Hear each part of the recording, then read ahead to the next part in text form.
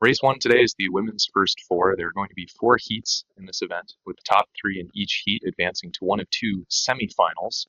The ladies will then have to advance from those semifinals into a final later in the day. 3 races, Jacob. It's the most races they've done all season. It is quite a bit. I'm not jealous. We got Stonebridge up in front here with Norfolk Academy right behind. Neck and neck. It seemed like Stonebridge got out to a clean start, but Norfolk Academy is catching up on it. Yeah. Episcopal right behind with West Potomac and Princess Anne in 4th and 5th place. So it's top 3 events here. So it is top 3, yes. If these holding patterns stay, Norfolk, Stonebridge, and Episcopal will continue on. Yes, that's but correct. This is a long race. Anything can happen, Jacob. Absolutely. Last year in the women's first four, Norfolk Academy was our silver medalists, with Stonebridge taking 4th. So it looks like the programs have continued to build speed here through to this year as well. Speak up. All right, we've been told we're not speaking loudly enough. A little bit louder. As rowing coaches, we actually never speak loudly. I always whisper into my megaphone, honestly. Yes. I bought a walkie-talkie so I don't have to yell at my cops. We rely on the megaphones a little bit too much. And it looks like Norfolk Academy is moving over Stonebridge at this point. Yeah, they've got about 2 seats up on them right now. Both boats kind of maintaining the same pace they have been throughout this race so far, however. Now, Jacob, if you were the coach, or the cops, really, what would you be doing with your crew in this situation if you're Norfolk Academy, Stonebridge, Episcopal? Just hold the position. Like we said, top 3 to advance. Pretty stable positions these boats are in right now. Because also, on a river, there's not a huge advantage for any particular lane, correct? Yes, unlike some places like the Schuylkill, I know is the famous example over in Pennsylvania, which does have an island in the middle of the river. Lane 6 is not what you want to be in. Yeah, luckily one of the many advantages of our beautiful race course here in Occoquan, Virginia. Very, very nice conditions. Great conditions, very even lanes. Yeah. And Norfolk Academy is continuing to move through Stonebridge at the moment. Yeah, they've gained a couple more seats, pulling a little bit further ahead as we come under the power lines towards the last 500 meters. 6:50 left in the race. Yeah.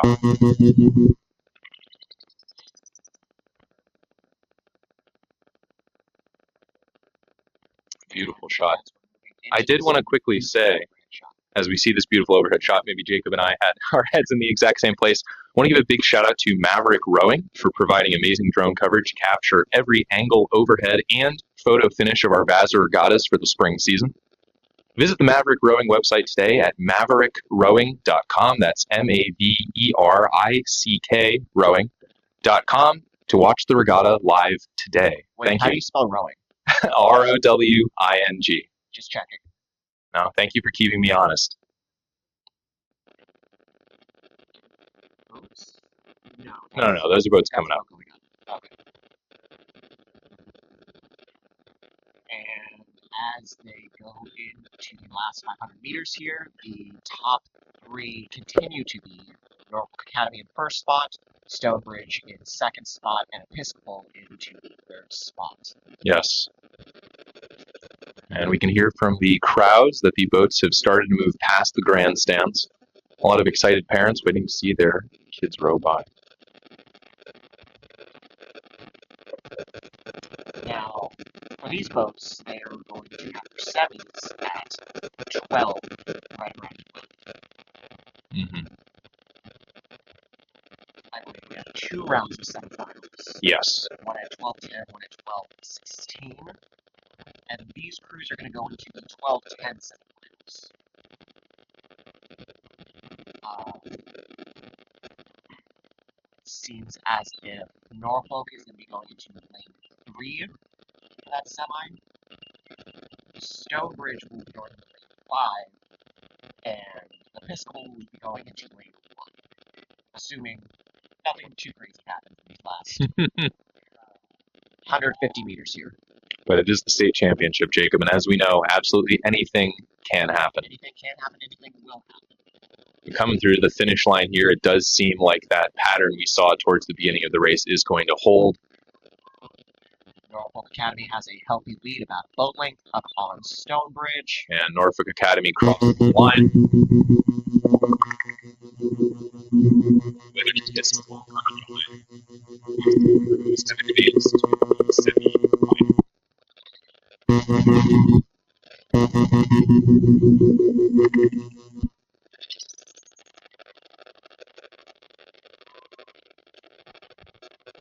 Princess Anne closing out the race. I'm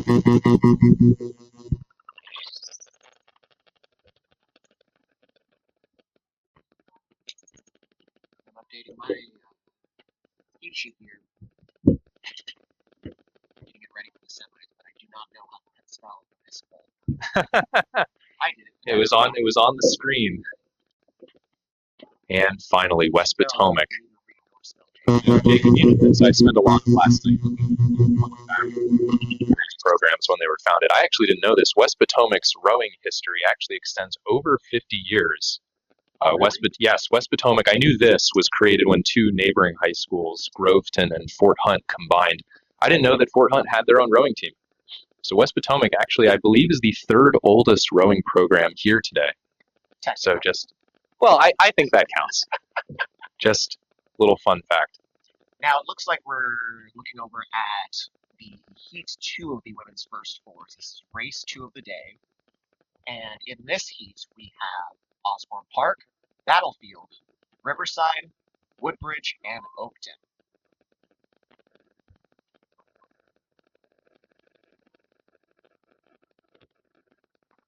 Out of these crews, Riverside is the highest seeded crew, meaning that they have had the best results so far in the season, therefore they're put into the middle of the racing.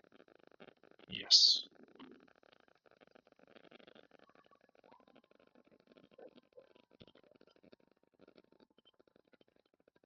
Boats are still just getting aligned here. Luckily, not too much wind today. Sometimes some strong gusts will affect the ability of the boats to just be perfectly, straight, pointing down toward the finish. Make a slight adjustment to the point before they start. Yes. We should be getting started shortly. Oh, and there you go. And we're off. I love this drone footage, Jacob. As a coach, I very rarely get to see my crews actually start. Yes. There's a lot of standing down at the finish line, kind of squinting up the 1,500 meters. I see the oars moving the distance. Ooh, they're off. You just go, I hope that's us. It's easy for us because our boats are... As we start here, the crews have finished their start sequence, or finishing up their kind of high build at the start of the race and finding their settle that will carry them through most of the race. We do see Riverside coming out slightly in front, but still with overlap with three of the other crews. Battlefield, Woodbridge. Yes, Battlefield and Woodbridge. A lot of teams here today. There are actually 38 programs here racing today. That is quite a lot of teams. And that's even with, people know that this year all of our sculling races were at the previous weekend. Yes. So they started that last year, I believe. Oh, yeah, you're right. So there's a variety of VASRA teams that are also just not even here. VASRA is a pretty large organization as far as regional rowing goes. And as we get into for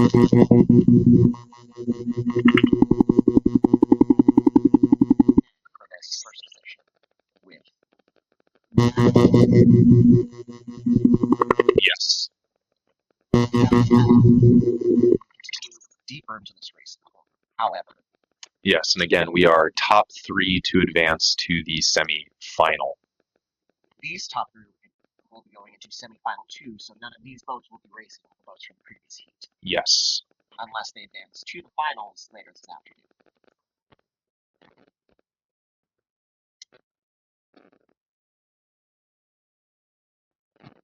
Ooh, a beautiful vista. Yeah. Like I said, really cannot. I was about to say this earlier. I think you know this, Jacob, but for those that may not know, SRAA's Scholastic Nationals, actually back in the 90s, used to be held here at the beautiful Occoquan for its, nice protected conditions.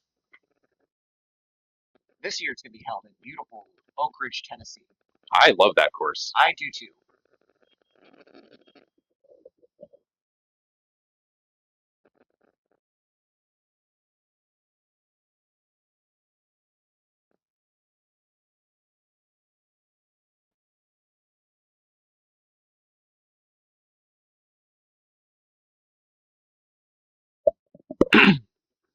But yeah, so beautiful Oak Ridge, Tennessee. I do really like that course as well. There? So I've never raced there. I was there in 2023 the last time I was a coach. And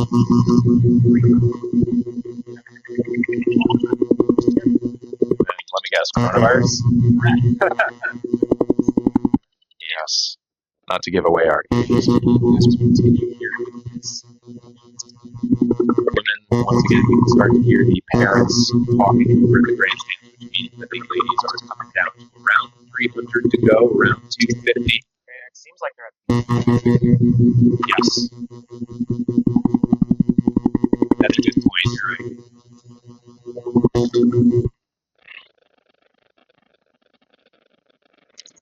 And I currently can't come up with the best. As the drone is coming It does look like Woodbridge is in the first spot, Riverside. Yes. Old is the Battlefield team.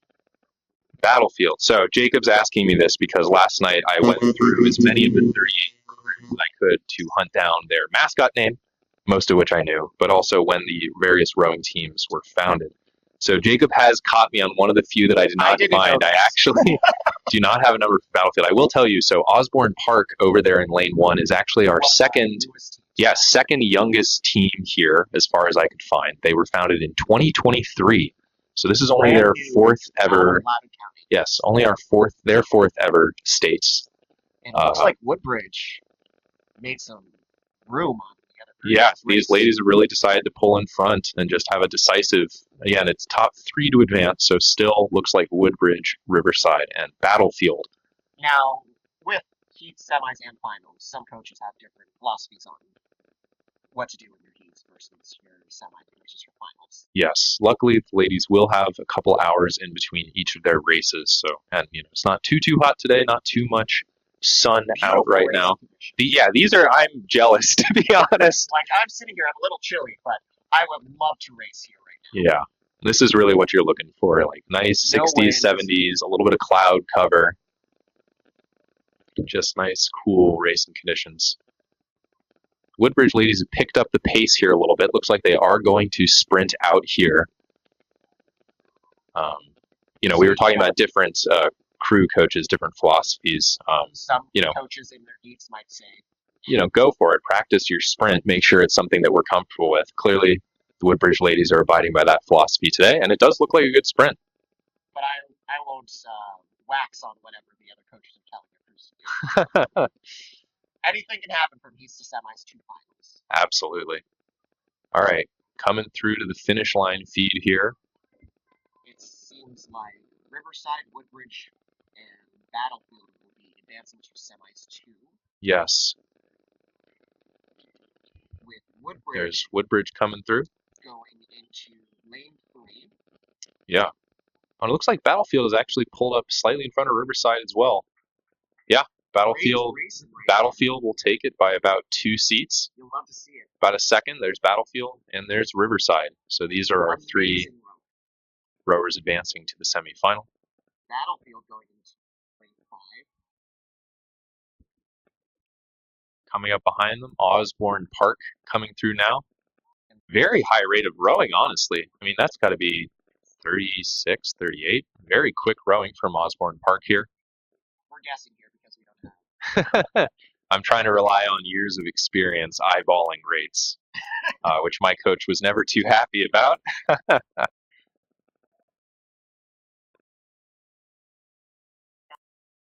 There's parents cheering Osborne. Yes. And then finally, Oakton coming through. Some great racing on the first 2 heats of the day. Oh, absolutely. As a coach, as a spectator, maybe not as a rower, but at least as a coach and a spectator, it's always very, very exciting to see neck-and-neck racing, to see crews really pushing each other. Heat 3 has already begun. Again, this is another women's first 4 heats, so these women top 3 will be advancing to the semifinal. Lanes 1 to 5, it seems Loudon in lane 1, Broad Run in lane 2, Robinson in lane 3, West Springfield, Ghost Spartans in lane 4, and James River in lane 5. Yes, right now it does look like Robinson, West Springfield, and James River are in advancing position, but the race has only just begun. Anything can happen. Anything can happen. And this is some amazing rowing right here. Robinson, West Springfield, and James River all dead even. Yeah, maybe a I seat love or so this. difference between them. All pushing each other. All pushing each other to go faster. Amazing rowing happening right now. I believe they're finishing off their starting sequence, Jacob. I was looking at the finish of Heat 2 and didn't notice them starting Heat 3. But Yeah, the boats should be entering their settle right now. at this point, around the 1,200,000 meter mark. Mhm. And with 3 boats dead across, that's an amazing. Yeah. 3 boats dead across, and Broad Run Still in contention, still pushing along. I don't even think the gap between them is widening. I think they've just each found their settle and are now moving through the rest of the race. fighting each other inch by inch, seat by seat. Yeah, coming up on those power lines again. So about 750. Yes, the power lines cross diagonally to the race course. So on one end, you can kind of see the angle here on the amazing drone footage. On one end, it connects, on the far end from us, it connects at around the 750, and on the close end, it connects at about the 500. So most of these rowers know that when you start to see those power lines pass overhead you're coming into the last 500, getting ready to sprint it out towards the finish line. Personally, I tell my rowers, this is when you need to think about what you're doing, make yourself look good, because parents can see this part I can see. Yes, this is where the clean rowing is now visible by everyone. By everyone, excuse me. You can have some dirty strokes in that first 500. I won't know. Yeah. But here, it looks like West Springfield has moved just about a seat ahead of the other two crews, ahead of Robinson and James River, as we're coming in. Beautiful rowing here. Yes. Beautiful racing. You'd love to see it. All boats staying neck in neck, though. And not necessarily as a West Springfield coach. Yes, I promise. We're trying to stay as unbiased as possible. Go Spartans. And it seems the Spartans are up by a single boat hull, the tip of their crew. Yeah, so we can see, though, James River has just shifted into their sprint. We can see these ladies really starting to haul it up. I've seen a slight shift in rate. Trying to take some seats on them in their sprint. Yes. Robinson, neck and neck with them. Haven't sped up the rate just yet, though. Yes. I do believe, let me double check. I had written down last year's race results. Robinson were our state champions in this event last year. We'll see if they can. So I'm sure the ladies are looking to keep the two-peat. But in any case, it does look like they are going to advance into our semifinal, continuing them on that path potentially towards the podium again. And now it seems like Robinson is trying to move up on West Springfield, who's maintained their first position on James River. Yes. But as this will go, it should be West Springfield, Robinson, and James River advancing. James River was also in the final last year, getting 6th place. Last year, West Springfield didn't row. Yes. We were in 8th last year. Yes. The prior year, I believe, was when we had state champions, correct? Yes. My sense of time is all muddy. The more years you coached. Coming through very strong. All the women sprinting it out here, trying to see who will get the first. And it looks like West Springfield, and I cannot tell between James River and Robinson. It might have been James River by a quarter of a second. By a hair and second hair. Right behind them, Broad Run also sprinting it through. Amazing rowing right here. Yes. All of these crews going back into that first semis. Norfolk, Stonebridge, Episcopal, and then West Springfield, Robinson, and James River. Yes.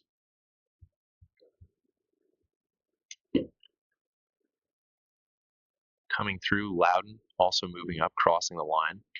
Meanwhile, back at the start, we're about to start our final heat in the women's first four, Heat 4. We've got from lanes 1 through 6, Colgan, Briarwoods, Lake Braddock, South County, Thomas Jefferson, and St. John Paul. Now, out of these crews, based on the seating footage, who can say how accurate the seating is? Braddock and South County. And they're off. Neck and neck here. This is our, yes, and this is also our first race of a full 6 across all lanes. You love to see it. Yes. The more boats in a race, the better. Oh, I agree. Sorry, this is silly, but I had in my head, what if we just widened the river? What if we had a huge terraforming project, widened the river by hundreds of feet on the other side, had 10 lanes? Wouldn't that be great? Jacob, technically we have a lane 7, however, it's reserved for crews that need to. For incredibly extenuating circumstances. Or if there's a tie. Yes. 2 Which, years again, ago, I believe, there was a tie in the men's first 8, yes. Both heat race. Was it the second final? It was the final, yes. The men's first 8. Yes. Yes. So, amazing race. Again, anything can happen. But going back to the heat, again, the women had finished their start sequence. South County is up by a neck. South County rowing a bucket rig. Yes. Always makes boats go faster. What Jacob's referring to, for those of us maybe a little bit less familiar with rowing, you can kind of see from this angle, the traditional way of setting the oars on a boat, since each oar is going off to one side or the other, is to just alternate. So maybe you go port, starboard, or the other way around. But if you look at South County, you can actually see that their oars go port, starboard, port. We call that bucket rigging. Because it sort of looks like a bucket if you squint. Yes. A variety of reasons that coaches might choose to rig the boat this way. Usually it's for accounting for different power differentials across the rowers As and the boat. As a novice coach, I might do it to help a new rower learn to follow better. That's also a good point. Well, clearly it's working out for them so far. South County they are moving in a very confident first here with Lake Braddock behind and Thomas Jefferson and Briar Woods and honestly Colgan and St. John Paul. 5 boats across right now. This is amazing. This is an amazing race. 5 boats with all contact. You love to see it. Absolutely. And then even our 6th boat, St. John Paul, not too far behind. Has some contact on TJ over there. Yeah, this is, to be honest, too early for me to call. Anything can happen, especially with 4s. It's sometimes easy to overestimate the gap between them, since they're slightly shorter, smaller, since they're, a less long boat than an 8, as silly as that is to kind of say out loud. All these boats are still within comfortable competing distance. But right now, I think the top 4 are South County in the 1, Braddock in 2, Briarwoods in 3, Colgan in 4, and TJ right behind Colgan in that 5. Yes. But 4 and 5 is neck and neck. Very, very tight here. And they're half a boat length down on the 3rd. It's anybody's race, Jacob. Absolutely.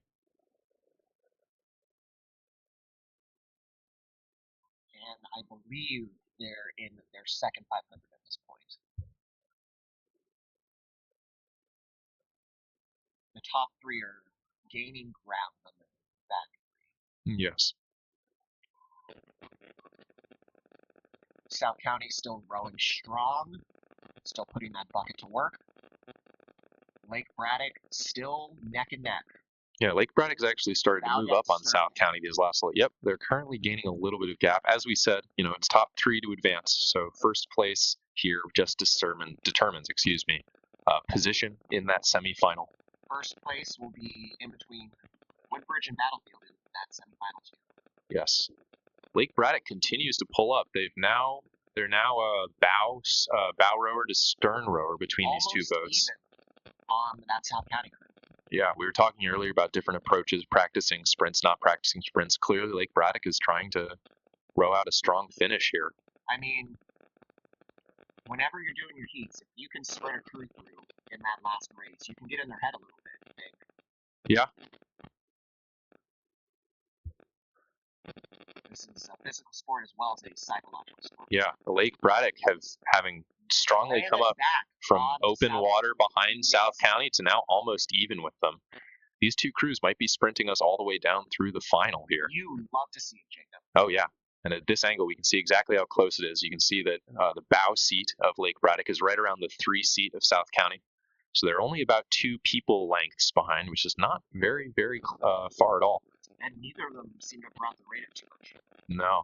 Still at like maybe 32, 34? Yeah. Keeping an eye to see if either of them are going to... Oh, it does look like Lake Braddock has made their final move here. Shifting it up just very slightly. Briarwood right behind them as well. Yeah.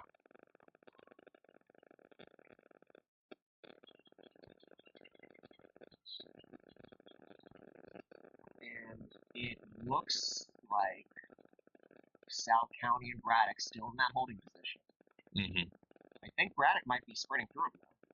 Yeah. Let's see. I forget. We have screens, but we can also look at the boats. Jacob and I do have an angle to the course itself, right around where the grandstands are, so we can see all the boats coming by now as well. Angle, but I believe Lake Braddock is up on South County. They walked through them. Oh, wow. Love to see it. Yeah. I love great racing. I love unpredictable racing. Yeah, one of the things we try and tell our rowers, and any coach will tell their rowers, is anything can happen at any point during the race. Do you know how many crabs I've seen in the last 250 of my cruise? But a good rower, a good set of rowers will be able to keep their heads in the game, be ready to move up at any point. All the way through the line. Yeah, coming through here, Lake Braddock will be taking the first place in this heat. In between Woodbridge and Battlefield in that lane 4. Lake Braddock crossing, South County right behind them, still with overlap to Lake Braddock. In lane 2. And Briarwood's right behind them as well. Now, I have my sheet and I'm writing in the names for all these crews. Will I remember all of these shorthands I made? That we will find out. Now, that is the final race of the women's force. And with that, we're going to be moving into race number 5, which is the first of our men's first 4 heats. Yes, similar to the women's first 4, there are going to be 4 heats of these men, with the top 3 in each advancing.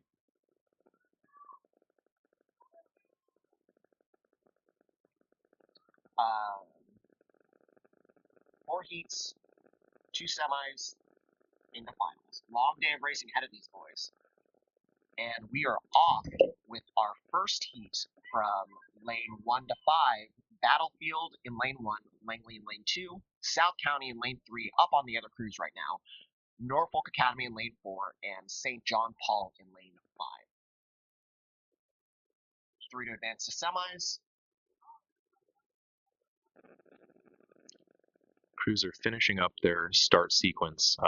Something to clarify, something Jacob and I were referring to. Some of you maybe might not be as familiar with the kind of traditional way that a rowing race starts. So rowing each of the crews, sport that the race both starts and finishes with a sprint. Yes, you have to sprint to start. You have to sprint to finish. Each of these crews, of course, starting from a complete standstill at the start line. You kind of have to rev up your engines and get to full speed as quickly as possible. So in each of these races, we're going to see boats do what's called a start sequence, very rapid progression of 5 to 6 strokes, followed by that kind of sprint for anywhere from 10 to 20 strokes before they find their settle. Now, Jacob, what's your start sequence this year? Oh, I don't like giving away secrets. The freshmen that I've been... there's no start sequences at Stokesbury. The start sequence our freshmen have been doing has been a 3/4. So when I say 3/4, I mean a 3/4 length stroke. So 3/4, 3/4, 3/4 length and full. What about your ladies? I have a pry length and full, which is 2/3, 3/4-ish, 3/4-ish, 7/8-ish full stroke. Looking back at our race here, South County continuing out their lead they had towards the beginning, with Norfolk Academy right behind them, and then Langley and St. John Paul neck and neck for that. Both in position for that third spot. This is going to be an amazing race for that third spot. Oh, absolutely. Hopefully both of these crews maintain this position all the way to the line, and we don't know this yet. Yep. Optimal racing, I say. Yeah. We want as many finish line pictures as possible.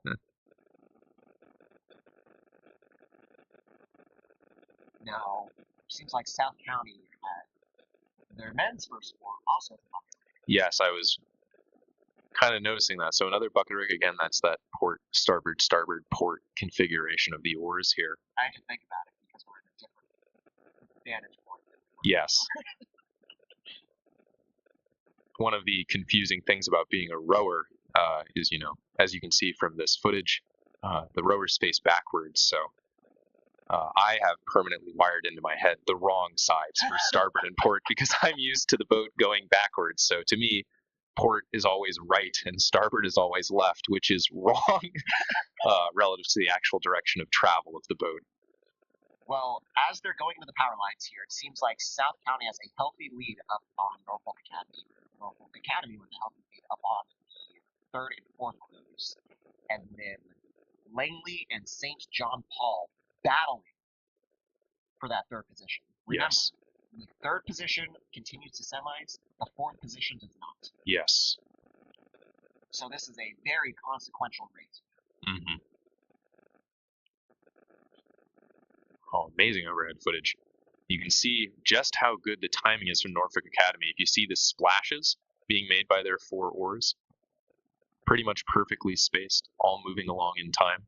It's one of the many visual cues you can look at to see how well a boat is racing, if those splashes are all in sync with each other, if they all come out cleanly. The kind of quick and easy rule for rowing is if it looks like all 4 rowers are doing the exact same thing, they're probably doing it well. Now, Jacob, just for the viewers, because this is an audio format, Yes. I've been nodding to what you've been saying. Yes. Okay, this is an amazing sprint happening here. Yeah, looking here St. at John Paul and Langley fighting for that third position. These crews going into the semifinal 1 later this afternoon, right before the break. First semi at 12:23, the second at 12:30. Langley with the lead, but it does look like St. John Paul is gaining some speed here. Both crews having entered into their sprint as they come past the grandstands. St. John Paul having a stern loader form here. Oh, yeah.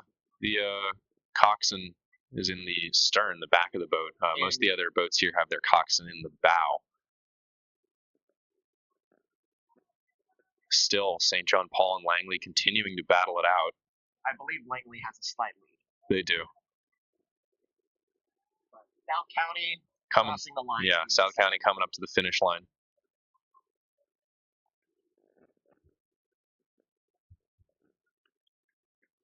And South County with that 1 spot. Norfolk Academy coming through with 2, and let's see what we're looking at for that third place race. Let's see it. Will Langley hold their position, or will South County move them through? St. John Paul. I'm sorry. And Langley will have it by just half a boat, 2 seats here. Very, very tight racing. So South County into lane 3 for semifinal 1. Norfolk Academy into lane 5. And Langley into lane 1.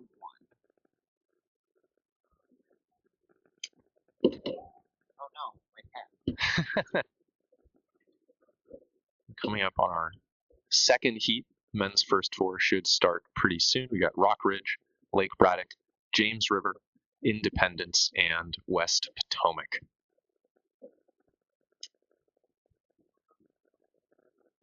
So out of these crews, it seems like James River was the second seeded crew. Mm-hmm. Independence, also one of our newer programs here. They are a post-pandemic team. Their first year competing was in 2021. You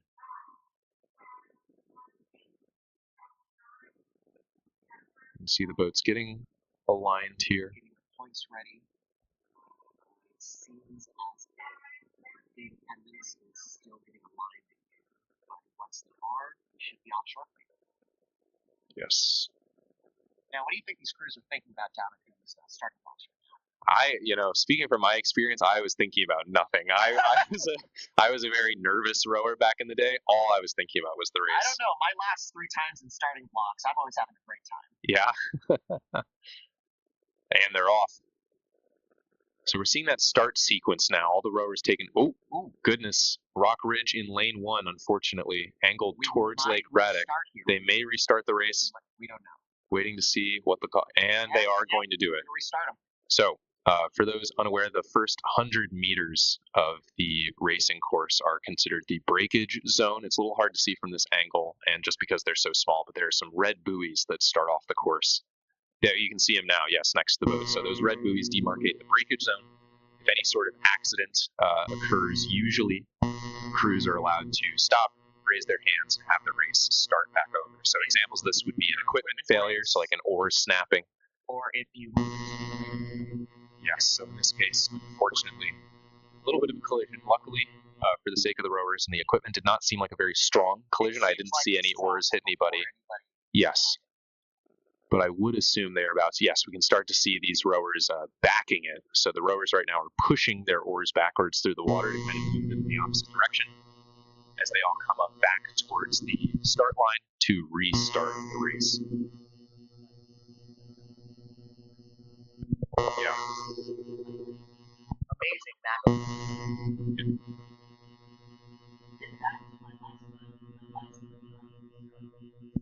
Are you referring to memorial sprints? Or? Occoquan Memorial Sprints. Yes.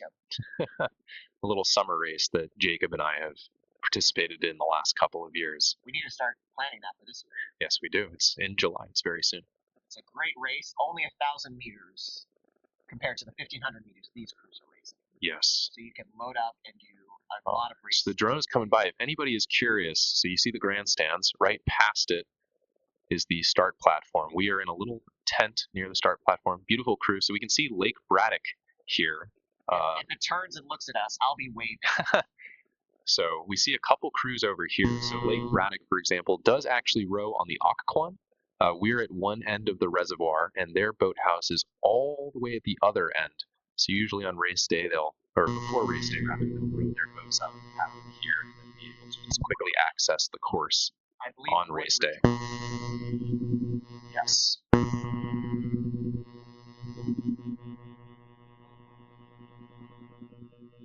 Yes, that's correct. That is about 650, 700 meters.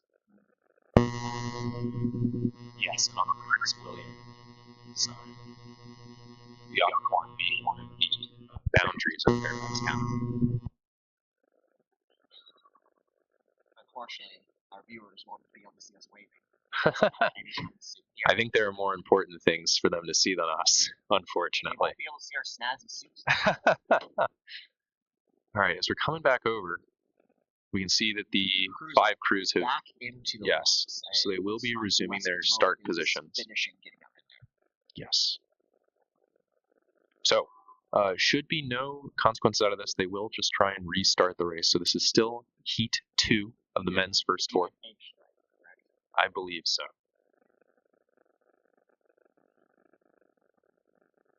And now it seems like the crews are realigning their points in the blocks. Yes. It is just such a nice day. People who are here, I'm sure can tap into this, but nice, not a lot of breeze. Right behind us, I can hear a cardinal off in the trees. I just absolutely love springtime at the Occoquan. Each time we see these aerial shots and you just see that sea of green trees. I love springtime at the Occoquan and sands all over the pollen. Okay, yeah, those of us with allergies. Oh, and they're off again. And it seems like the lines are clean this time. I don't Each of the boats think we're angled. gonna restart again. Very likely not. Boats finishing up their starting sequences here. James River has pulled out slightly in front off the rip. Each boat now transitioning into that start high 10, high 20 little sprint to start the race before they settle down and find their race pace. Yes, James River out in front, followed by Rockridge, I believe, right behind them. Braddock and Independence fighting for that third spot. Yes. Very quick.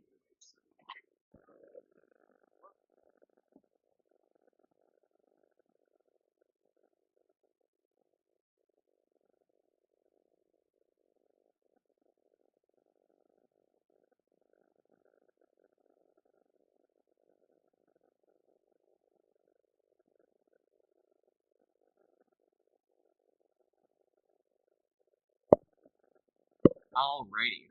And as they finish the first 500 here, it seems like James River has open water on the other crews. But the 4 other crews neck and neck for those last 2 spots to advance. These Absolutely. crews are going to the second semifinals later on at about 12:30. Yes, 12:30 exactly. James River last year it states in this event, the men's first 4 finished in 4th place. So I'm confident they are gunning for the podium this year. And right now they are in a great position so far, looking to... James River out of Richmond, Virginia, correct? Yes, down where the James River is. Wow. Funny how things like that work. My parents are down there this weekend. Oh, yeah?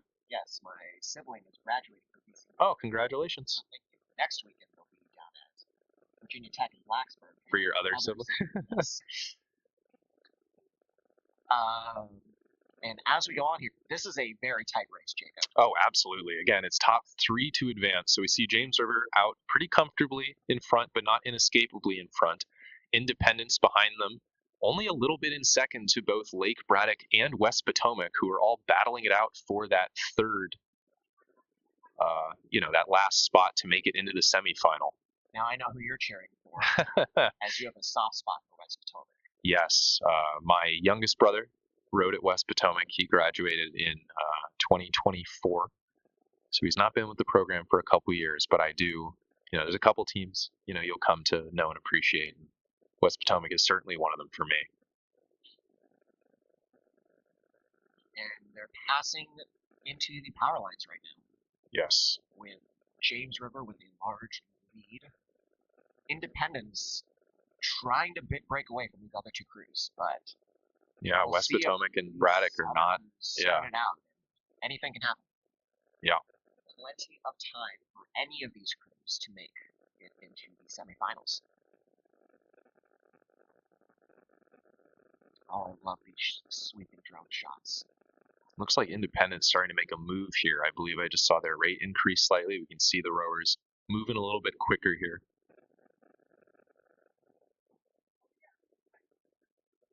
I'll tell you what these shots remind me of when we have a little workout. Sure. We'll put a pin on that.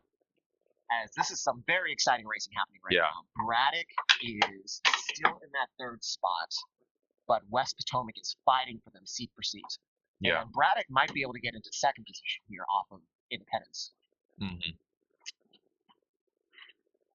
They're coming into about 400 meters left. At this point, all of these crews sprinting it out to try to advance into the next race they have of the day. Race 2 out of the 3 if they want to make it into that podium. Mm-hmm. Independence up, Braddock right behind them, West Potomac right behind Braddock. All of these crews should be sprinting it out at this point. West Potomac trying to gain some seats back on Braddock. But Braddock is fighting for him tooth and nail. Yeah.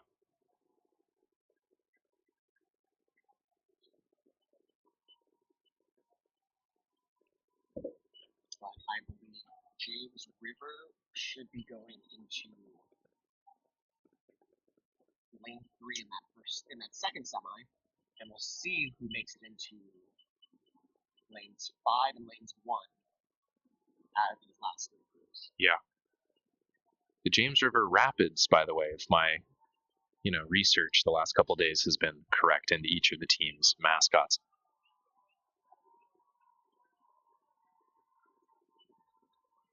There's James River. And it seems like very strong sprint here. Independence. A real battle out for these last 2 spots here. Independence, I think, is just going to barely keep their lead on Independence and Braddock. Amazing racing. Yeah, Braddock really closing the distance there, sprinting up on Independence. West Potomac, the Wolverines, coming in 4th here. Meanwhile, we've started the 3rd heat. Again, there's 4 heats of the men's first 4 today. What's the James River mascot? The Rapids. Oh, okay. What's the mascot? I believe it's. I think I saw that there is a guy that shows up and he's called Rapid Man. That's amazing. But I believe it's the Rapids because James River, famously Richmond, very difficult river to navigate. Anyway, back to the heat. Heat 3, we've got Osborne Park, Woodbridge, Briarwoods, Broad Run, and Forest Park. It seems like Briarwood is our top seed out of this heat.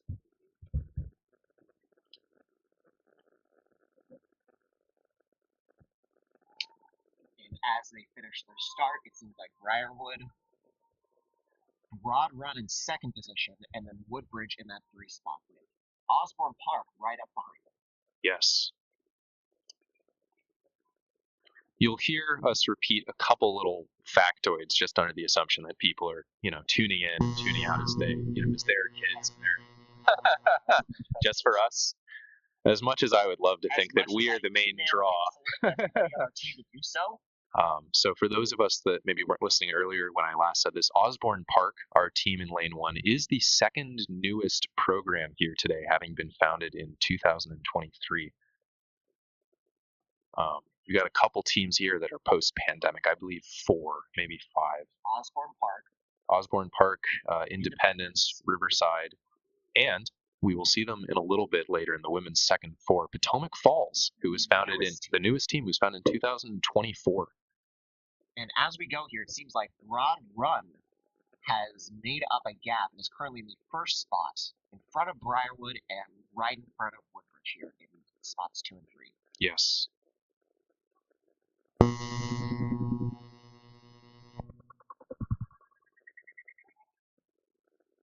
This is great rowing out these two seasons. Mm-hmm. I don't know how much of the grandstands is coming through. I think none of it is. We're just hearing, we can assume at all times we can hear very excited parents cheering on their kids, which, I mean, I love hearing. It's because of that, yeah. We hear some very excited parents. Yeah. Teach their own. I like just seeing the passion the parents have for their kids. All right. Going back to the race, we do see Broad Run up there in that first spot, but Briarwoods and Woodbridge pretty much neck and neck here. Also with a bucket. Yeah, coming up, you can see that orange buoy at the very top of the feed right now. That is the 500-meter mark, probably. So, yep, we can see both orange buoys. So, all 3 of those crews now passing the last 500 meters, the last third of the race here. Yeah, great racing. Both Briarwoods and Woodbridge, it seems, making a little bit of distance back up on Broad Run. We may see 3 boats neck and neck here for that first spot out of the heat. Oh, yeah, give me that finish line. We are looking for as many finish line photos as possible here. Shows a great day of racing, honestly, Jacob. Yeah. You see that angle towards the end. You see the grandstands off there, right? Finish line platform just behind the grandstands.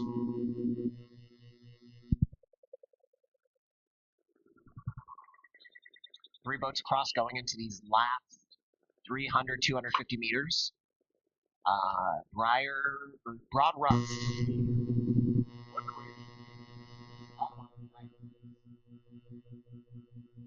Forest Park, a boat length behind them.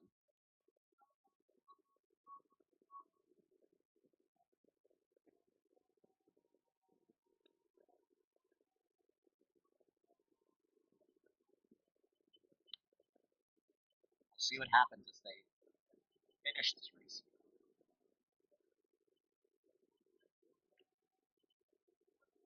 Crews coming right by the grandstands now, entering the last 100 meters. Earlier we mentioned how that breakage zone at the start of the course is a bunch of red buoys. The last 100 meters of the course are also red buoys. The athletes know once they see that red, it's just put everything else down on the line, sprint out. And we see that Woodbridge has pulled into second, it looks like, over Briarwoods, but Broad Run is still going to take it. Yes. So, official finish order here, Broad Run coming cleanly through, followed by Woodbridge and then Briarwoods, all 3 of these programs advancing into the semifinal in a couple hours later today. You see Forest Park coming across the line. Meanwhile, the final heat has started of the men's first 4. We got Princess Anne, Oakton, Episcopal, Gloucester, Loudon, and Granby. Another 6-boat race. Yes. Oh, is that how you say Gloucester? Gloucester, yeah. Okay. Anybody that's British can feel free to tell me I'm saying it wrong, but that is my understanding. Gloucester and Granby, this is actually their only boat here today. Oh, good for the men's first 4, they were in a variety of events, at least Gloucester was, in a variety of events last weekend. And so far, it does look like Gloucester is up in first. With Episcopal and Loudon right behind them. Yes. Although none of the crews are certainly out of it yet. Princess Anne, Oakton, and Granby all close behind. This is right off the start. Anything can happen. Yes.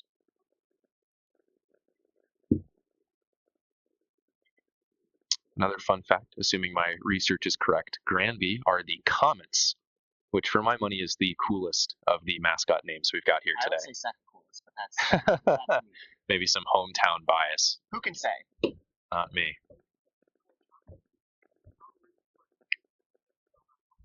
boat's starting to lengthen out the rate here, finding that settle pace we had been talking about earlier. Yes. If you see, there's a couple of painted rocks in the upper right of the feed right now. That signals that's about 500 meters down. Mm-hmm.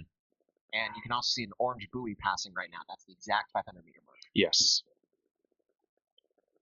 And as we come into out of that first 500, Gloucester in that first spot, and then Episcopal and Loudon battling neck and neck for that second and third.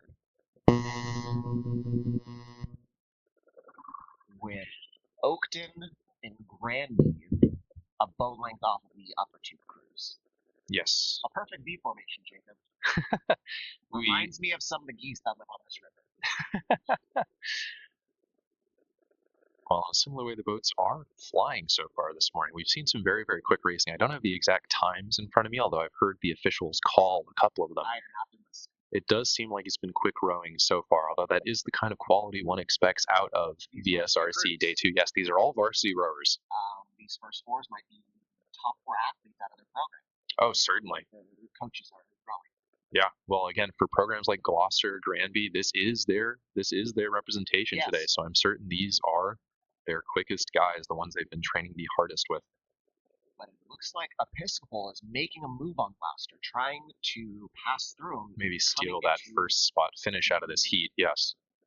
Power lines. Coming neck and neck. Speaking of the geese that live at this river, I saw a couple of geese that I believe live in parking lots with some goslings. Oh, really? Earlier this week, yes. Oh, that's adorable. I love springtime. Oh, and we can see back in the race that Episcopal, the race for first is now tightened significantly. Neck with Gloucester. Loudon right behind the other two crews. And However, Oakton in tight contention as well. Oakton making a slight move here, Loudon. It looks like, on Loudon. Make it happen. Oakton's now gained about a seat on Loudon. We'll see if Loudon responds. Again, Loudon and Oakton now battling out for that third place, the final spot to advance into the semi-final. I believe the only semifinals of the day, correct? Yes, the men's first four and the women's first four are only semifinals today. Everybody else is straight final. Or petites. Yes. The only exception being in this afternoon, the women's junior 8, which is a straight final race. Straight final, yes. So we will not see the women's junior 8 for a while. And it looks like Oakton is battling it back from Loudon right now. Yeah. Clearly not wanting to give up that spot into the semi-final, and who can blame them?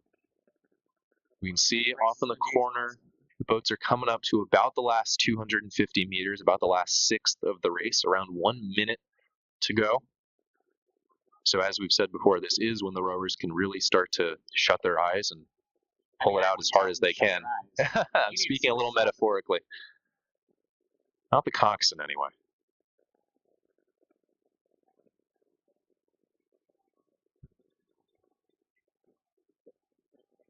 Yes, it seems like Episcopal now has the first spot over Gloucester. And I can't tell because of my viewing, but Oakton isn't laying down without a fight on Loudon. Yeah, I think we're going to see some real battling here coming into the finish line. These should be really happy. But coming back into that, see by the grandstands. Episcopal going into that first spot. Yes, Episcopal will take first, followed by Gloucester. Loudon and Oakton right neck and neck, but it does look like Loudon will be our final team advancing to the semifinal today. Oakton right behind them, and Granby and Princess Anne coming up as well. Shifting events, we're now moving into the women's junior 4s. What's that mean, Jacob? So a junior event just means that there are no seniors in any of the boat. Otherwise, anything can go. These could be freshmen, for all we know. Realistically, likely not, but again, anybody's race. There are 2 heats of women junior 4s today. It'll be top 3 to advance to each directly into the final. For the first heat, we have Norfolk Academy, Independence, Oakton, Forest Park, Langley, and James River. About to start any second now. It seems like the crews are walking in, finishing getting their line down the course.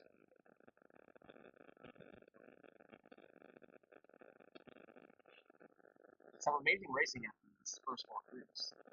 Oh, absolutely. Absolutely. You know, a little snafu on that one heat aside, and But you know they all started up again, and absolutely, and the race they did end up having was incredibly quick. which, as a neutral viewer, I love to see.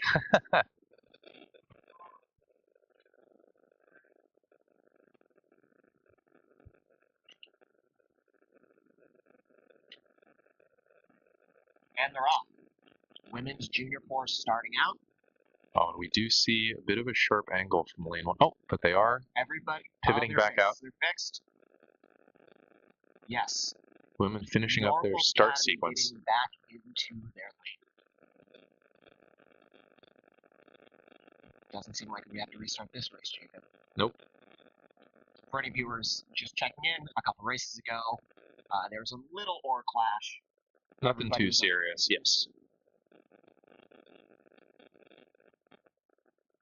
And goodness gracious, this is some tight racing. A lot of these previous heats, we've seen one crew kind of distinctively come out in front out of the start sequence.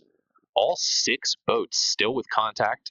A couple maybe a little bit in front, and a couple maybe a little bit behind. Seems like but this is far and away the slight boat length on some of these other crews, but yeah, maybe far and away the tightest sequence we've seen coming out of the heat. I believe Oakton and Forest Park up on the cruise. Yes, as we start to find that settle, we'll start to see how well the rowers can move it along at a slightly lower rate. Slightly, say. Slightly, but you know, it's still very quick. 36, 34, yeah. Still very, very quick rowing. All right, we're seeing a little bit of stratification here. Forest Park in that first place position. Or sorry, Oakton rather. Sorry, I had it backwards in my head. Oakton in that first place position, Forest Park in second. And still really anybody's race for third. It looks like James River and Independence might be a little bit in front of Norfolk Academy and Langley. But all boats still have contact with at least one other boat. Very, very tight racing.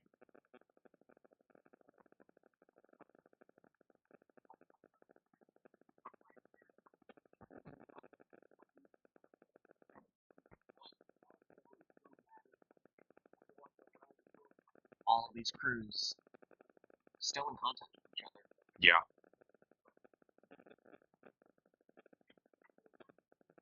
Now, the fun part about junior racing is, theoretically, these crews should be about 2-ish.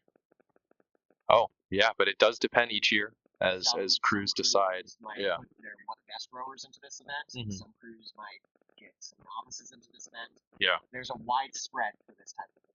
Yeah, well, as coaches, Jacob and I know this. One of the interesting things of running a rowing program each year is looking at what the current field of rowers look like.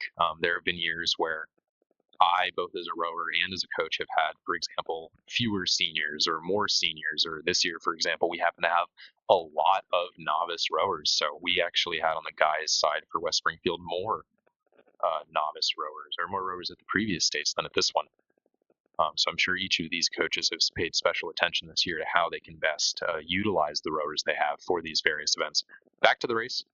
It does look like Oakton has now found a comfortable lead, although Forest Park is chasing right behind them. Third position is still up for grabs. I would not feel comfortable calling it here. James River and Independence fighting for it, neck and neck. Yeah. And then Langley and Norfolk. Still not far behind them. Yes. Yeah, I would not say that third place is decided at all here. Coming once again under those power lines, so making our way through the middle of the second 500, coming in on that last 500. Some crews might be starting their sprint here. They really need to have a difference and get into that finals. Yeah, keeping a special eye on these crews in front. I'm always curious to see, as we've said before, with these heats. It seems like Oakton's starting to sprint, though. They just picked it up. Oh, yeah. Or just turned it up another notch. With Forest Park also speeding up a little bit coming in this last 500. You love to see it. Yeah. Clearly Forest Park wanting to make sure they maintain this first place finish position into the final. Because these rowers are going directly to a final with no semifinal, this does mean that this race also, their finish order will determine the exact lanes they have in the final. So first place here, Jacob will have to check this for me, will be in either lane 3 or 4 of the lane 3 of the final. Their final happening after the break at 1:37. Yes, so still another 3.5 hours out. Good amount of rest for these. Yeah, exactly. I would tell them to sprint this race. I probably would as well. Coming through into the final, into the final here, the final part of the race here. It seems like Oakton's up on Forest Park. Yeah. So they are going to be battling it out for this position, clearly wanting to try and secure that better lane assignment over the other. Jacob, is who's getting that third position? Yeah, still, even this close, I don't know that I would feel comfortable calling it.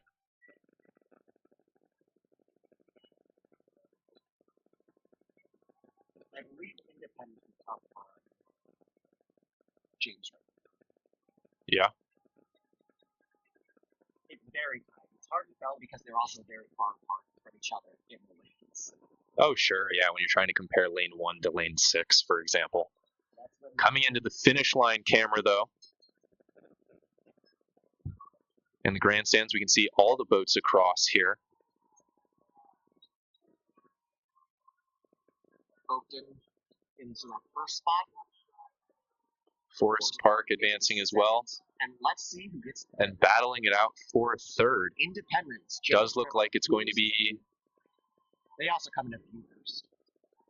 But it seems Independence has secured it and will be advancing into the final.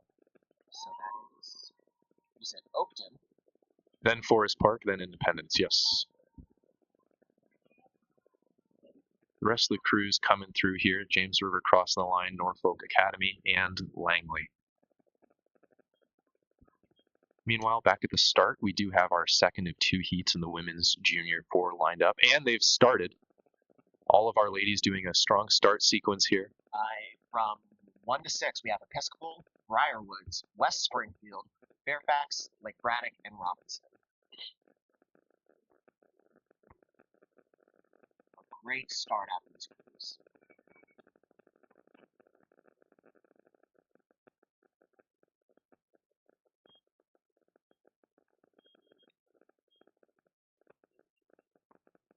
Finishing up their starting sequence, it seems like we have not 1, not 2, not even 3, but 4 boats. All right, neck and neck. Neck and neck and neck and neck. I mean, with this and the previous heat, I think it's fair to say this is only the third, category of the day so far of 12. Amazing racing out of these women's junior 4s. I would say this has been the tightest event so far.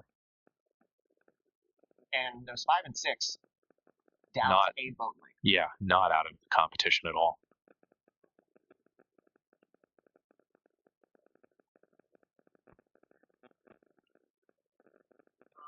Yeah, all boats. I mean, those 4 again. Not talking as a West Springfield coach, but it does seem like West Springfield has a slight lead on the other crews. Slight lead, but I mean, honestly, Briarwoods clearly battling it out. They're both trying to get that little bit of bow deck over each other. All 4 of these crews, Episcopal, Briarwoods, West Springfield, and Fairfax, neck and neck for those 3 positions. Only 3 boats out of these 4 advance. Yeah.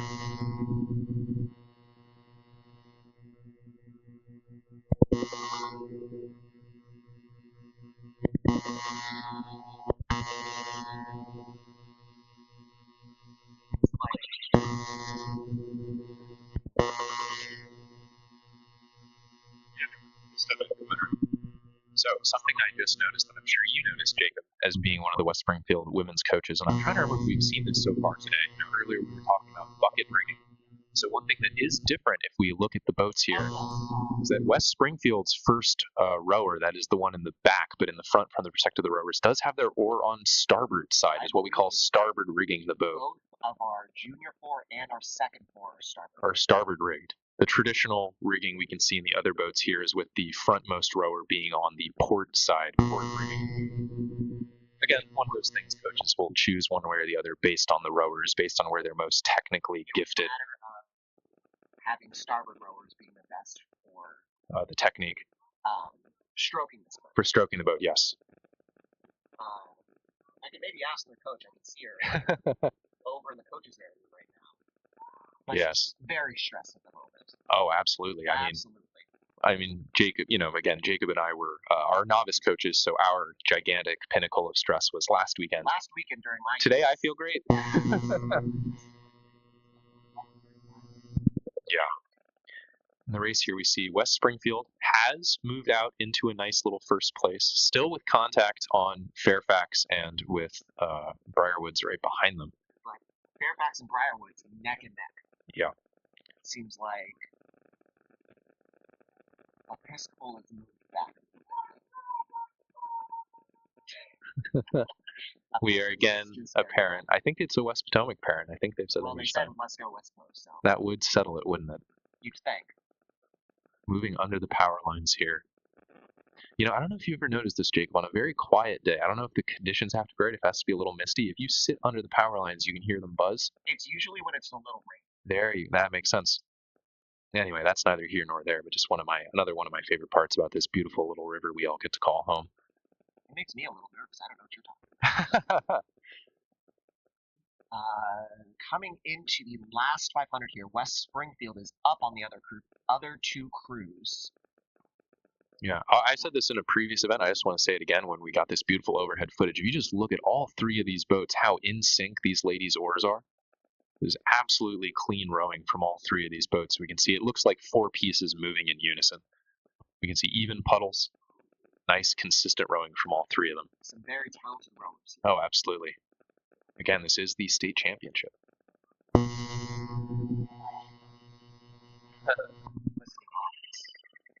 Coming in on that last 300 here, West Springfield still in the first place position. Seems like a comfortable first. Yes, again, this is top three. Yes, this is top three to advance. So right now it does look like West Springfield, Fairfax, and Briarwoods are in those positions. But curious to see what ends up happening in this last 250 meters. Long 250 meters right here. Oh, absolutely. It certainly feels like that. I think for everyone, the rowers, the spectators, the coaches. Yeah.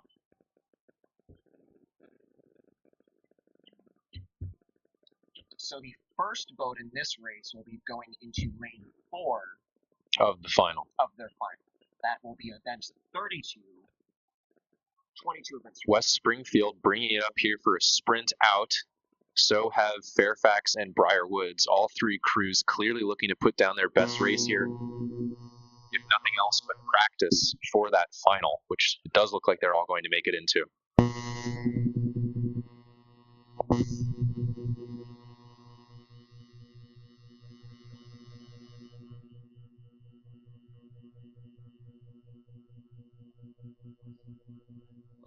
Finish line here, West Springfield ladies coming through.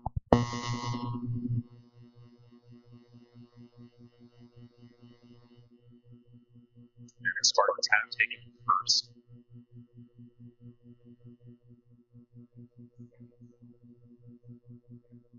Is Fairfax with Briarwoods right behind them.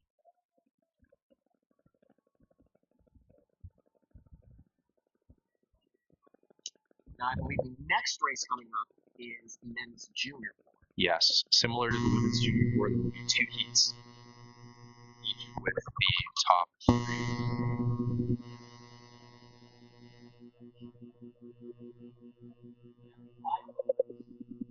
Lanes 1 to 5, Briarwoods, Fairfax, Stonebridge, Langley, and James Madison.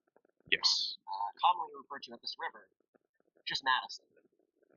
There are a couple crews like that. I know Washington Liberty, a lot of people say WL. Yeah. Thomas Jefferson, usually TJ. Robinson, I see Robo, Lake Braddock. Yes. South County, we just say South County. And they're off.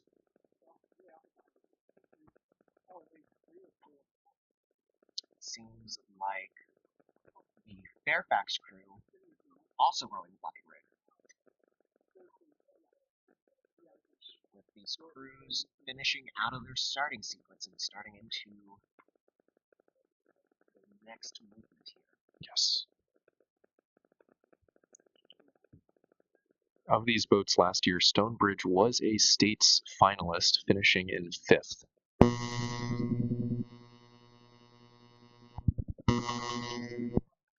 However, there's a little more turnover in the junior floor position. Oh, absolutely. Any junior, I mean, any juniors from last year will not be in the boat this year. Some tight racing. Fairfax and neck and neck coming into the first 500 meters. Langley right behind them.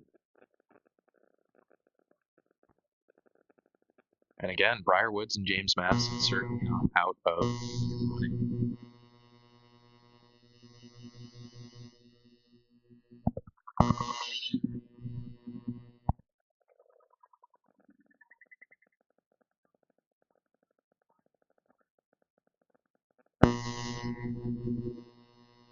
As we get deeper into this race, Stonebridge slightly up on the other crews. Fairfax right behind him, Langley behind Fairfax. We'll see what these crews do in the large chunk of this race here. As we talked about earlier, and I mentioned briefly, Fairfax, this crew, has a bucket rig. And instead of the normal port bucket rig, this is a starboard bucket rig. It seems like they have a starboard stroke, 2 port oars, and then a starboard bow. A port bucket would be a port stroke, 2 starboard oars, and then a port bow. I might have that back.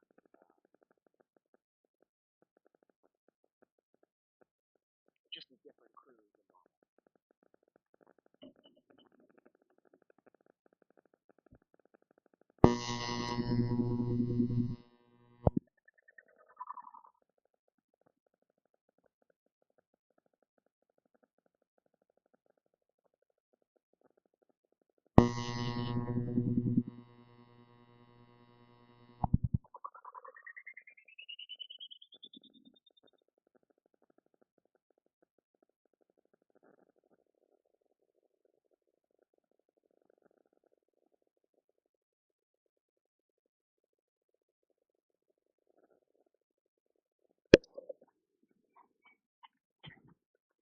Continue to be good racing here, although we've seen Stonebridge taking out a pretty decisive lead on the other boats.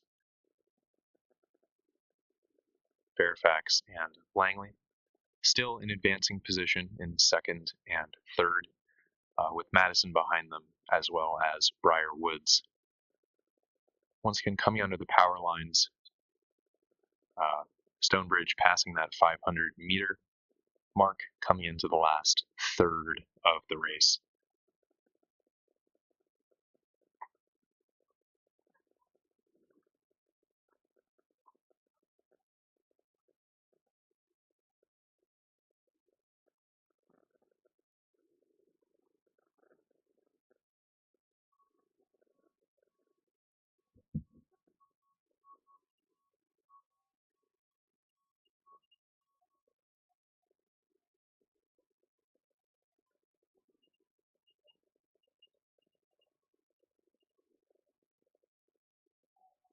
See Stonebridge starting to make a move here as they come up on that last 250, starting to bring the rate up.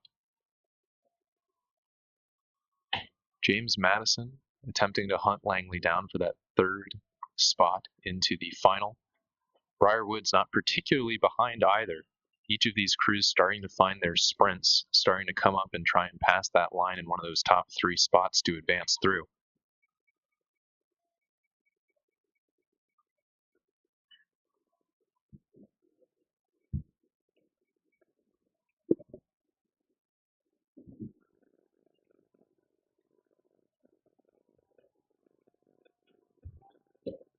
And this final will be at 1:46, like it's at Yes. 33. Mm-hmm.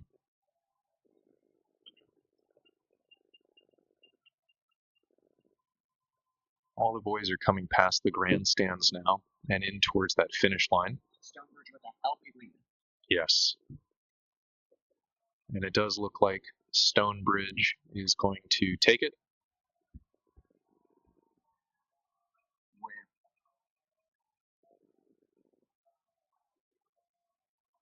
Fairfax right behind them?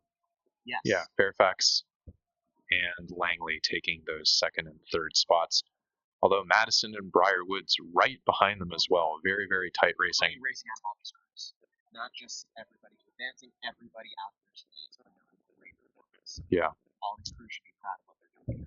Up at the start line, we have the second men's junior 4 heat. We've got Rockridge, James River, Norfolk Academy, Independence, and West Potomac.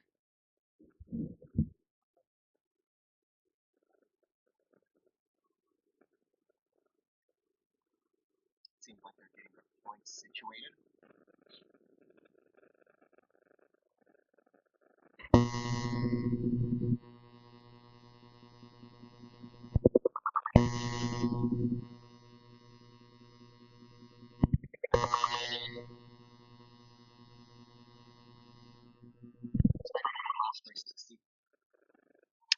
Yes, that's correct. Depending on which teams might be going to the Stotesbury. Recommend these kids do in the off-season. I do take a pretty holistic position. I'm fan. Just get outside and get exercise.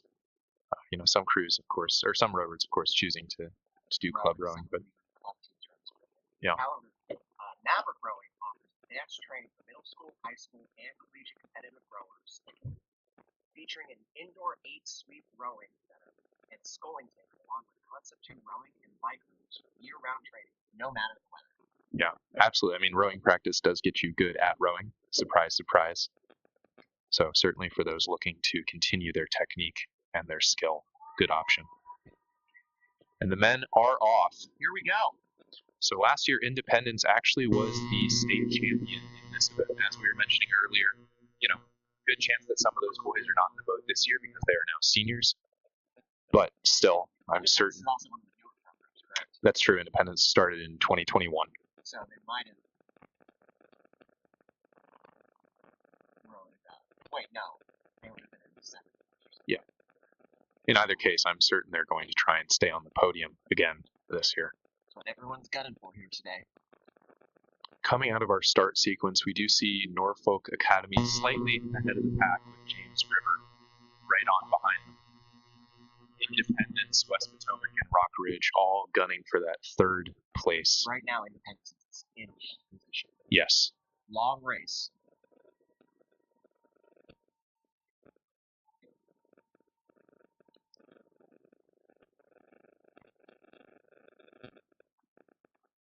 Yeah.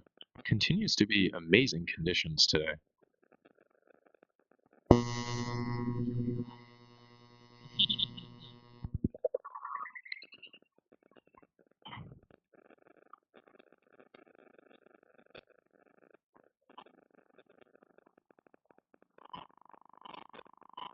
And as they get into this first 500, it seems like we have a perfect V with a bird flying into the shot. I think that was one of the lovely Occoquan herons that live out here. Yeah. There are many birds that live on the Occoquan. Oh, yeah. I mean, plenty of people come here for birding. I do a little bit when I'm on the launch. I hope you're paying attention to the kids as well. Only the large ones. If I see an eagle. The large birds. The large bird. Okay. There's a pair of bald eagles that nest. Oh, amazing. The river. Yeah. You can see their nest when you get around the first big turn. Mm-hmm. Norfolk continuing to stay in first here. James River right behind him, and Independence right neck and neck with James River. Does look like James River just raised their rates slightly. They may be making a move here. Now, as a coach in this middle 500, yeah, in the second 500, what do you have in your crew do here? So, this does come from a little bit of a novice coach perspective, and these are not novice boats, but I find that often the biggest issue with crews in that middle 500 can just be losing yourself to the tedium of the race. So usually my mind as an athlete, as a coach, is making sure the rowers are focused in, making sure the technique is not slipping, kind of constantly recommitting to that swing, to that press. It does look like these three crews, actually all the crews on the water, honestly, are continuing to commit. I'm not seeing, sometimes you'll see, unfortunately, a little bit of a breakdown. You'll see we've been talking today about the stroke staying in time, about seeing four blades move in unison. Sometimes you'll see that. Also, we coach novice crews. Exactly. Sometimes you'll see the blades start to get a little bit out of sync. Not seeing that right here, though. Not seeing it today. Strokes by all these boats. Yeah. What about you, Jacob? Anything specific you try and have your kids focus on in that middle 500? That's a state secret. But our lower states has already happened. It's okay. You don't have to say That's a state anything. secret for next year. Sure. Norfolk continuing to stay in first place here. Independence and James River behind them. Again, it's top 3 to advance to the final this afternoon. If all thing holds here, it seems like Should be those 3. James River and Independence. But anything can happen. Norfolk Academy is seeming to pop it up a little bit. I do not believe they're sprinting this last 500. Does not look like it. Again, different I don't coaches, think they different need philosophies. They certainly don't need a sprint to advance. They have a good couple. It does seem like James River, though, or sorry, Independence rather, that I think James River is going to have to respond, are sprinting this out here.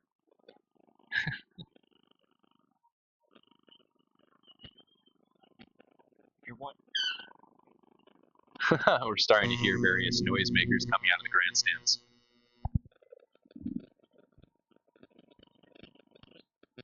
As they're coming through the last 100 meters, Norfolk Academy up on the other 2 groups. Is James River in second? Or is Independence? They are neck and neck. It does look like James River may have come up and taken that James second River's spot. up a little bit. Yeah. James River and Independence sprinting it all the way through. Norfolk has brought it up to a sprint here. They will still get that comfortable first place into that final this afternoon. James River and Independence neck and neck. Independence trying to take it back from James River, but I do believe I think that's James River by a hair, but honestly, I wouldn't bet money on it. Photo finish. Yeah. Another one. Now, luckily, both crews will get to advance. Sometimes it's very scary when it's a photo finish and you don't know who ended up on the podium or who went into that final. Both crews will get there, just a question of which heat they're in. Coming through, we do have West Potomac finishing it off here as well. Well, Jacob, that is all of the junior racing now. Mm-hmm. Until later this afternoon. I believe we're on to the, is it women's second fours? And how many heats do we have here? The women's second For four, the Jacob? women's second fours, we have 3 heats here. 3 heats, so it'll be Event 2 to advance. This next one, event 14 and event 15. And 2 to advance out of each of them. Yes. Tighter margin. Yes. Tighter, yeah, harder racing than the previous one. More people will be not making the cut out of each of these heats. Do have the ladies lined up. We've got Battlefield, South County, Riverside, Potomac Falls, and James River. I said this a little bit earlier this morning, but for those of us listening in, Potomac Falls in lane 4 is our newest team here. They were founded in 2024. This is their only boat here today. So, I try not to play favorites as an announcer, but all else being equal, I'm hoping the ladies have a good race. Good luck to this team. Yeah. Good luck to all the teams. Absolutely. And the women are off.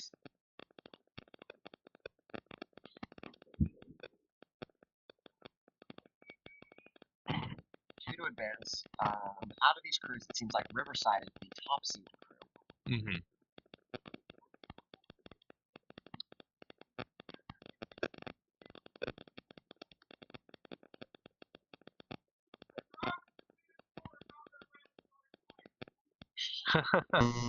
Sorry, we're hearing more chatter over by the various award stocks and things like that. Oh no.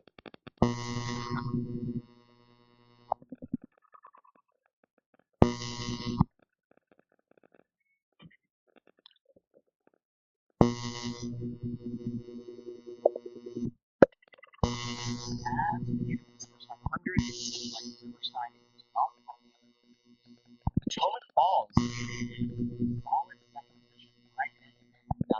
Yeah. Again, though, it is only top 2 to advance. Oh, top 2. So yeah. So we're still in the top 3. I just no, we're top. I know.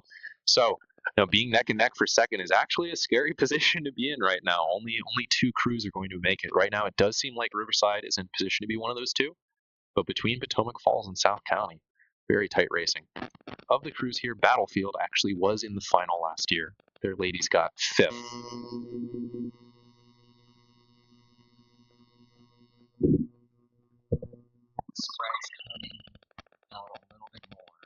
Riverside's getting into a further and further comfortable first position.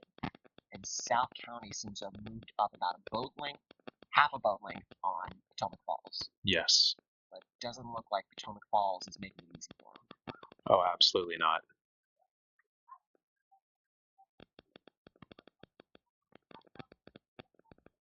We're into that middle 500 that we were talking about a race or two ago. Yeah. So again, as a coach, this is where I want to make sure my kids at least are really focusing and trying to commit to that pace. Keeping their technique good. Yeah. Rowing good. Sometimes rowers get into their own heads. This is the longest part of the race from a race plan perspective, just this middle settle here. Rowers may do, Jacob's nodding. Rowers may do a couple what we call power 10s or focus 10s, little bursts of focused rowing on a specific goal, trying to continue to improve the boat. I personally prefer focus 10s. Prefer focus 10. So having your girls focus in on their technique, try and make sure that they are still rowing in time with each other. I like to say, power tends to fall off after a power 10. That can be the case, yeah. Focus 10s, hopefully they keep their new technique that they fixed. Yeah, Riverside, very impressively continuing to find a gap on the rest of the race here.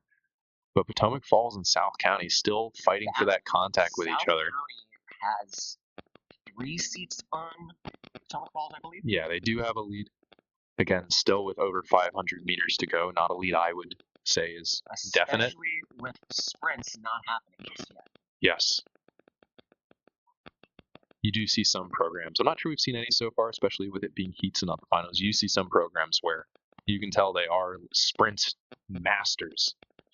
You'll see a crew come in and just start to walk on the rest of the field. That's what I've always done this year. Yeah. I mean, it's exciting racing. Coming under those power lines now. So we're over halfway through the race, but not very much over halfway. Potomac Falls, rather, still actually moving slightly up on South County. They were bow deck to stern deck, and now their bow seat is just about on South County's coxswain. It's clear that Potomac Falls is determined to not let this be an easy advancement for South County, if an advancement at all. Let's see if any of these crews started easy. And continuing to close that gap. It seems like South County's bringing it up a notch.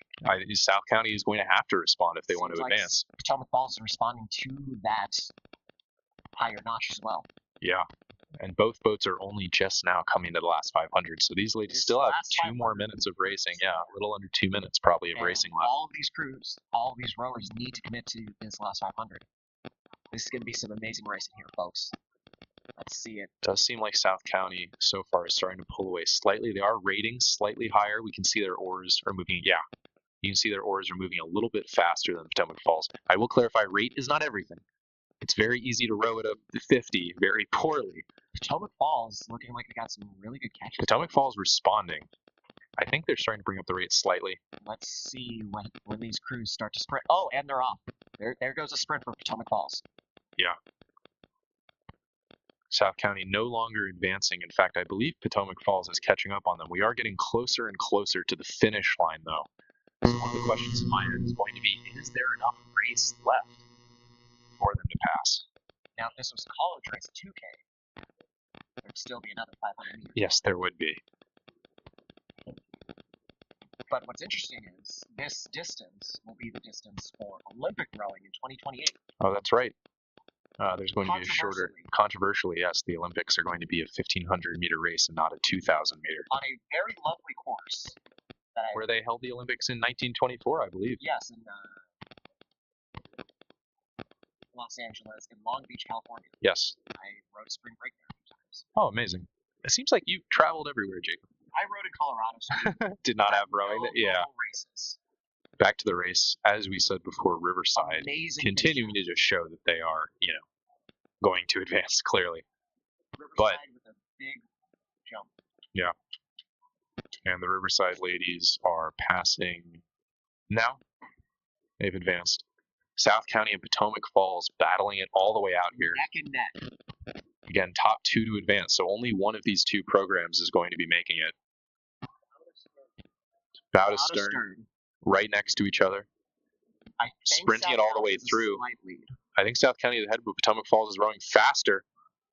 This will come down to who gets the last stroke. South County by a hair. South County by a hair. Potomac Falls, though, amazing race. And again, Amazing race. Potomac Shout Falls, out. only a 2-year program. Shout out, ladies. That's a race to be proud of. Going back up to the start, we are now in Heat 2 of 3 of the women's second fours. With our boats being St. John Paul. Oh, sorry. We've actually started Heat 3 here. I think we did hear this. So it did seem like Robinson was just slightly behind. So what they've done, just to make everything work, is swapped the orders of the heats here. So we do have Heat 3 coming down. We might have, we have a breakage. And the rowers have stopped. It does look like, is that the oar of Norfolk Academy? Is that Stroke Seats oar? I'm trying to scan here to see why breakage was called. Yeah, Usually, it's like Orlock popped out. Thank you. Yeah, so it does look like we've had a slight equipment failure. So again, in that breakage zone, they're allowed to call it and spin back around. So hopefully whatever has just happened for the sake of the road is nothing too bad. You said you thought it was the oar lock popping out? Okay, so easy fix. Each of these oars you can see are kind of affixed to this part of the boat that's sticking out here. There's this little dial that tightens up. I'm just going to finish this really quick. There's a little dial that tightens up in those oars, so it seems like one of them may have just popped out. It's very easy fix. Luckily, no actual broken equipment involved. Hopefully. Yes. What were you saying, Jacob? Speaking of Long Beach? When you were racing there, your oar lock popped out? What's my oar lock?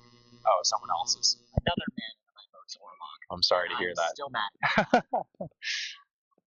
But again, luckily, it does not look like anybody's in any sort of trouble in any way, shape, or form. I have seen races where, unfortunately, someone has to call breakage because someone is just injured in that first 100 meters. Maybe they hurt their arm or hurt their chest. Yeah. But it does look like everybody's getting back into lane. It looks like they're turning around and getting back into lane, so we should see this start back up again shortly. Yes. That race course is a little.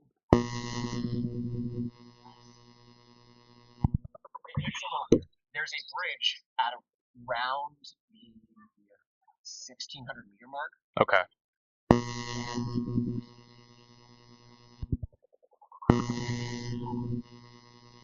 Oh, yeah. Decided to do 1500 meters. Yeah. For parents listening along, I do want to emphasize, so what we were saying about the Olympic rowing race is going to be 1500 meters instead of the usual 2000. This is as odd as if they were to say, hey, this year the marathon, we're just going to run 18 miles. We're just cutting off 6 miles. It does actually completely change the race strategy of all these programs. Yeah, exactly. It's going to be 75 yards. So a lot of crews in the last 4 years, once they announced this, have started training specifically 1500s to make sure that they can compete.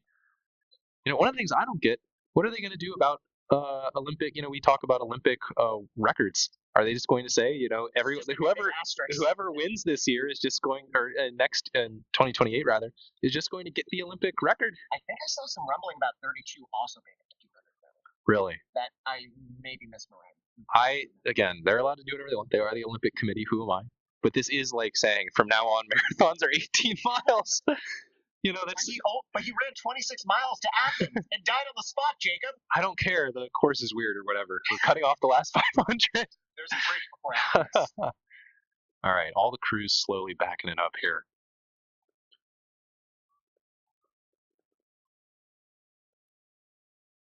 And again, after this will be Heat 2. I think they just massaged the heats.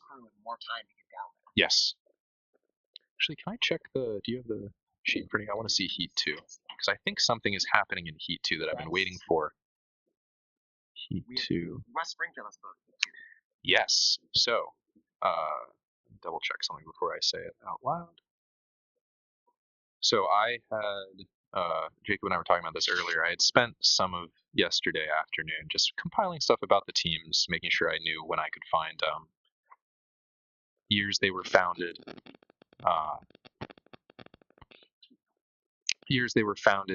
their mascot names for something, because we're so used to just referring teams by their team name. So one of the things I did was I went through and looked at all the mascots, and so there are 38 teams competing today, Jacob. I want you to guess, how many pairs of teams do you think there are that share the same mascot name? At least 3. You're exactly right. There are 3. Ooh. And we are going to see the first one in Heat 2. 2 mascots, 2 of the same mascots. Yes. West Springfield and Broad Run are both the Spartans. Got 2 other pairs. I will say them eventually, but of course, if they race them, I'll reveal that then. But there are 6 teams today who share their mascot name with a different team. 3 pairs of 2. So again, for anybody tuning in, this is race 15, not 14. 14 is not happened yet. It will happen We got afterwards. A little bit late. We started 15. There was a breakage. They fixed the breakage. They're back in blocks now. We should be getting going here in a second. Yes. And you won't have to hear us vamp about Olympics.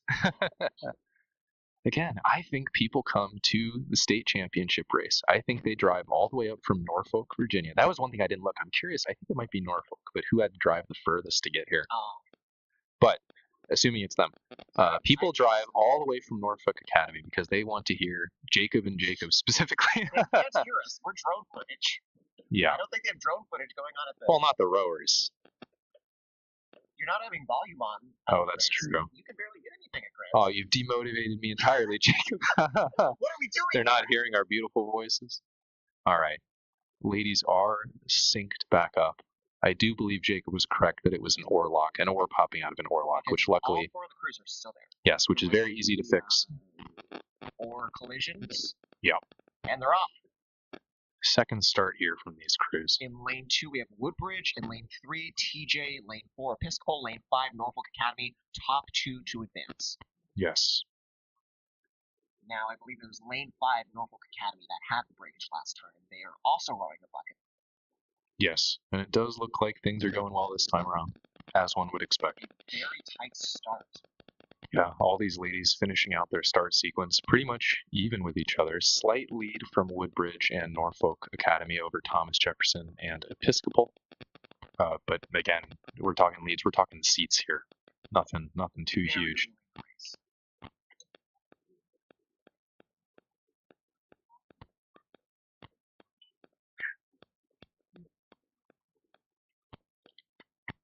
As we get deeper into this first 500, it seems like our outside lanes for the first time today, Woodbridge and Norfolk Academy have the lead on the inside lanes. Yes.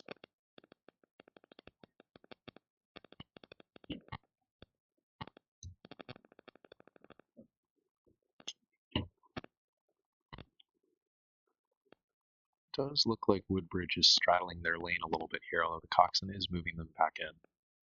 There's no one in lane 1, so it's not really, they're not really at risk of, a penalty or anything like that. I'm sure the coxswain, there we go, coxswain's taking them off that buoy line.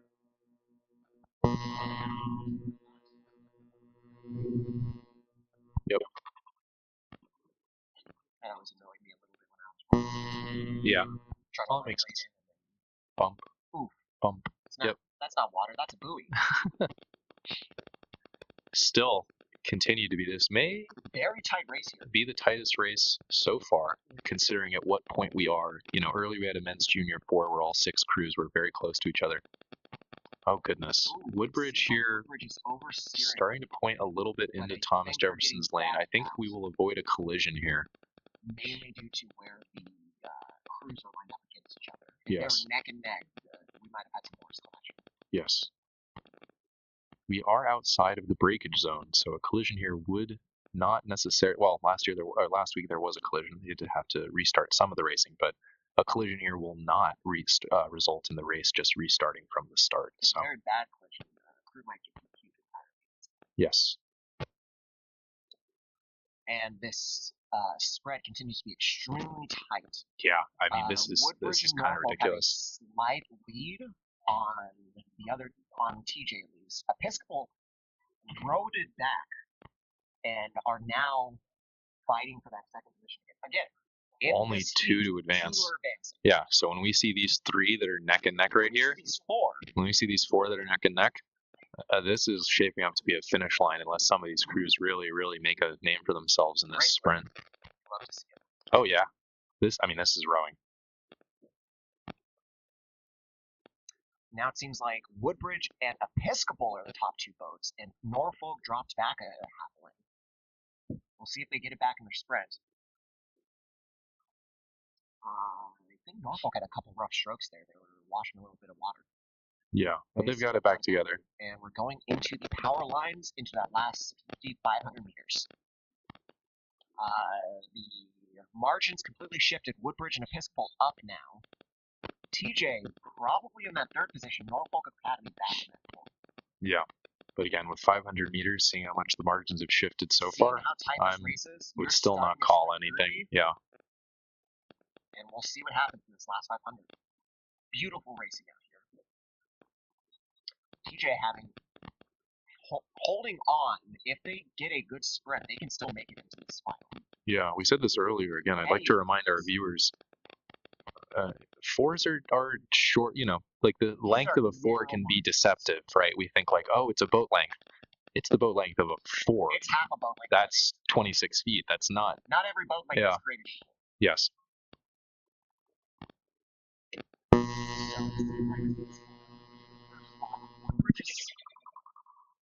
A bow ball or two behind them in second, and then TJ is bow to stern with Woodbridge. With Norfolk Academy right behind TJ. Again, good sprint, even with only 300 to go, can still entirely change the finish line here. I want to emphasize again, this is top two to advance. Ooh, TJ's sprinting. TJ's sprinting. TJ's looking for that second place spot, seeing if they can walk through one of these two programs. Now, I know you have a soft spot for TJ as well. I did attend Thomas Jefferson a bajillion years ago. So we are looking to see if the Colonials can find their way into the finish. They sprinted, but the other coxswains respond with their own sprints. Yeah. Again, very tight margin. Any of these crews can take it. But right now, Woodbridge and Episcopal are up on TJ. We see spectators walking behind us. We're hearing, holy cow. We're hearing, oh my goodness. Everybody understands how tight this race is.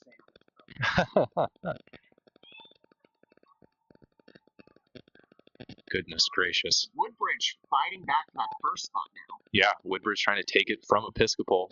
Thomas Jefferson still about bow to stern, finally starting to move up on the other two crews. Yes. Thomas Jefferson clearly emptying. We see those red buoys here. We're entering into the last 100 meters of this race. Rowing this very well. TJ determined to make sure they put everything on the line here. The grandstands are the most electric they've been so far this morning. I think Woodbridge directly up. Oh! Woodbridge and then Episcopal with TJ right behind them. And Norfolk. Amazing racing. Norfolk Academy close fourth. Shout out TJ. That was a great race out of all of those ropes. Absolutely. So it was Woodbridge Episcopal? Yes. I am writing in all of the entries into my own heat sheet, so that is why I'm asking. All right. Again, for people maybe listening in, we know this is race 15, heat 3. We actually are about to go back to race 14, heat 2. So the women's second fours are not over. There's one more heat left here, which should be starting very shortly.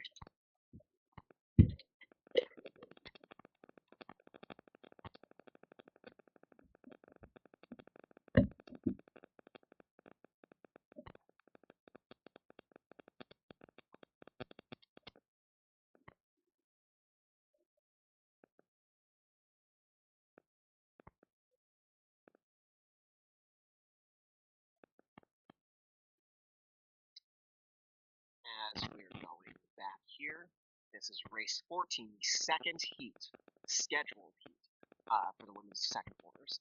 I believe a boat was running a little bit late, so they switched the two races around. Race 15 went first. Race 14 is going afterward. This race 14 has 5 boats across. It'll have in lane 1, St. John Paul. In lane 2, West Springfield. Lane 3, Broad Run. In 4, Robinson, and in 5, Lake Braddock.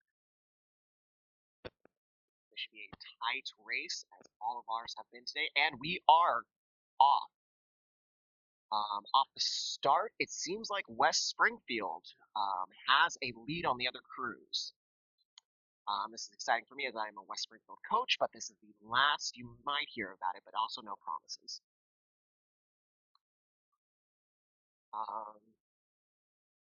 West Springfield in the slight lead, again, early into the race. I believe Robinson has the second position, though.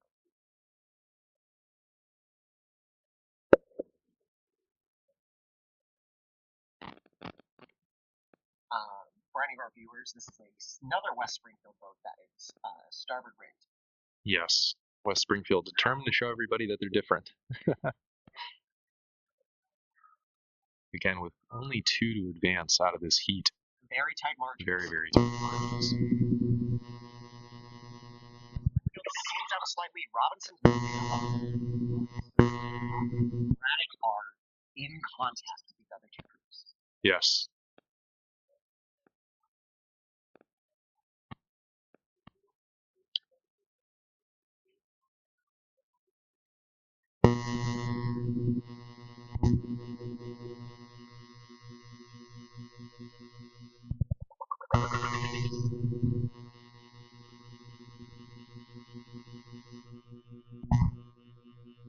I was about to say a little bit of a margin for me here, but it's clear Broad Run and Lake Braddock are not going to let West Springfield and Robinson get away from them that easily. Robinson's not going to let West Springfield get away from them this easily. Yeah.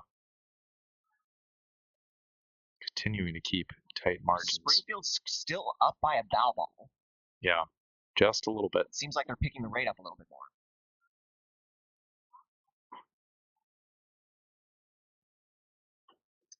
Coming into the second half of the race, half of the power lines, Robinson, Springfield neck and neck. The other two of those top 4 crews in boat contact. Yeah. Is this the tightest race we've had? I don't think so, because we've been saying that every time. Is this up there? Absolutely. Absolutely. Absolutely. I mean, it's been great racing all morning. What's very exciting is we're going to get some big boats here in another 20, 30 minutes. Yeah. There are 12 different events racing today. I believe this is the 5th. As we go into its last 500, Robinson's moved back up off of West Springfield. Robinson is taking the first place. West Springfield still in second. Braddock and Broad Run just about in contention with each other. All these crews should be sprinting. All these crews are doing what they will in order to advance. Yeah. But it looks like West Springfield might be fighting back that first position for Robinson again. Amazing racing out here. Mm-hmm.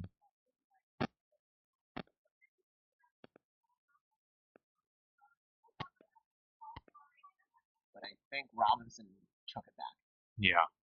We'll see how this sprint goes, but it does look like Robinson really wants that first place. That nice, what would they go to here, Jacob? Lane 3, lane 4, lane 2? Where is my... In the final.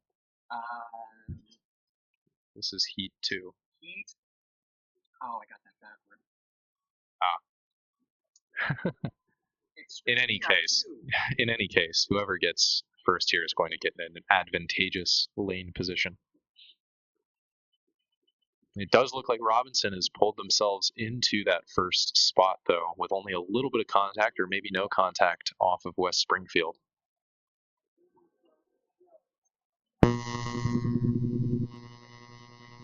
All right. I don't think they will. Yeah. Coming all the way through here. We're watching the grandstands continue to fill out with more and more people as the day progresses. Yeah. That wasn't the microphone. Robinson and West Springfield battling it out for these 2 positions. That third lane. Those 2 advancing positions into the final. Yeah. This is all for psychological advantage and lane advantage. Yes. And it does look like the Robinson Rams are going to take first here, followed behind the West Springfield Spartans. And right behind them are the Broad Run Spartans. No comment. Lake Braddock and St. John Paul finishing it out there. Going back over towards the front, we've now transitioned to the men's second 4. Remind me, Jacob, how many heats are there today? 2 heats of men's second. 2 heats of men's second four, so it's top 3 to advance again. Not as nerve-wracking as his Not as nerve-wracking. We've got Loudon, James River, South County, Norfolk Academy, and West Potomac. Now, the second four final will be happening at 2:05 later this afternoon. Okay. Still a little over 3 hours out, so still a good amount of rest for these boys. You're a coach, you're probably telling your crews to slim it out as much as they got. Last year, South County did win this event. James River actually had 2 boats go into the men's second four last year into the final, which got 4th and 5th, respectively.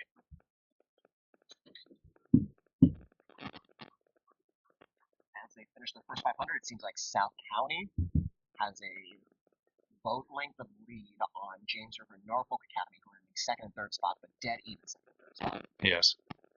West Potomac and Loudon right about even with each other, but both behind the rest of the pack. We've got kind of this perfect symmetrical V. Like the geese that live in a river. Our crews that are up higher seem to be rating a lot higher than the crews that are back. Yeah, South County definitely outrating the other crews so far. Although it does look like Norfolk Academy is trying to make a response here. They've started moving up on James River towards South County. Their lead is shrinking. I mean, all the crews are speeding up. West Potomac is pulling up now on James River as well.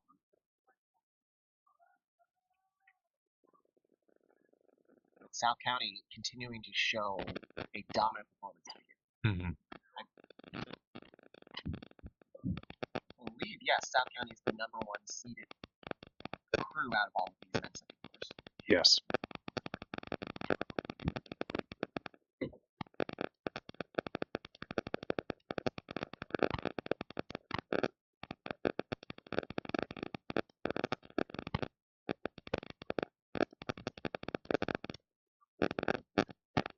Norfolk continuing to shrink that lead with South County little by little.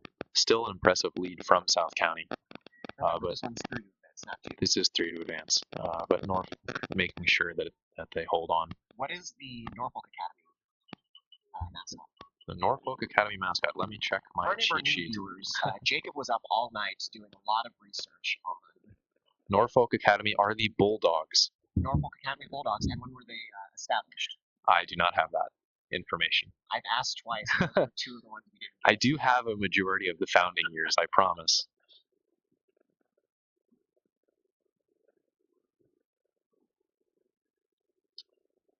Ooh, it seems like West Potomac is fighting back to try to get into the 3rd spot against James River. Yeah. Bow to stern. They've reestablished contact. They're coming to the power lines. 500 left. If there's a good sprint, any of these crews can take it. West Potomac having an amazing race here. Yeah. If they can Clear those boys are gunning for it. Although it does look like James River has continued to pull up towards Norfolk, and both of them are continuing to try and pull up and catch South County. Sprint, how well these crews sprint, how well and when they sprint. Yes. If they sprint too late, they might not be able to do it. Mm-hmm.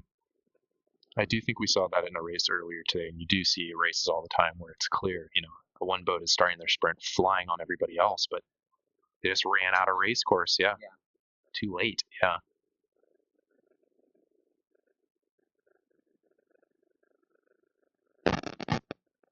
James River and Norfolk continuing to pull up into that second and third. Against Norfolk. West Potomac not letting it off too easily, though.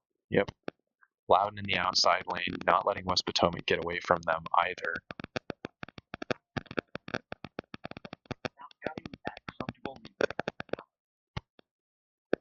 Yes, as we said, they were the state champion last year.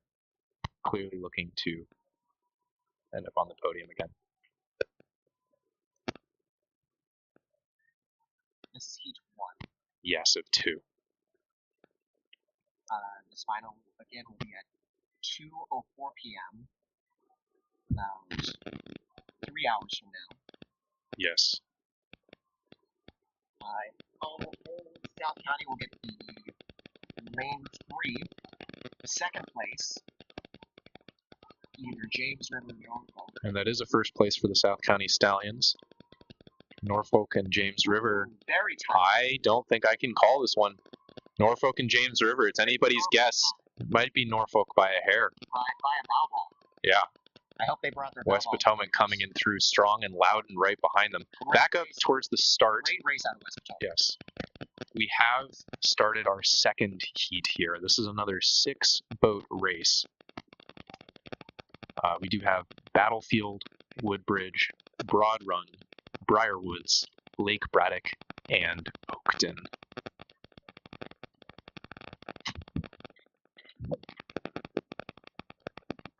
This is event 17 over there.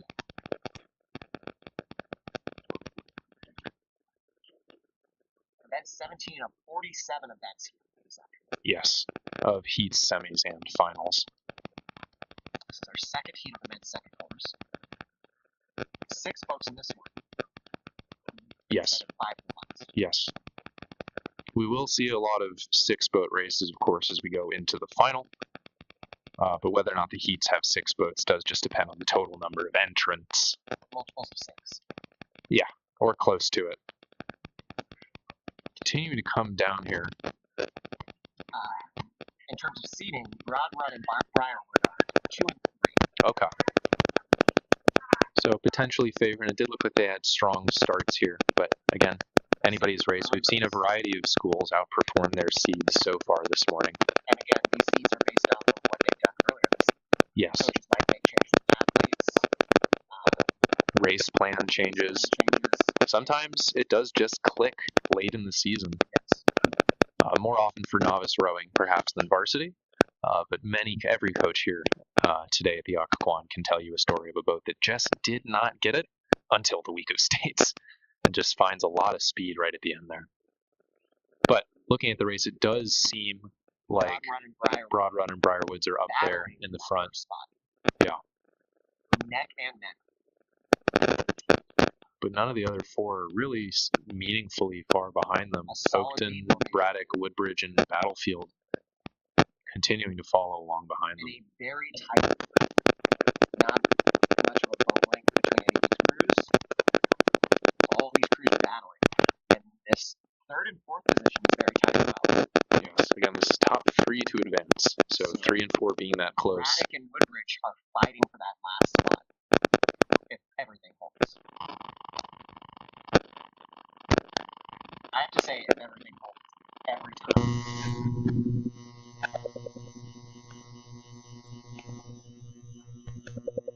Yes. It seems like these crews are starting their sprint. Broad Run up a half a boat length on Briarwoods. Broad Run having a very strong sprint here. They brought the rate up, they're getting good connection. But it also looks like Woodbridge is sprinting it hard against Braddock, and also Battlefield, who's not letting him go. Yeah.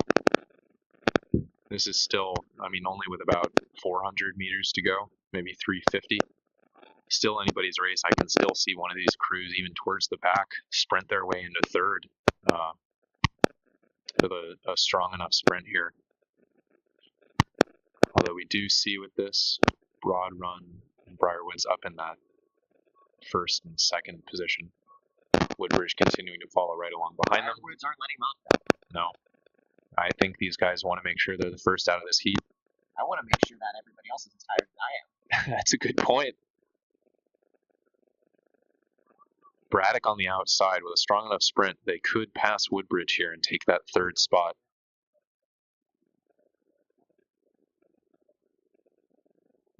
Very tight margin coming to my actual view and not our monitor view. Yes. It seems like Broad Run is holding that 1st spot off of Briarwood.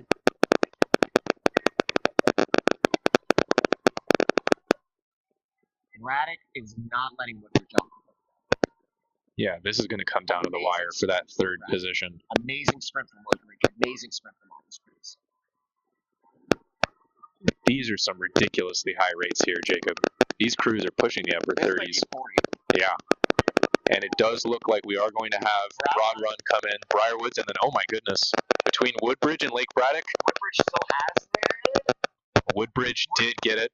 Woodbridge, I think, had just the margin, but Lake Braddock was outpacing them there at the end. Yeah. 50 meters. Back towards. Oh, and then we do the. Yep. The other two fours finishing out here. But yes, as Jacob was saying, back up towards the start line again. We see our first eights race of the day. This is the women's second eight. How many heats do we have here today, Jacob? Give me 1 second. Okay. We have 5 women's second eights in this race. We've got Wakefield, James Madison, Alexandria City, Woodson, and Colgan. Alexandria City out in front right now, but all 5 eights with contact on each other. Oh, amazing. And how many heats? 2 heats of 2 heats. So 2 heats, top 3 out of each of these to their final. Still in very close contact as we finish out the first 300, 400 meters of this race here. Now, when we start saying boat lengths here, this might be different boat lengths. The boat lengths are longer, yes. But this is a tight race.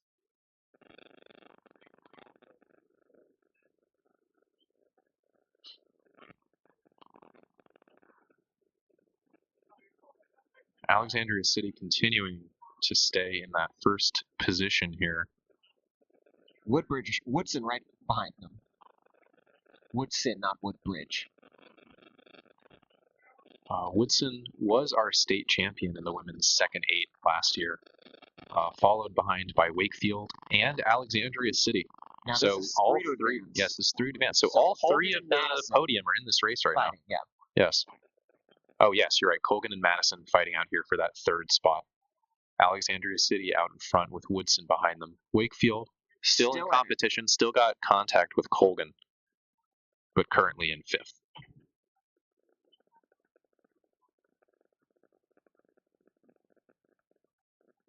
Now, AC, I believe, has been winning handily a lot of these races that season. Yes, Alexandria City had a very successful season on both sides of their program. Yes.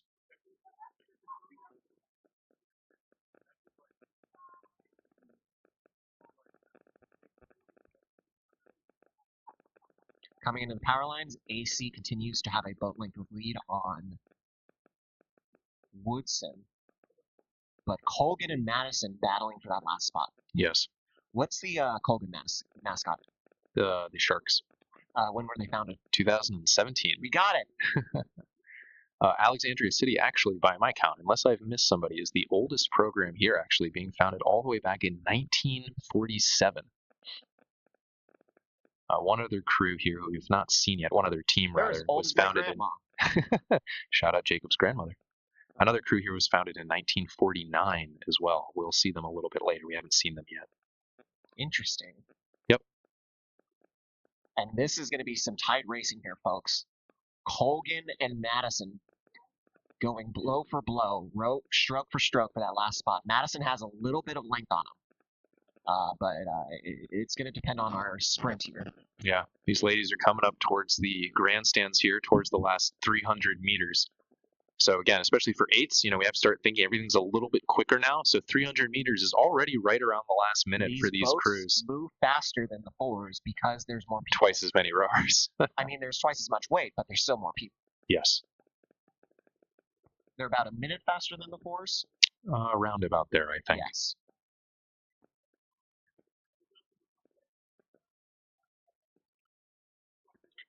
But it does seem, we'll see how this final sprint goes. It does seem like it's going to be Alexandria City, Woodson, and Madison advancing to the final this afternoon.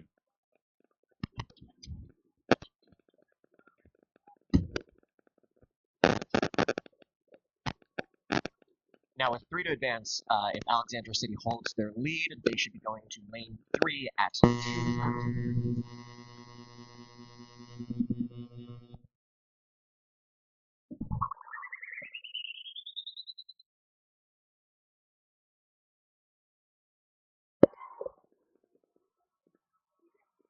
Coming through, we see all 5 teams in this little side profile shot coming through to the finish line now. So last we've heard the Pates do get people riled up. All families in here. And Alexandria City, the Titans, taking first place here. Woodson right in after second, and James Madison in third. These three teams advance to the Great final. race out of Colgan. Right behind them is Colgan, and right behind them is Wakefield. Very, very tight racing this morning. A lot of screaming out from the grandstands.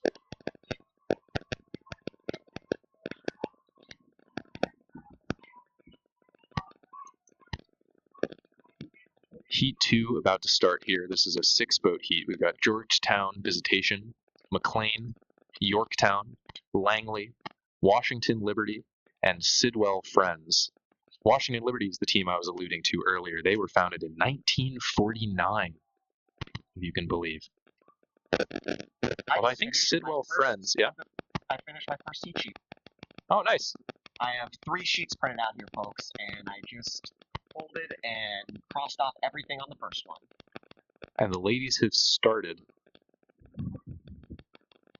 Again, top 3 to advance out of this heat into the final. Visitation swinging a little wide, but finding their way back into their heat, or into their lane, rather. Looks like Langley and Yorktown might be pulling up slightly on the rest of the field. But all boats still having contact as they finish up their Yorktown and Langley are starting sprint. Yes.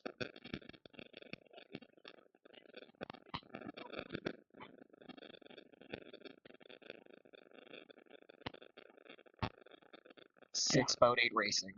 Yeah, all crews still in contact with each other. Only about 300 meters done with the race so far. Still another 1,200 to go.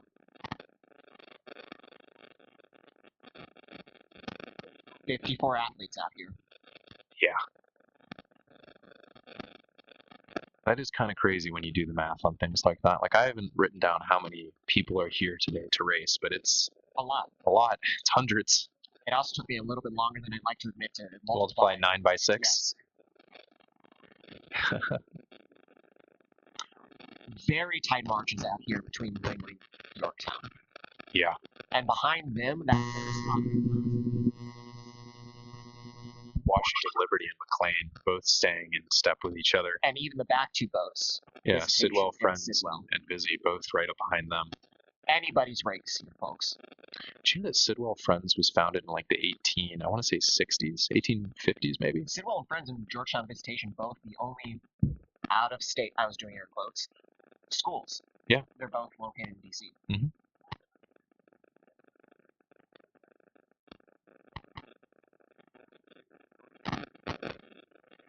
Seems like Langley has a bow deck on the 2 and 3 boats, Yorktown and Washington Liberty. Yes, they're currently up. I want to say that bow seat of Yorktown is right around on Langley's 5 seat. Does look like they've stopped moving for the time being. I think Yorktown has responded to their move, or perhaps Langley's move ended. But it's keeping right about even here, although Langley maintains their lead of, like 4 people. Not too much time, actually. 9.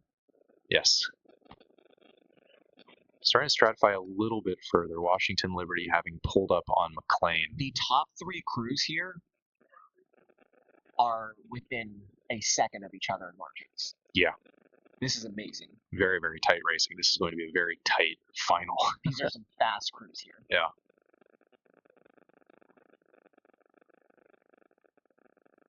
Langley continuing to hold on to their slight lead, though. You can see ourselves once again coming under our old friend, the power lines. So Shout out power lines. We know we're a little over halfway done with this race. It does look like Washington Liberty is making a slight move here on Yorktown. Again, all 3 of these boats will advance, or whoever finishes top 3 will advance. Anything can happen. But again, gunning for that nice lane, perhaps in the final. If you want middle lanes, if you don't want to be on the outside. Yeah. That's the real. You have more boats to be around. Yes.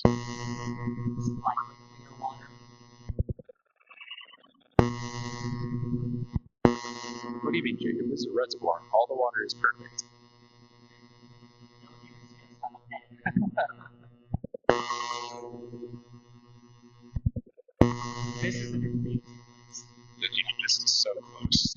Liberty.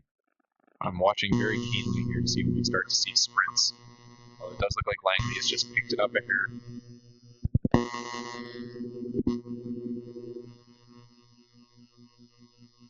Beautiful.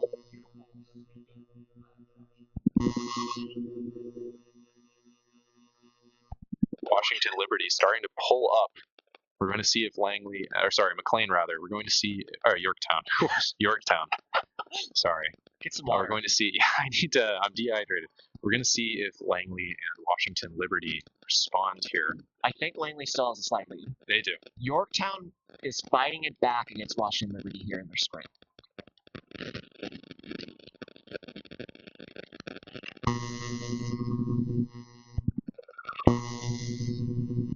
Once again, shout out to Maverick. This is an amazing angle to watch this racing from. It's certainly not something I was able to do in high school, or even only a couple years ago. And it looks like Yorktown might be sprinting it taking it up on Langley, yeah.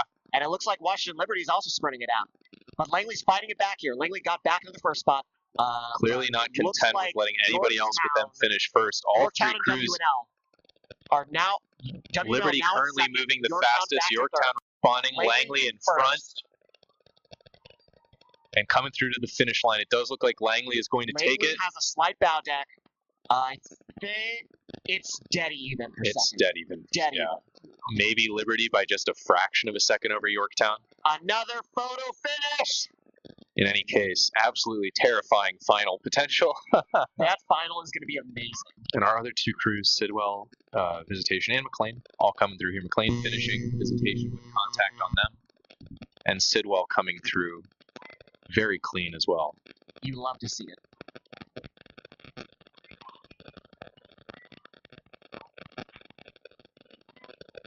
All right, Jacob, what do we have next?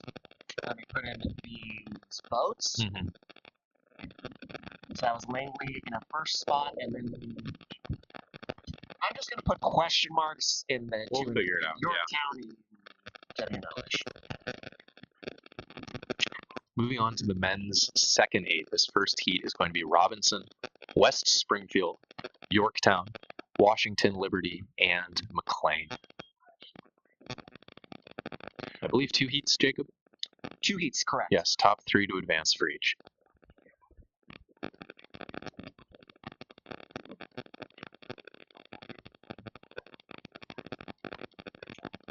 Now, earlier when we were talking about with Springfield crews, those were my boats as I coached the women's side. However, these crews are going to be Jacob's crews. Yes.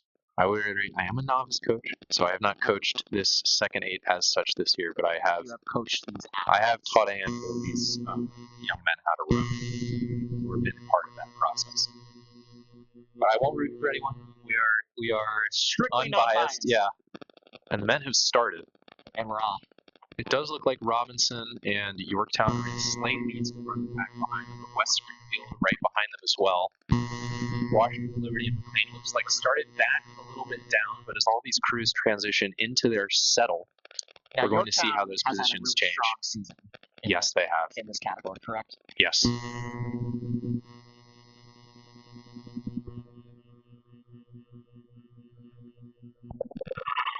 And again, this will be 3 to advance.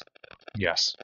Very tight race. Very tight race. Very high rates still. I believe these crews have already, quote unquote, hit their settle, and they're still up in these upper 30s as they swing it along down the Occoquan. You love to see it. Oh, yeah. Now, for viewers at home, upper 30s is a high rate. That is fast strokes. Yes. Olympians will rate at between high 30s, low 40s. Very high 30s and low 40s. Yeah. I believe Romanians were rating it like 40. They were infamous, though, for rating higher than everybody else. Extremely high rate. Looking at the race here, Yorktown continuing to solidify their lead ahead of the rest. But those last 2 spots are anybody's position. Yeah, and it looks like West Springfield, Robinson, and Washington Liberty are all fighting for it. McLean sprints shake out. Yeah, McLean only slightly behind the rest of the crews.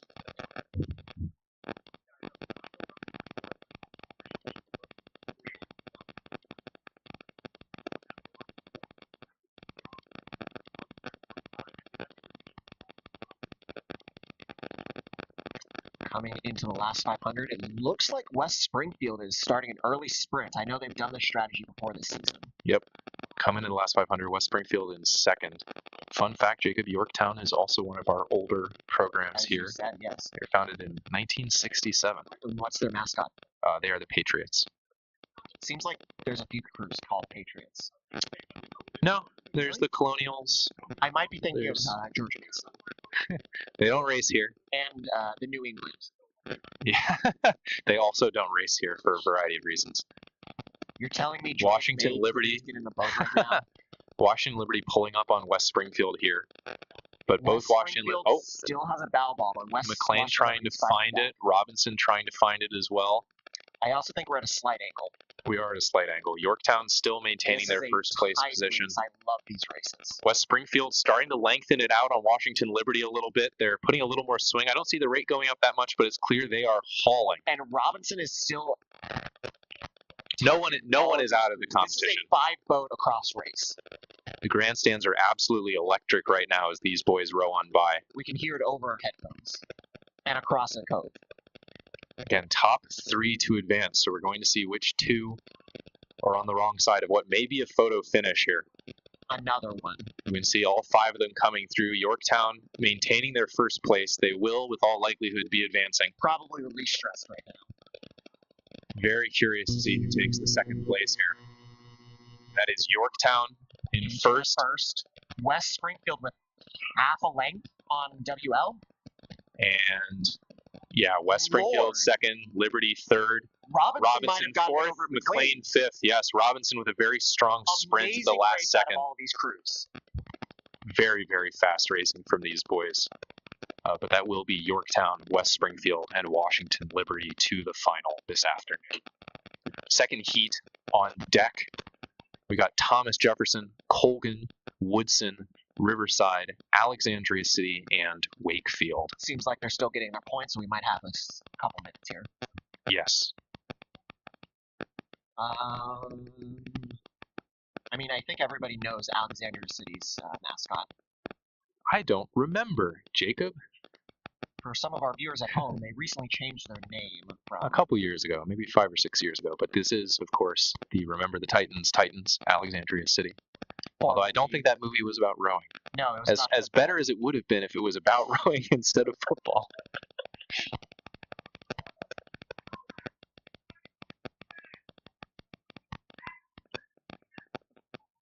What is Wakefield's mascot? Wakefield are the Warriors. Riverside, another one of our newer teams. They were actually founded in 2020. They're another one of the matching mascots, correct? Yes. They're also the Rams. Yes, Riverside and Robinson are both the Rams. Have you figured out who the other? The other one, Jacob. So Riverside and Robinson are both the Rams. West Springfield, Broad Run, and West Springfield with the Spartans. Do you know what the last one is? No.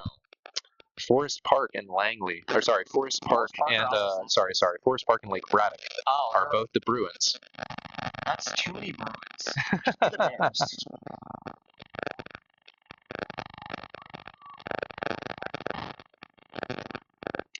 Yes, Riverside, one of the newer programs. 2020, Colgan founded in 2017. Yes, they have been. Thomas Jefferson formed back in 1989. Old school. Old school. Alexandria City. Very old school. The oldest, 1947. It seems like our crews are finishing their adjustments and will be off here in just a moment. Again, top 3 to advance. Alexandria City finishing up. All the oars are in the water. We should be starting any second now. Yeah, once you see, so we see some blades are, I think Alexandria City's blades are flat. Once we see those blades turn and lock in, we know, as they just did. They said ready. They're about to start. And they're about to say go. There we go. Hey, it timed it perfectly. For those of us that are curious, because the weather is so nice and because we got a starting platform, we're able to do a normal full start. So what the boys and girls are hearing, they'll all be lined up. Someone will say we have alignment.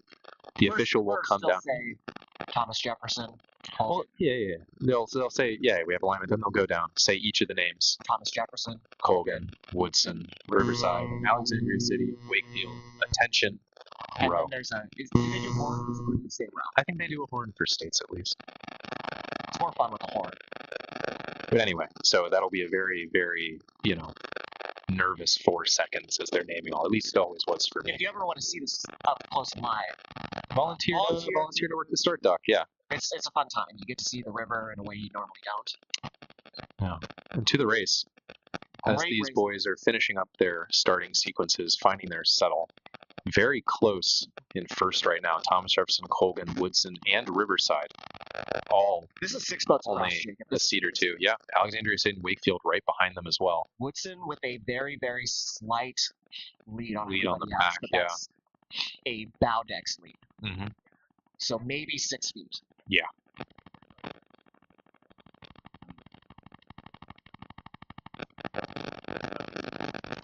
Some more fast racing, some more high rate racing here. Oh, absolutely. I mean, it's like so many other things, right? You look at, I know marathons, for example, have been in the news with those 2 athletes that both broke 2 hours. You look at historical, right? As records get faster and faster, as athletes get faster and faster, as we get better at as we get better at coaching, better with nutrition, you see all these things starting to get quicker and quicker and quicker. So no surprise to see these rates continue to be pushed up year and year and year in these high school rowing races. Woodson continuing to pull out a little bit in front. But Riverside and Colgan right behind them. Yep, Thomas Jefferson just behind them as well, And as are amazing Alexandria City and lane Wakefield. 5-6 race as well. Yeah. Alexandria City, Wakefield, dead even.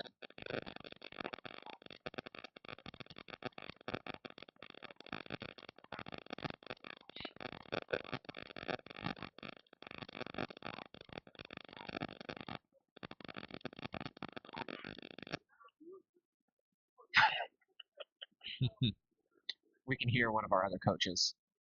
Yeah, we're close enough to both hear parent grandstands chatter and also coach's area chatter. One significantly less colorful than the others. I'm kidding. Nothing comes up. I'm kidding. Under the power lines now, coming into that last third of the race. Yeah, coming through the second half into the last third. I think power lines like the start of the second half. Because it's a diagonal, right? So it's it crosses the 752 to the 500. We see the red 500 meter buoy here in the lower left of the screen. And we're into the last 500. Woodson still with a slight lead over the other 2 crews, but this is 3 boats across. Thomas Jefferson's not letting go. Thomas Jefferson's starting to sprint, making a little bit of a move here on Alexandria City. We'll see if these other 3 crews respond to that burst of speed.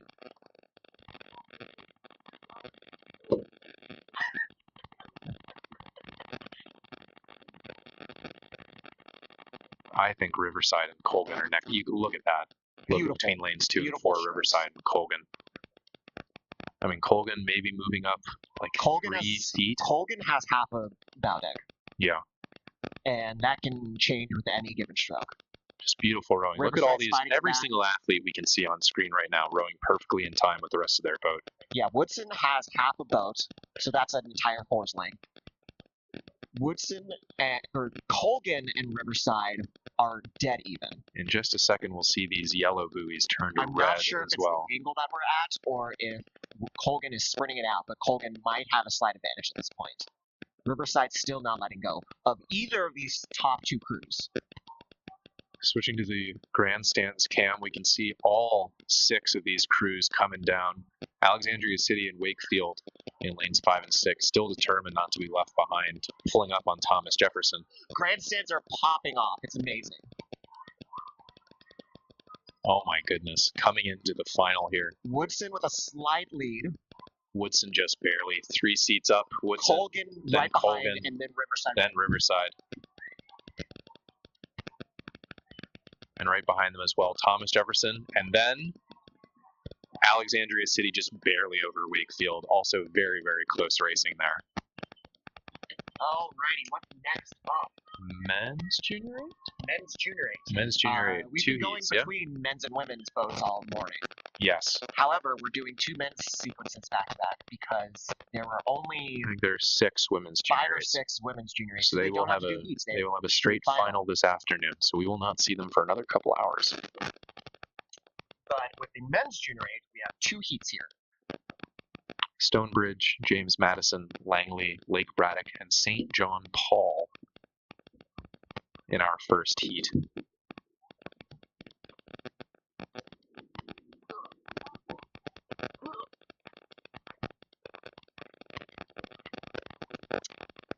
Last year, Langley did take second in this event.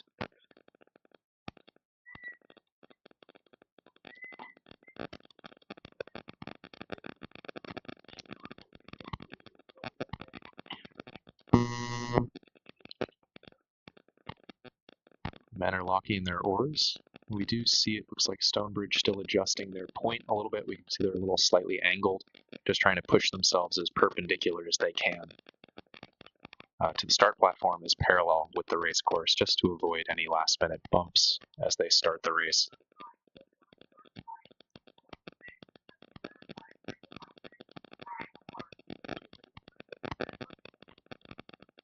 I see oars locked in.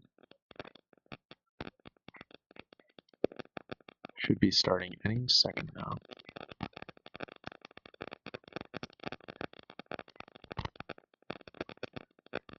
And they're off. Again, junior 8 here, so the only real rule is none of these athletes are seniors. But other than that, anything goes. You know, third-year rowers, second-year rowers, probably a good chance there's some first-year rowers in these boats.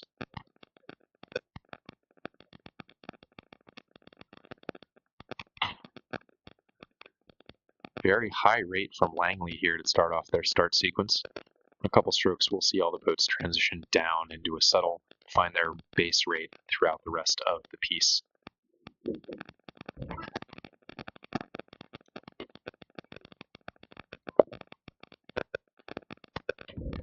Now, what's really fun about the way that these races are scheduled and operated is that as we keep going throughout the day, they just keep getting faster and faster and faster.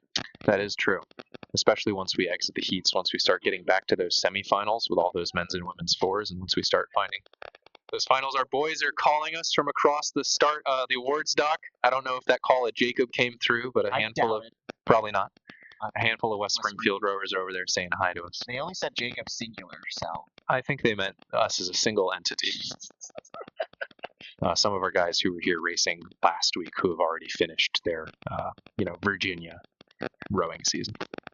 Back at the race, Langley continuing that slight lead they had out of the start to stay in first, though not with a huge gap on anybody else. Again, some really tight margins this morning. Yeah, Madison and Braddock are right behind them. Stonebridge following along behind St. John Paul, still keeping it together, still flowing down the course, but a little bit further behind.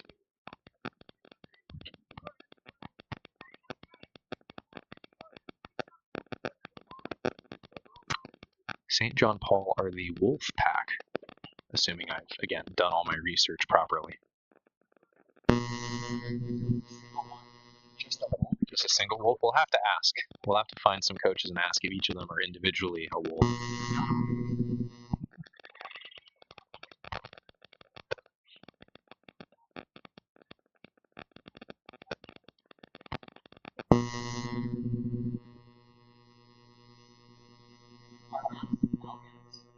They're the Warhawks.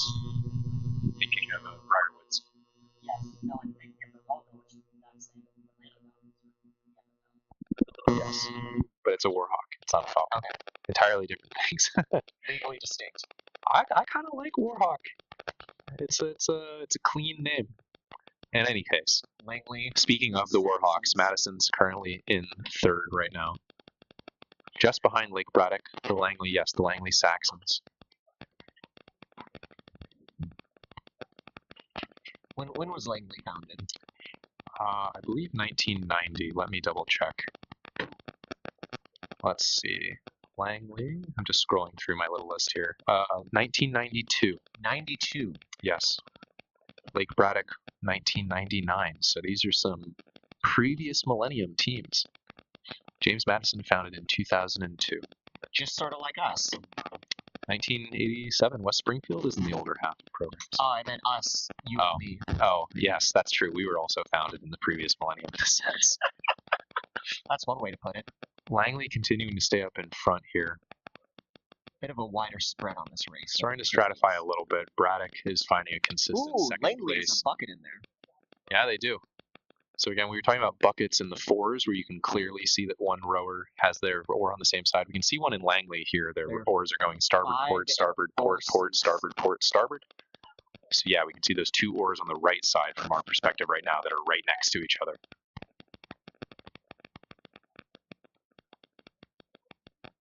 Langley just holding it steady here, like we were saying earlier, middle 500 coming into around the grandstands, just trying to keep that base rate, just trying to move along as cleanly as possible, not get too anxious. Oh yeah, I mean we'll see if they choose to, but this is bring the rate up, but not they've passed the last 250. There's only about 200 meters to go.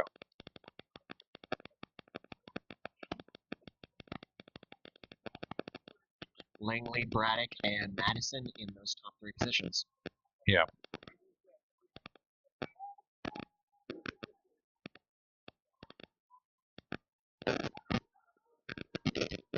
Grandstands are starting to get loud again.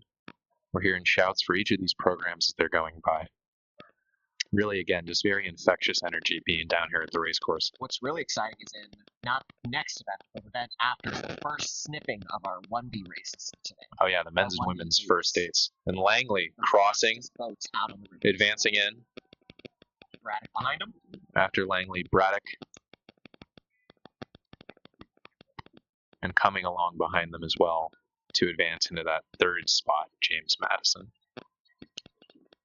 Stonebridge and St. John Paul following along behind as well. Second heat of the men's junior 8 about to start here. Thomas Jefferson, Independence, Oakton, South County, and Forest Park. Now, if our seedings are correct, which is a toss-up always, Oakton and South County are number 1, 2, and 3 seeds, so we'll see if that holds up here as they continue to race.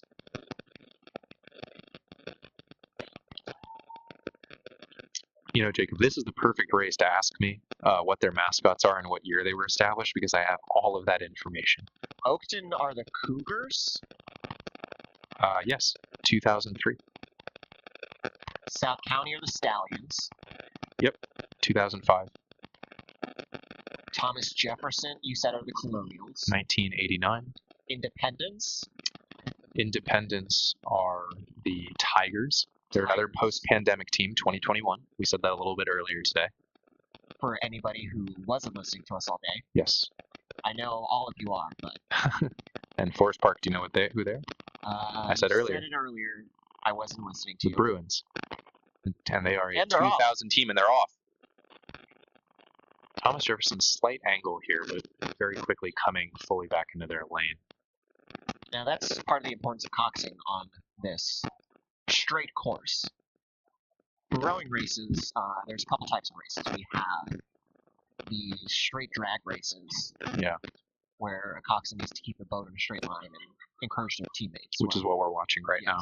In the fall, a lot of crews will be racing, not necessarily in these exact teams, but they'll be racing head races, in which you go up 3,000 meters or so upriver. Anywhere from, maybe 5,000 meters upriver, and you're racing first time all the way back to about the flagpole. And there's twists and turns, and the coxswain's steering ability really comes into focus. Yes, it's very exciting to see.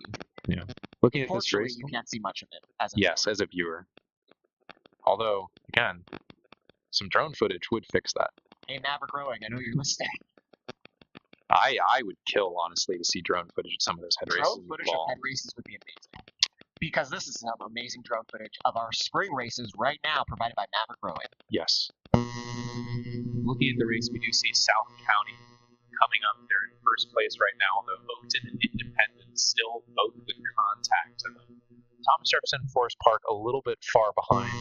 But as we continue to emphasize, say, with all these varsity rowers, nobody really letting this get to them. Sometimes you'll see inexperienced crews, unfortunately, you know, the kind of shakiness and maybe starting a little bit behind kind of throws you off. But I have been very, very happy so far. I feel like every single crew we've seen stay locked in all the way through. Amazing racing out this morning. Yeah. States some of the best racing we can show also. And that's not a physical thing to coach. That's a mental thing. So great mindset from all these athletes that we've seen so far. I mean, you can try by just beating them enough. Oh, sure. Yeah. If you're always in front, you never have to worry about being behind. I understand. South County continuing to stay in first here. A little bit of a slip from Independence, although Oakton still has contact with both of them. And again, this is top 3 to advance. So all 3 of those crews in an advancing position. If everything stays as it is. Yes. Big F. However, the lane 1-5 race is also dead even. It's always fun to see. Yeah. Once again, very pretty shot power lines here coming in towards our second half. Provided graciously by Maverick Rowing. Yeah.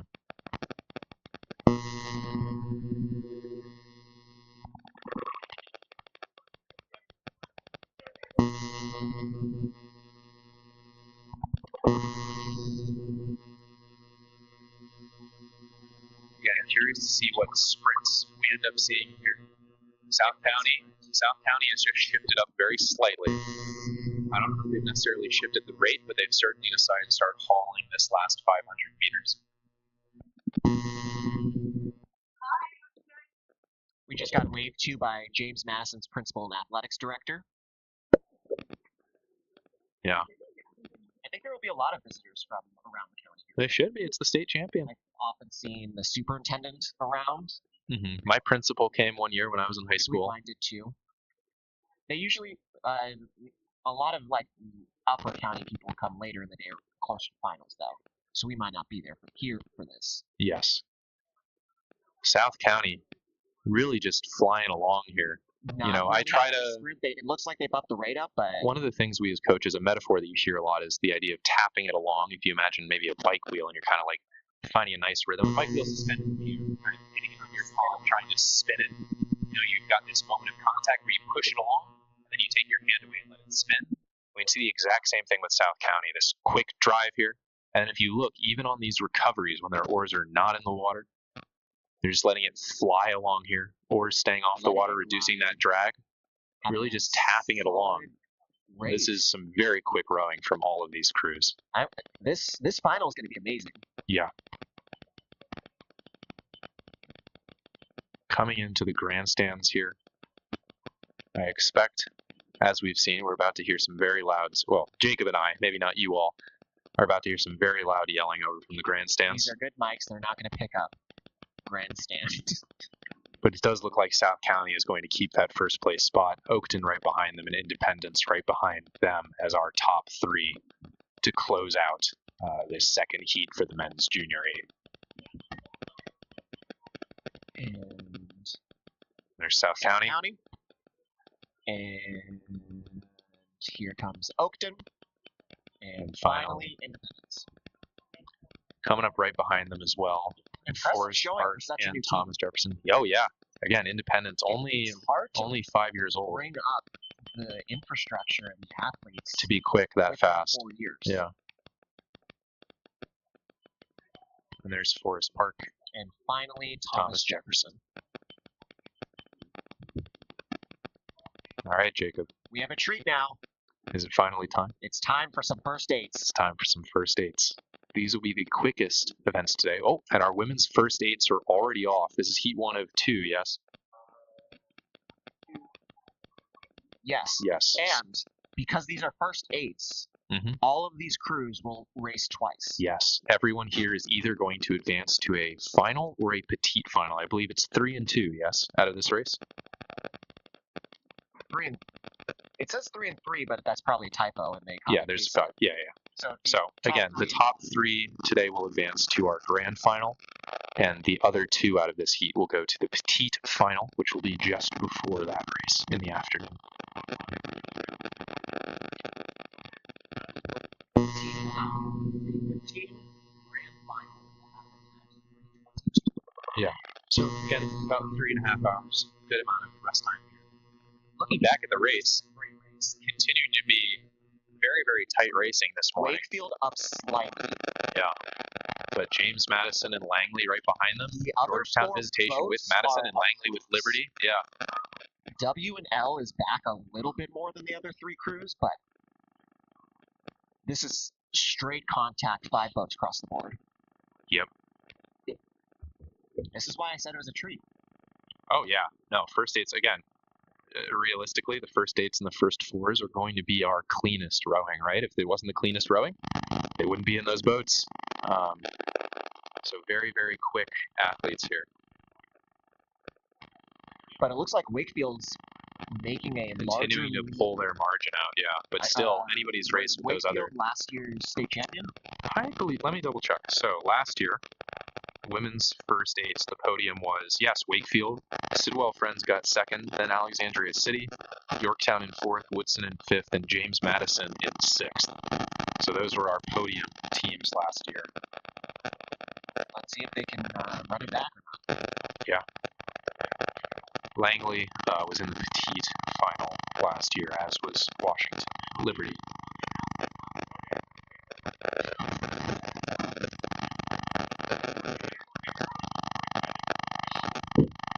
So again, yeah, Wakefield women definitely gunning for that two-peat. I'm nodding. As we're going into the second half of this race, it seems like Wakefield has half a boat on everybody else. But this is a V formation, but it's not a big sprint. Everybody's touching boat on everybody else. Georgetown Visitation a little bit behind, but not meaningfully. Washington Liberty, Madison, Langley, and Washington Liberty all gunning for those next 2 spots behind Wakefield. This is going to be an amazing sprint. Yeah. Seems like Langley kicked it up a notch. And it seems like James Madison kicked it up a notch, and now it looks like W&L kicked it up. All 3 of these boats going for that 500-meter sprint. This is going to be an amazing last bit. Anybody's can make it into grands. We'll see who out of all these boats get into grands.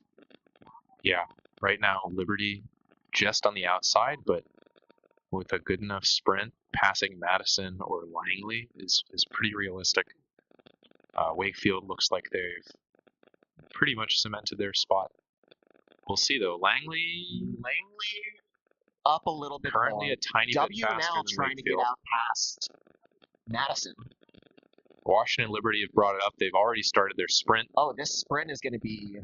I mean, this will decide it right here. This will decide it. Liberty a little bit faster than Madison right now, but Madison behind. Moved back into the front, but now Liberty's trying to take it back. This may be another question if there's enough race course left for Liberty to continue this sprint it looks through like Madison. Liberty's moving them inch by inch. Madison's taking... I think Liberty has a bow deck on him. But then Madison might got back. This is going to be a photo finish. At the angles. Yeah. This is exciting, folks. Coming through to our grandstands here. Yorktown staying in first.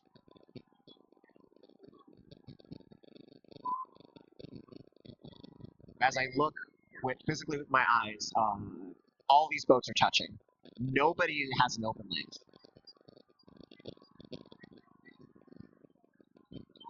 Coming into that finish line here. I think Madison's holding their lead. And that will be Wakefield across first. Langley across second. And Madison and then just barely over Liberty. Amazing race. So Madison off to the final, Liberty off to the Petite final, and Georgetown Visitation coming in through as well. So again, we will see all of these crews this afternoon, either in the final or the Petite. Going back up to the start line, we've got our second of 2 heats, women's first date again. We've got Sidwell Friends, Woodson, Yorktown, Alexandria City, McLean, and Colgan.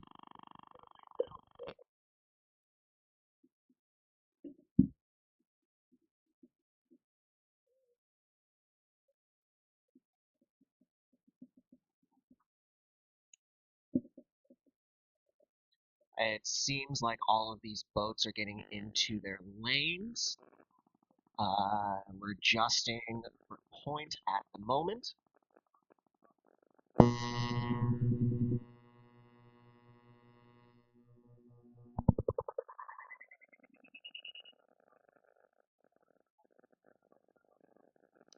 I think so.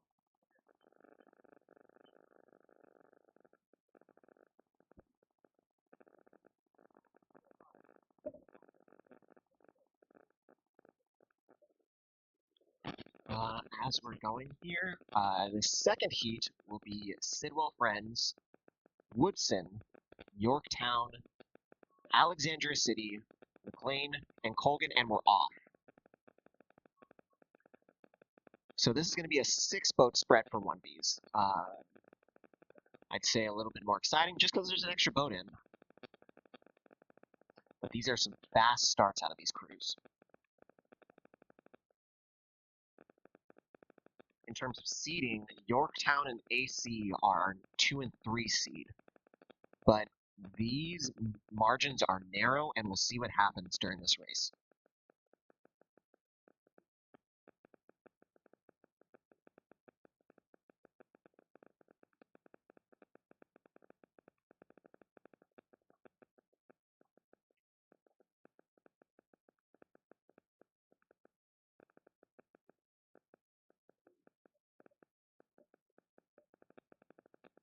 This is a fast heat right now. Oh, yeah, absolutely. Alexandria City a little bit out in front. This is going to be 3 and 3. Yorktown and McLean, yes, 3 and 3. So again, everyone will still be racing this afternoon. Just a question of in the final or the Petite final. And that last final spot is wide open right now. Oh, yeah. 1 spot for 3 crews. If everything holds up, it seems like McLean, Woodson, and Sidwell are all fighting for that last final spot. I would, Even yeah. Colgan's pretty not much out. even with Sidwell as well.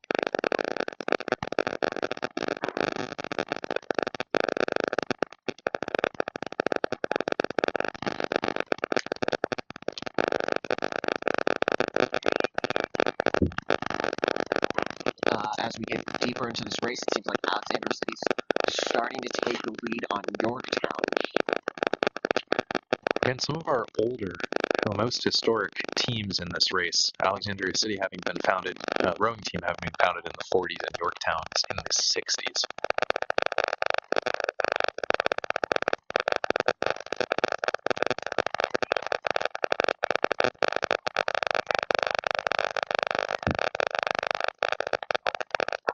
Alexandria City continuing to establish their lead here. Yorktown is not letting them go. Yeah. I think I spoke too soon. Yorktown pulling up slightly alongside them.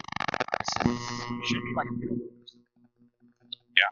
I mean, we're in the meat of the race right now. If anything, this is just, yeah, a mid-race shift. Either temporary or to try to carry them through the rest of the way.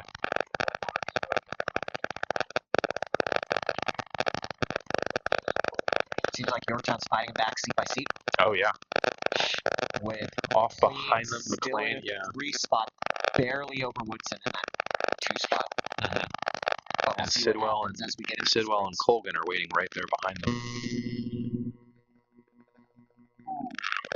This is great. This is becoming very tight. Yorktown trying to swing past Alexandria City here. Got him even at the lines. We'll see how both these crews respond. Coming up, they've just passed the 500-meter mark, last third of the race here. When you see Alexandria City is now shifting up as well. Yeah. AC doesn't want to lay down without a fight. This is amazing. Yorktown is taking up, it looks like. Yorktown fighting back, coming in that last 100.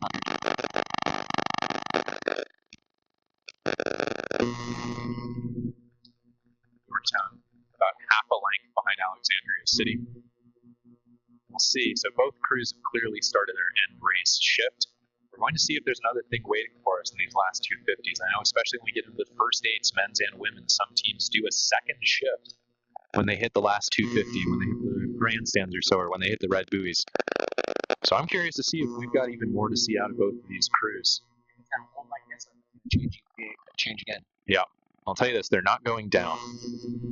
They are trying to get each other's heads for that final race. Oh, absolutely. That's another part of these heats that I feel like is pretty underrated. When you show up and show someone, hey, I'm right there with you, they're going to be thinking about it for the next 3.5 hours before their final. I can try to tell my athletes, just relax. As much as I want the lap during that rest, Yeah. those kids don't relax.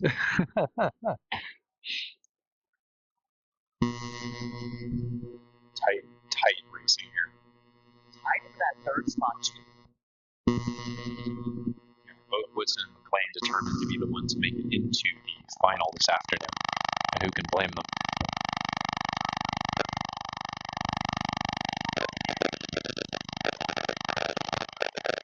Yorktown, Alexandria City continue to be neck and neck. I believe Alexandria City is still with a slight lead on Yorktown, but Yorktown is determined to make it as small as possible. Coming through the finish line, they are right next to each other. Yorktown has a slight change. Alexandria City is slightly ahead. AC's moving ahead. AC's going to take that first spot. Alexandria City will take first. Yorktown will come in second, and let's see who gets third. Let's see who gets that last spot. It looks like McLean is going to take it from Woodson. Yeah, McLean just half a length above Woodson. McLean will make it into the final this afternoon. Woodson going to the Petite.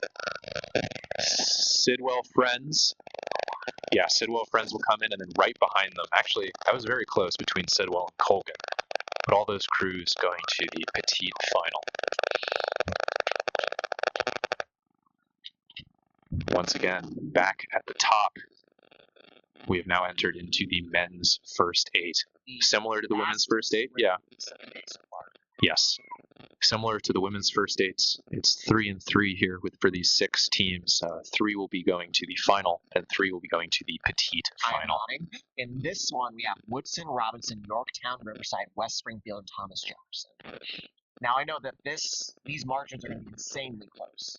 Oh, absolutely. This has been a very tight race, tight season for the upper men. Our 1B coach has said that the top 6 crews, there's maybe 2 seconds difference between all of them, if I recall correctly. Something to that effect, yes. It's just been very, I mean, you could look at the race results for this season, and you just see all the teams trading off between each other every single race. I'm nodding, and it seems like this is going to be another one of those. Yeah. Yorktown up in first by maybe a seat off of Riverside. Riverside maybe a seat up on West Springfield. Woodson, Robinson, and Thomas Jefferson all right behind them. All fighting for those top 3 spots. This is going to be some fast racing. This is going to be some narrow racing. Absolutely. But Yorktown continues to maintain that advantage they fought for. Mm-hmm. Riverside right behind them. Very interesting contrast now that I think about it between Yorktown and Riverside. We've got one team founded all the way in the 60s. Riverside founded 5 years ago, 6 years ago. Amazing showing from this season. For both these programs to be right next to each other. I'm nodding. Yeah. Absolutely incredible. West Springfield, currently in third, does split the difference. An 80s team. With Woodson right next to him. Yeah. West Springfield's rate is insanely high, too. Yeah, West Springfield in the upper 30s. They might be at a 40. They might be at a 40. Now, a very interesting question will be, as much as I hate to say this about my own program, what is this going to look like going into the next 500 meters, going into the last 500 meters? You know, the other side, we were talking earlier about how rates get higher and higher as athletes get stronger and as nutrition gets better. Fighting off Riverside for that second position. Yep. Going into the power lines. Let's see what these sprints look like. And the boats that are back are bow astern with the boats that are up. Yeah, they're not out of it at all.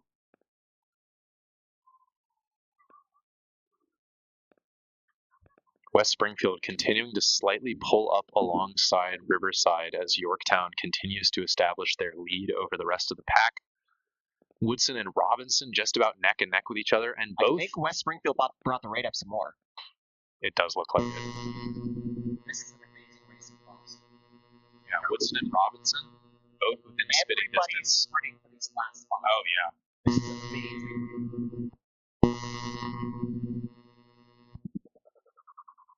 Yorktown have just started their sprint as well. Look at these oars. It looks like you're watching the same thing replicated 4 times on either side. Absolutely clean rowing. Some very, very nice catches here from Yorktown. Again, for those of us less attuned maybe to coaching rowing, the fact you can see those blades go in perfectly straight, drop down, and immediately start to pull away is exactly what you're looking for in a rowing crew. And oh my goodness. Is this 5 boats across? Riverside in second. West Springfield, I think, just a little bit in third over Robinson. Robinson right now. No, it's back and forth. It's coming down to the sprint here. No, West Springfield has another lead on Robinson again. And these crews are passing by the grandstands now. This will be a matter of inches. It is electric here. This is the last 100 meters. This is our last heat of the day, isn't it? No, there's another. Oh, that's right. There's another heat of men's. This isn't even finals. Yeah, for the racing to be this close for a non-final is absolutely crazy. And coming in to our finish line camera now. Ooh. Goodness gracious, that's Yorktown. Second. I think that's Riverside. I think that's Riverside, West Springfield, Robinson, Woodson. Good Lord. That is something you expect out of a final, ladies and gentlemen. And Thomas Jefferson coming through here as well.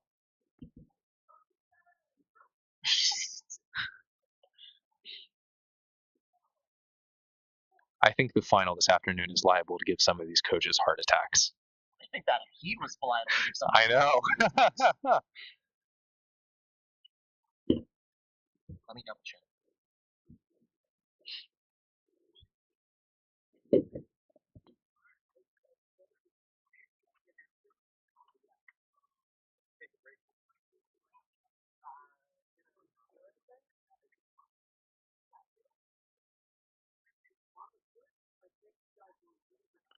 We've got our men's first 8 heat 2 lined up. Alexandria City, Colgan, Wakefield, Washington Liberty, McLean, and James Madison. Again, top 3 today advancing to the final, and the other 3 going to the Petite final. So all of these boys have a second race waiting for them. Just a question of which one they end up in.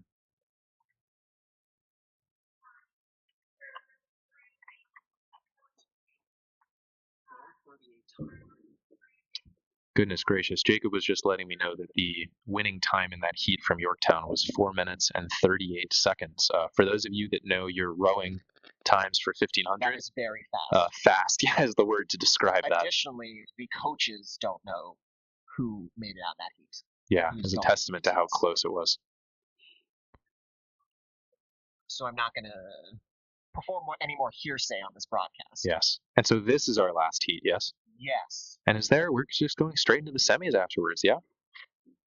Yes. Yes. So we have 5 more races then, I think. Yeah, after this will be those semifinals we were talking about a couple hours ago for the men's and women's for first everybody fours. Who's been listening to the entire broadcast. Yeah, so I'm sure all of you, I hope you've been enjoying listening to us for the last 3 hours. Although I gotta say, as someone who's as a coach, it feels like time takes forever because you're just staring, waiting for your guys to come by, or girls. This has been going quick. I should do this. They've been having really fast setters. I should do this every single time. It's a good thing. It's a good thing that we were the first choice. I mean, normally in these races, I'm a little more busy. Yes, that too. No, but they've been doing fast centers. They've been starting crews when the last races are still finishing. So we've had very quick transitions between all our races today. And we're off. Final heat of the day.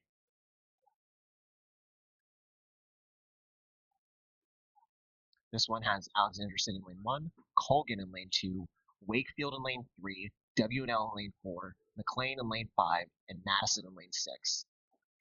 Hopefully this race is as tight as that last one. Oh, yeah. For all of us neutral viewers out here.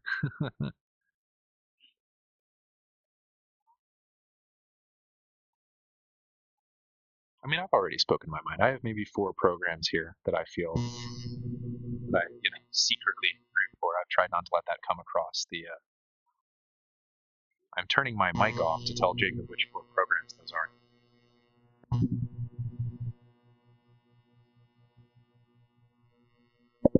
Yes, I'm turning my mic back on. And we're back. This race is going to be as good as the last one. I mean, so far, absolutely. This might even be closer at this point in this race than the previous heat was. Do you think we can just get 12 boats cross and throw everybody in grand finals? Yeah, we'll redo the lane lines. Everybody will have 1 foot of clearance on either side of their oars. Open up lanes 0 and 7. I think physically you could fit 12 boats across. I think it'll take you 10 No. I think 8 is the safe limit. Again, that's like an end of times resort. We were saying this a couple hours ago, but 2 years ago, there was a state final, the men's first 8, where we actually had 7 boats in the final because of a perfect tie in one of the 2 heats. Even with the photo finish. I believe it was Madison. I'm trying to remember who the other program was. I thought it was like Langley or Brack or something. Maybe. I think Langley tied. But yeah, there was literally such a perfect photo finish that they had a 7-boat grand final in the men's first 8 in 2024. I mean, for safety reasons, you technically could race up in lane 0 because nobody's going down. Yes. So you could go up to 8. It's at the end of the day. 6 is the classic, though. Yes. Looking back at the heat, we see that Liberty has continued to build on that lead they had. They've still not broken contact with the rest of the field. Although, again, at this level of rowing, it's not necessarily a given that anyone will be up decisively ahead. Something that's kind of crazy to think about with the field being this close in both heats is that it can come down to is this crew having a good race or a bad race? You know? I'm nodding. Sometimes people like to think, oh, so-and-so team is fast, so-and-so team is a little bit slower, so-and-so team is such and such and such and such. No, did they recover correctly? Yeah. Were they in the sun too long today? Are they in their heads right now? Have they been drinking water?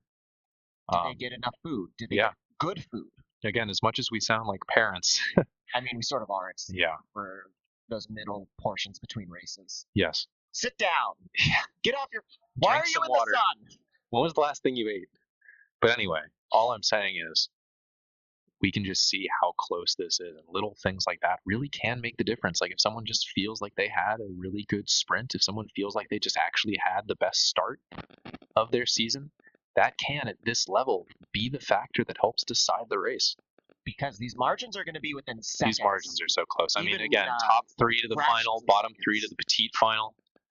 We do have Liberty in front, Wakefield right behind them in second, but then Colgan and McLean are even. Alexandria City within spitting distance. Madison not out of the race. Yeah. You love to see it. Absolutely.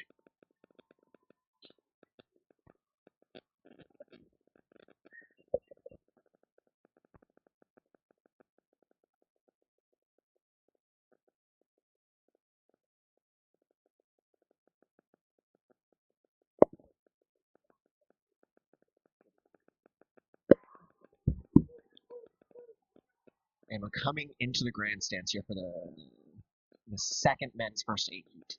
Yeah. Something very fun that we can see because we can see the grandstands is as the rowers come by, you see a wave of people run off of the grandstands down to the shore to see all the boats. And oh my goodness, crazy. Look at this. Even from this angle, we're about to see them on the finish line camera.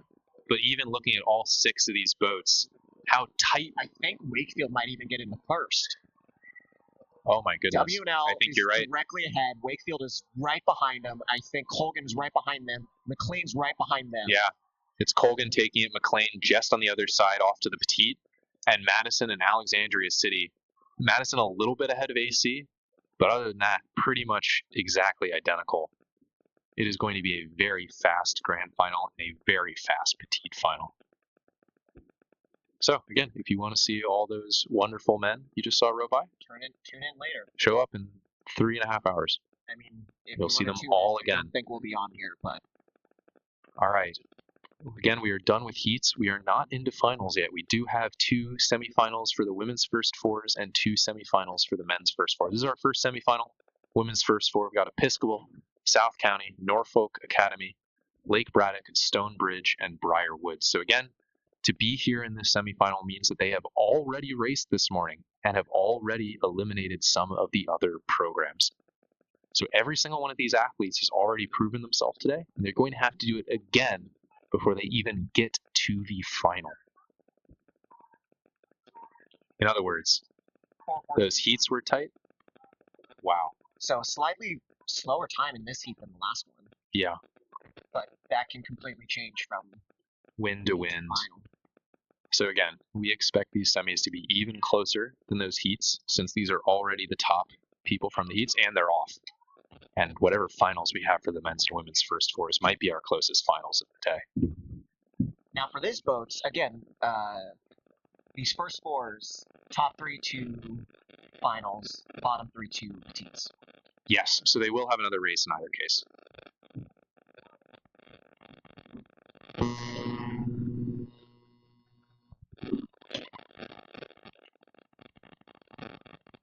Yeah, and what did I tell you?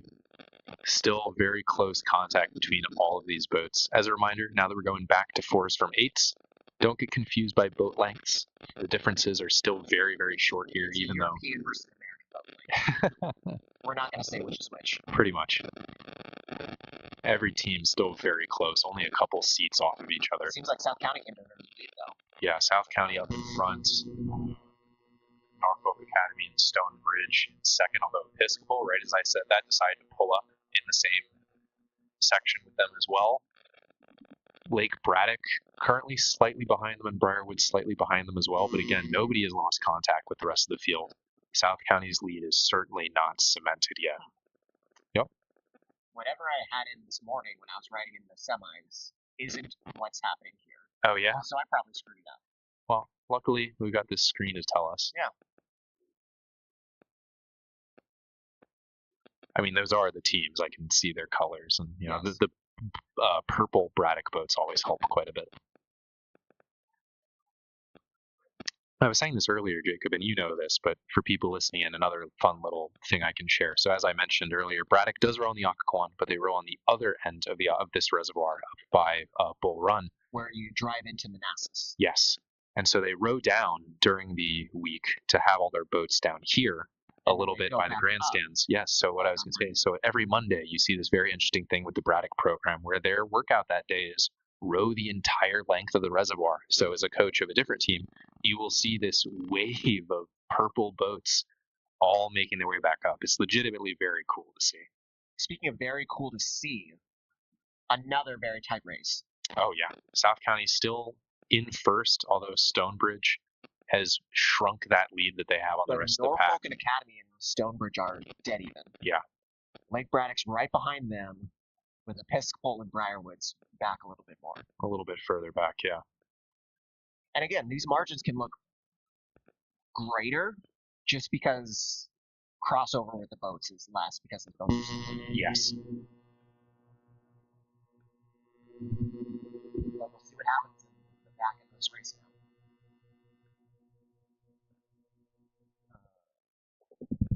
South County with the bucket. Yes. Norfolk Academy with a starboard rig. And then Stonebridge with a normal rigging. So, as much as I like to joke that buckets make boats go faster, it really depends on your crew. Yes. It's entirely a thing that changes season to season.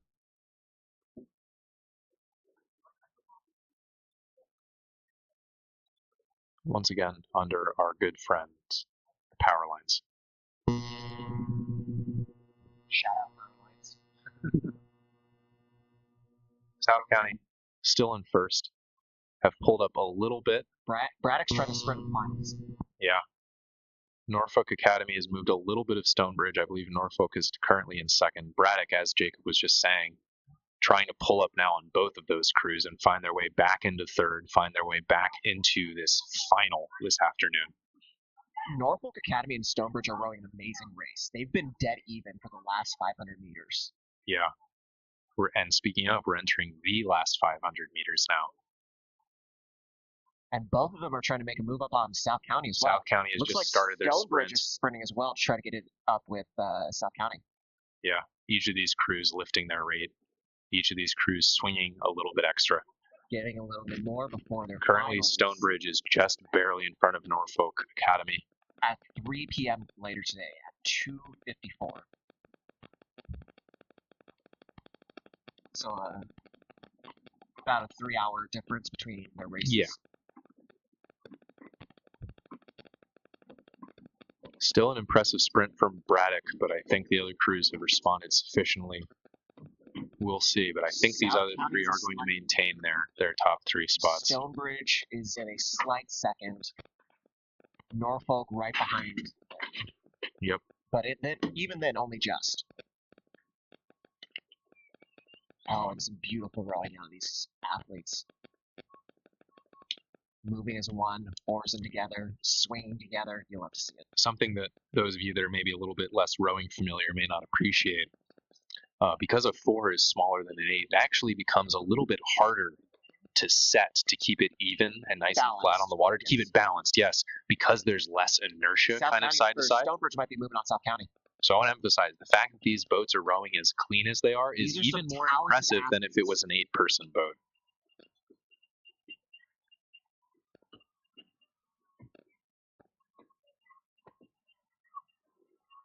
And all these programs coming through the finish line now. It does look like that finish order we saw just now is going to be what ends up happening. So, South County, spot, Stonebridge second spot, Norfolk Academy will be going to the final. Lake Braddock with an amazing Braddock right behind them, setting themselves up perhaps to win the Petite. But we'll see with semifinal 2 as well. Yes, and then Episcopal coming through with Briarwoods behind them. Great racing. Still good rowing from all these crews. And we're about to switch over to some even more good rowing. Yes, the second semifinal of the women has begun. Screen. In lane 1, we got Riverside. In lane 2, we got James River. In lane 3, we got Woodbridge. In lane 4, we got West Springfield. Lane 5, Battlefield. Lane 6, Robinson. Right now, it does look like Riverside may have a little bit of a lead. But again, all of these crews kind of proven, right? Advancing out of their heats. All these crews clearly row well, have the fire. Now, West Springfield and Woodbridge both won their heats. Yes, they did. But it seems like that's not happening here in the final right now. What did Riverside get in their heat? They got second in their heat. They got second, okay. Yeah, I mean, it'll be interesting to see. There's a chance that Riverside was holding back a little bit, just aiming to, just advance, not needing to get first. There is a chance that some of these crews are attacking the semifinal differently than they did their heat, coming out, trying to go as quick as possible off the rip, see if they can get an early advantage over the rest of the crews. So I'm definitely curious to see how this race is going to continue to advance. Oh, yeah. Riverside continuing to stay up in front. Looks like West Springfield's moving back on Woodbridge a little bit more. But Battlefield is ahead of... Is going to... Robinson. Oh, that's Robinson? Yeah. Oh, Battlefield's over. Yeah. I saw yellow boat. They should make a committee, not let any of the teams share colors. I mean, I think we won out in that regard. There are 38 programs here today. I'm sure we can find 38 different primary colors. Vespoli will love that. I mean, money-wise, I'm sure they would. Expensive custom paint jobs on every single amazing. Jacob, this is amazing. Goodness gracious, Riverside. Riverside has a slight lead. James River right directly ahead. Yeah, James River no longer with a big lead on the rest. For Petites, but they are dead even with West Springfield and Woodbridge, the two teams that won their heats. Yeah. Which goes to show, heats, final, semis can literally keep changing. Just because you won your heat, just because you got second in the heat, just because you got third, does not guarantee you can just say, oh, well, I beat them last time. We're going to do it again. Yeah. No, you got to fight for that. Yeah. The 5 ladies in each of these boats clearly mentally prepared to prove themselves all 3 times in a row.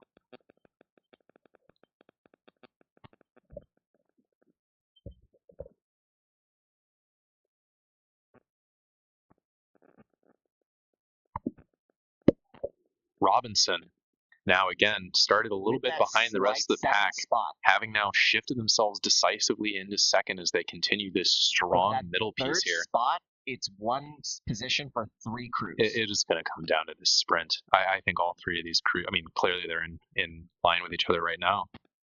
About to come into being even as we come through.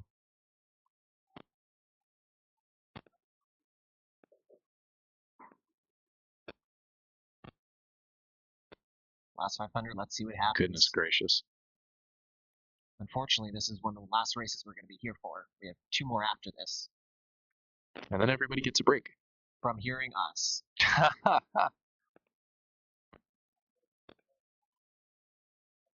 West Springfield just slightly in third. More. But let's see if Woodbridge lets them. This is going to be a long 500 meters.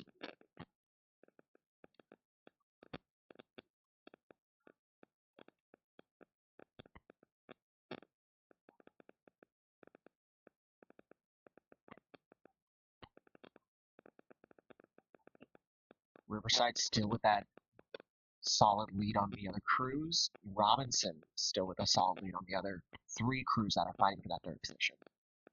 This is going to come down to what they do in this last 400 meters, in this last 300 meters, what they do in front of the grandstands, what they do past the grandstands.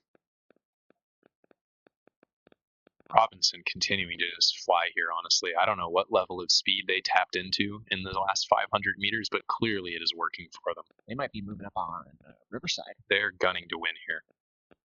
I think Riverside's got a pretty big lead on them, but goodness gracious. And again, Robinson got 3rd in their heat. Yeah. I think. Based off of where they're routing in, what lane they're in.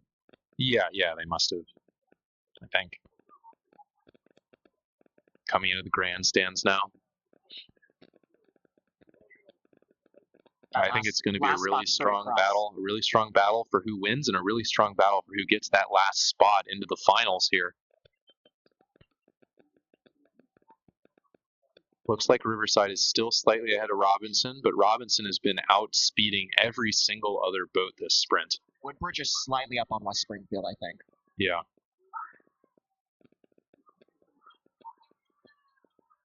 All right, let's see this finish line. We can't see them yet. Remember, there's some crews that are about to pop up in the foreground. Yep, there's Robinson. And coming across here. Riverside, Robinson. I think Robinson might have stolen that from Riverside. And then coming into 3rd, it does look like it is going to be the West Springfield Spartans taking that final spot into the grand final. And right behind them, Woodbridge and James River. Amazing racing out of all these crews. And Battlefield coming up as well. That was a very intense race.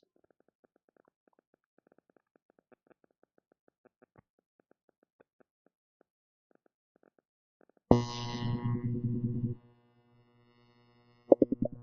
the Battlefield ladies swinging it out here. Again, finals and Petite finals this afternoon.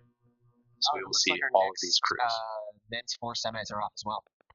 We got Langley, Gloucester, South County, Episcopal, Norfolk Academy, and Loudon. Now, it's fun going from these heats to the semis versus everything else. It seems like the margin, it seems like everybody was pretty well seated in their heats.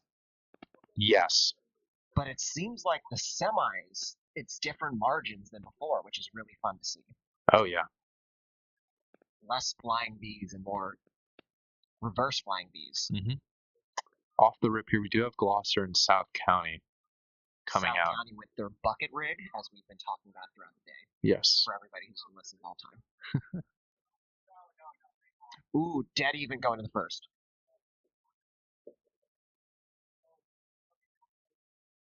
And again, it's top 3, so it does look like between Norfolk and Langley, there's a pretty tight gap. Top Episcopal, 3. Not particularly behind either of those teams. Loudon, they'll need to make up a little bit of distance here. They'll need to have a good sprint, but again, like Jacob was saying, definitely not out of it. Also, everybody racing a 3rd time after this. Yes.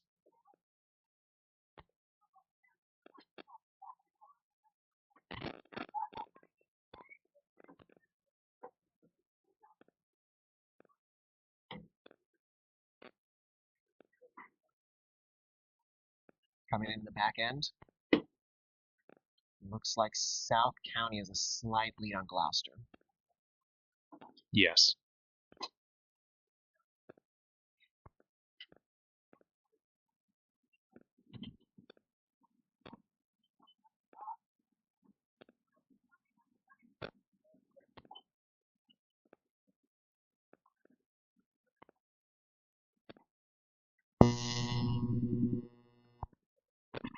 let's see what happens in this last 500. This battle for first is amazing. Yeah. And the battle for third. Norfolk and Langley battling out neck and neck. Same South County and Gloucester. Yep. Starting to see some sprints here from these crews. South County has just brought it up for their last 400.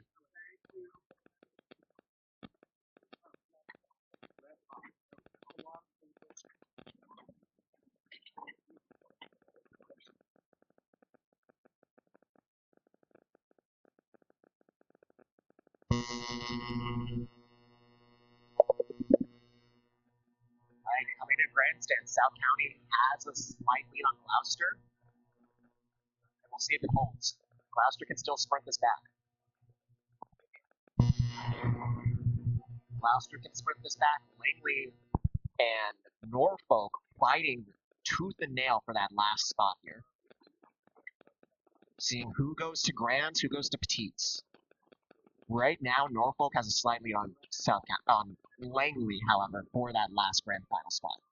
And just to repeat from the heats, South County were the state champions last year, followed behind Robinson, Langley, James River, Broad Run, and Briar Woods.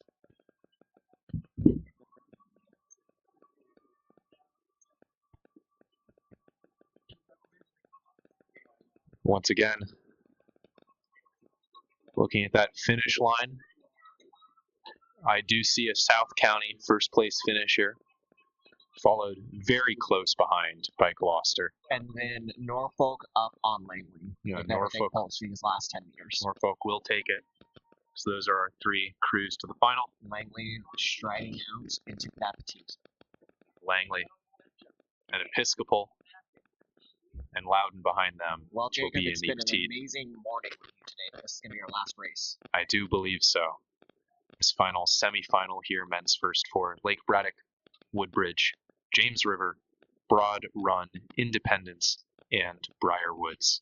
Like I said, a handful of these programs were in the final last year, and certainly they're in position to find the final again now. Let's hope this is as great a race as all the others we've been watching. James River with a slight early lead here above the rest of the crews. They did have a pretty strong start. Have we gone over everybody's mascot in this? Okay, let's see. How many do you remember, Jake? Braddock Bruins. Yes. Woodbridge are also like Saxons or Vikings or something like that. It is the Woodbridge Vikings, yeah. James River Rapids. Yes. Broad Run. I don't know. Broad Run are the Spartans as well, like us. I couldn't remember who's there. Briarwoods. Briarwoods are, do you remember? No. Are the Falcons. Okay. So there is a Falcons. There is a Falcons, yeah, but it's just not the Madison Warhawks. Okay. And Independence are the Tigers. I remember that one. And a commanding lead out here with James River. A handful of newer teams here as well. Broad Run Spartans, founded in 2018. The Briarwoods Falcons, 2010.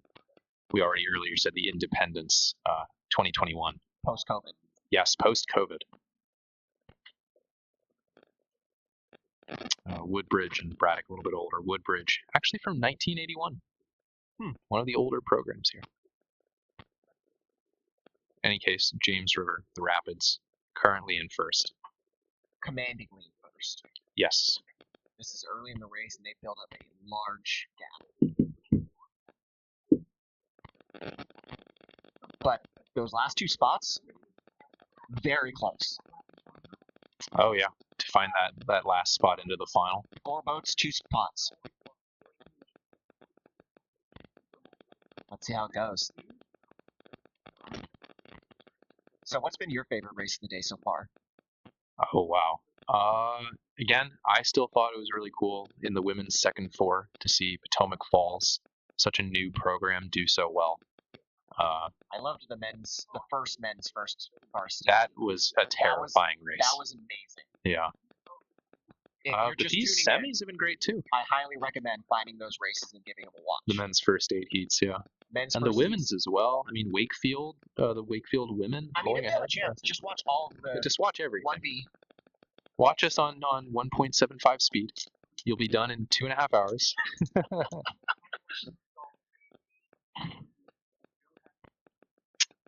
James River still in first. Broad Run and Independence and Briar Woods And Woodbridge. all determined to not be. Yeah, Woodbridge on the outside as well. Brad coming up behind them.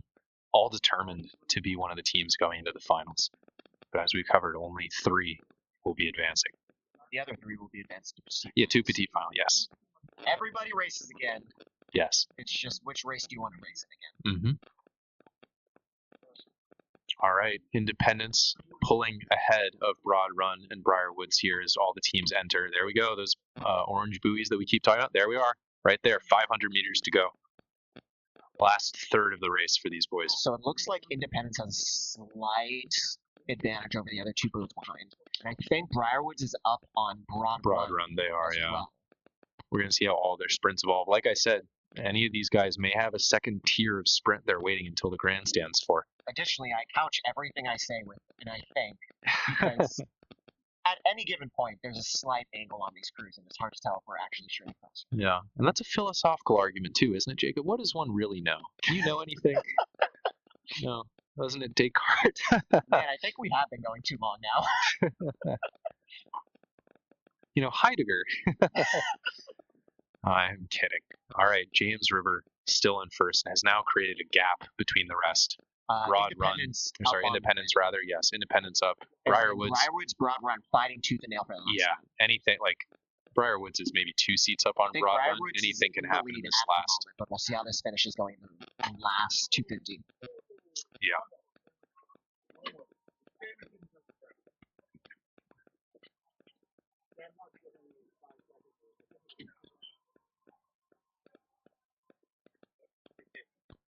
Great rowing. Amazing sprints. Yeah. Everybody's turning it up. Everybody's doing everything they can to get into this last race. Again, like I said, they've already proven themselves once in this heat. They've already beaten a handful of other crews. They're looking to continue that. Ticket into that grand finals. Yep.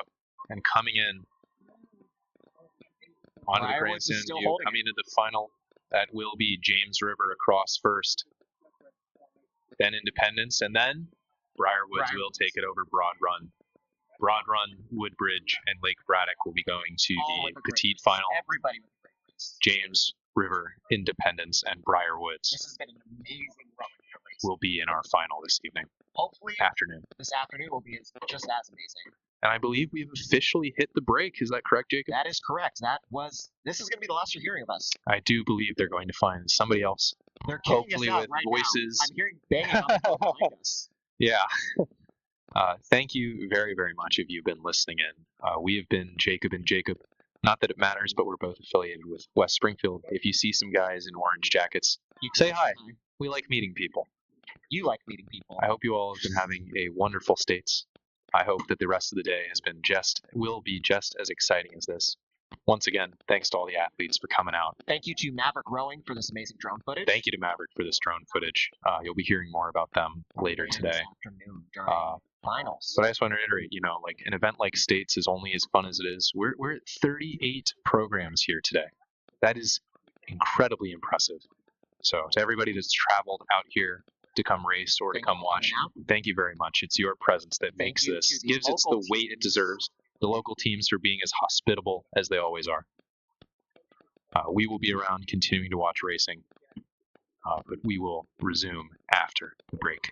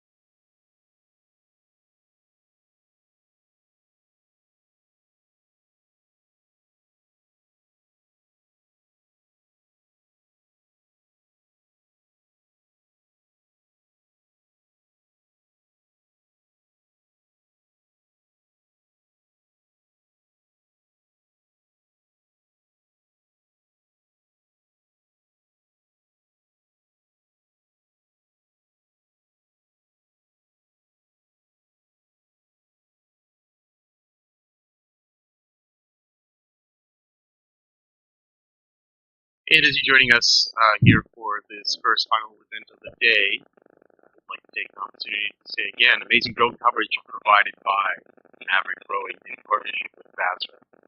Maverick Rowing has really done a great job with the drone, allowing the audience to watch from the comfort of their home and from different parts of the race course, which makes it very easier for coaches and athletes and fans and supporters to see them live and compete without any guesses, without any confusion. It has been a great addition to this season.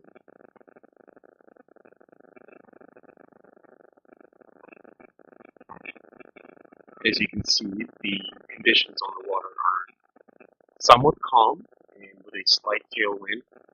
This allows the races to be slightly shorter as athletes and rowers are getting pushed by the tailwind that is behind them, if you will, and makes races a little bit more manageable.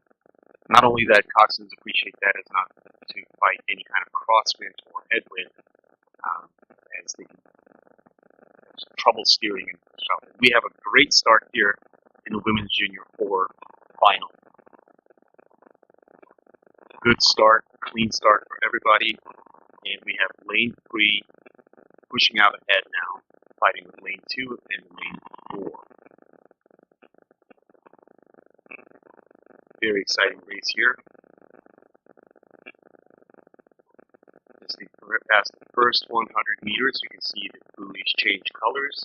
The athletes will start off with a very strong, powerful start as they get the boat up to speed, and then shift over into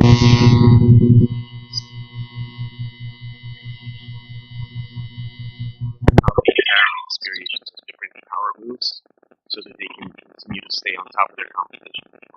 At this point, coxswains will take a look around left and right to see where they are, if they have boats on each side of them, and will continue to push and motivate their crews to push down the course. As we can continue to do that, we can see a nice chevron developing. We can see that the seating of the heats was pretty accurate and spot on. And so lane 3 and lane 2 are now fighting each other for the first place. It seems like anybody's race at this point as we come in to the first 500 meters of the race. A nice, comfortable swing for every other crew. Seems like they're just getting settled in. As I said earlier, we typically see boats get brought up to speed, and right now, every athlete and coxswain is going after making sure that the speed is, at the very least, not slow down. Maintain the speed or get faster is the name of it. As you can see, lane 3 is now pushing out ahead, doing a fantastic job in staying on top of their competition. One perspective that many people can't see unless they have rowed is when you're out ahead and see the competition, quote unquote, in front of you, you have a little bit more control of the race and are able to respond to any kind of moves as a rower and an athlete.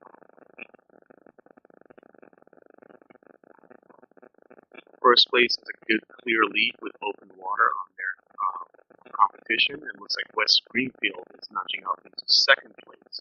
It is pretty much anybody's race for third place. Remember, in these full races and finals, the rule says that you have to beat at least 2 boats to medal. So in this particular case, anybody with third, second, or first place will advance, or will earn a medal. We have nice, strong, rhythmic strokes coming out of lane 3, Oakton. They seem to be very much in control of the race as they have been from the very beginning. And Morris Park, making a very strong push, is now leading West Springfield with about a bow depth on top, which is just about 1.5 seconds. West Springfield responding very well. They're not going to make it very easy for Morris Park to make that move. So it looks like they're also making a responsive move and pushing back on that lead. They're now coming underneath the power lines which is a great reminder for many rowers to stay in the zone, stay focused. There's still plenty of racing to go. And so it looks like from the great, big overhead shot here, that the drone's going.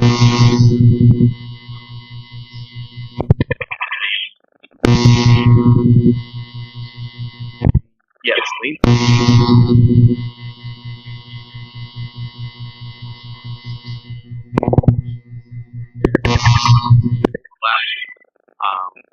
In front of West Springfield. West Springfield continues to push away from the rest of the field, sitting comfortably in third as they approach the middle 1,000.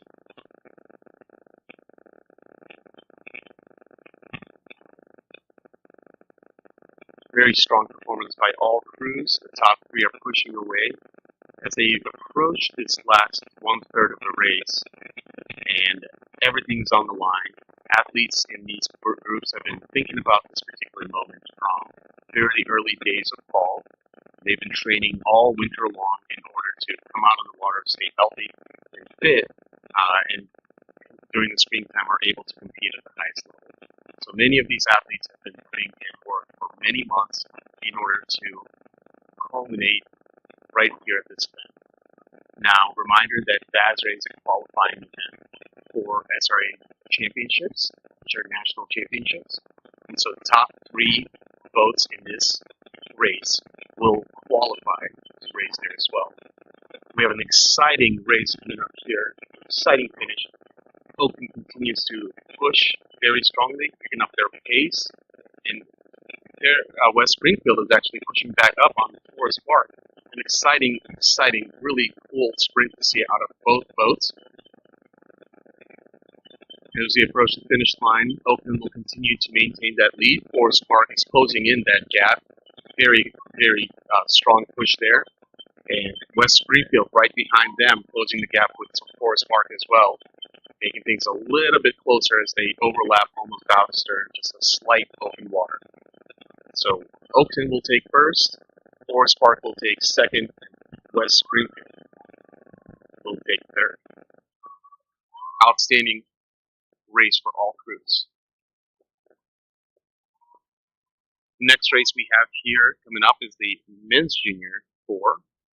Men's Junior 4 is also a qualifying event for SRA Nationals, and so similarly in these events, top three will have met the qualification standards in order to race again at SRAs in a couple of weeks in Oak Ridge, Tennessee.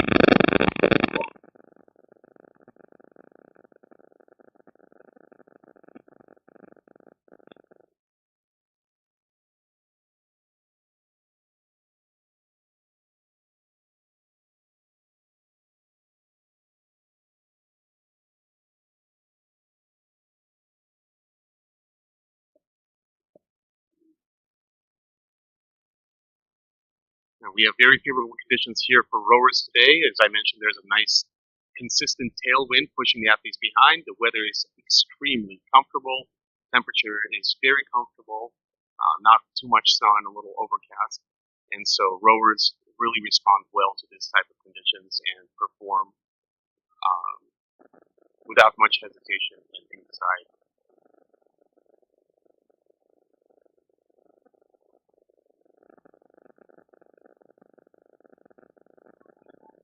These crews are a little bit more experienced compared to last weekend, and so alignment and following directions up at the start makes a little bit more. Oh, I spoke a little too soon. We almost have a collision here out of lane 2 and 3. Looks like they completely edged it out.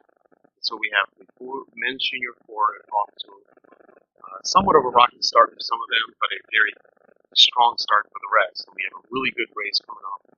And remember, the rule says that if there's no collision, no interference in the first 100 meters, the people will continue to let the race go, as there's no impact on the results of the race. We have a strong start in the first 300 meters out of lane 3, Stonebridge, Loudoun County. They are being pushed very hard by Norfolk Athletes on the friends south of here, Norfolk, Virginia. A very strong and competitive crew. So we almost have a tie. looks like Norfolk actually is pushing up ahead with a slight lead on Stonebridge. And I would definitely, if I was that coxswain, keep an eye out on what's happening in lane 6 as well, as lane 6 and lane 1 are both fighting for a third place. And so at this point, it's anybody's race here. Fantastic experience for the rowers and coaches, because these are the kind of races that are loud, aggressive, and very memorable. You don't typically forget races like this. Good rates out of all crews, very race-like rhythm. You can see by the puddles that they're giving it their all, giving it their final pushes of the season. The crews continue to push. First place, it looks like, yes. So Norfolk Academy continues to push first place, just a slight edge for them. And looks like lane 6. Yep, lane 6 out of James River is also making a nice solid move as we approach the, I guess, a little past the 600, 700 meter mark. At 750, that's just about halfway. Many crews are traditionally known to make a little bit of a power move there, and so that they are able to push it out. But this is an incredible race between Stonebridge and Norfolk Academy. It is now almost tied, and they're completely going stroke for stroke with similar rhythms.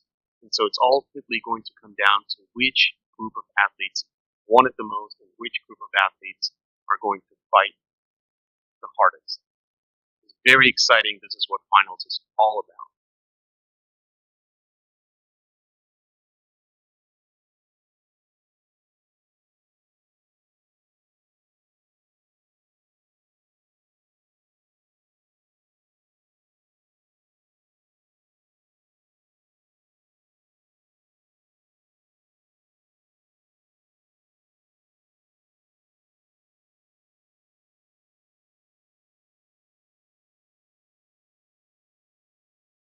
Well, this looks like it's going to be a battle here between Stonebridge and Norfolk Academy. Norfolk Academy may have pushed their bow out just a little bit. By the way, this is Brian Tallender back after last week, joining in with Azim to make a few commentaries here. Oh, thank you, Brian. I think I actually forgot to introduce myself. Yes, this is Azim Mujabai from McLean Crew. All right. It's a fantastic race. Oh, look at this. Who wants it? Anybody's race here is going to take down to what? The sprint and the exactly who's going to want it the most. Right, you can see it's tough with the drone angle to tell exactly who's out in front here at this point. But you can kind of look at the buoys. But we got about 300 meters to go, and Stonebridge just made a move. Nice move. Stonebridge just dropped the hammer there. At this point is who has the higher pain tolerance, because all crews are in pain, fighting for it. They've been thinking about this moment all season long. Right, they are in the pain cave, but they tell you what, endorphins are a powerful force. You win this race, it doesn't hurt till later. Oh, and now Norfolk Academy has made maybe a push back. It's once again tough with the drone angle. We're going to have to wait till we see the finish line, but they're coming in front of the grandstands now. If you listen off to the left, you can hear the people in the grandstands cheering their respective crews on. Oh, up Stonebridge, and they're both at about a 40 stroke rate, stroke to stroke going together. Stonebridge with a slight higher rhythm. Let's see if that gives them a little bit of edge. Looks like they are inching away quite a bit into the final 100 meters. I saw the bow seat of the Norfolk boat take a little peek out there.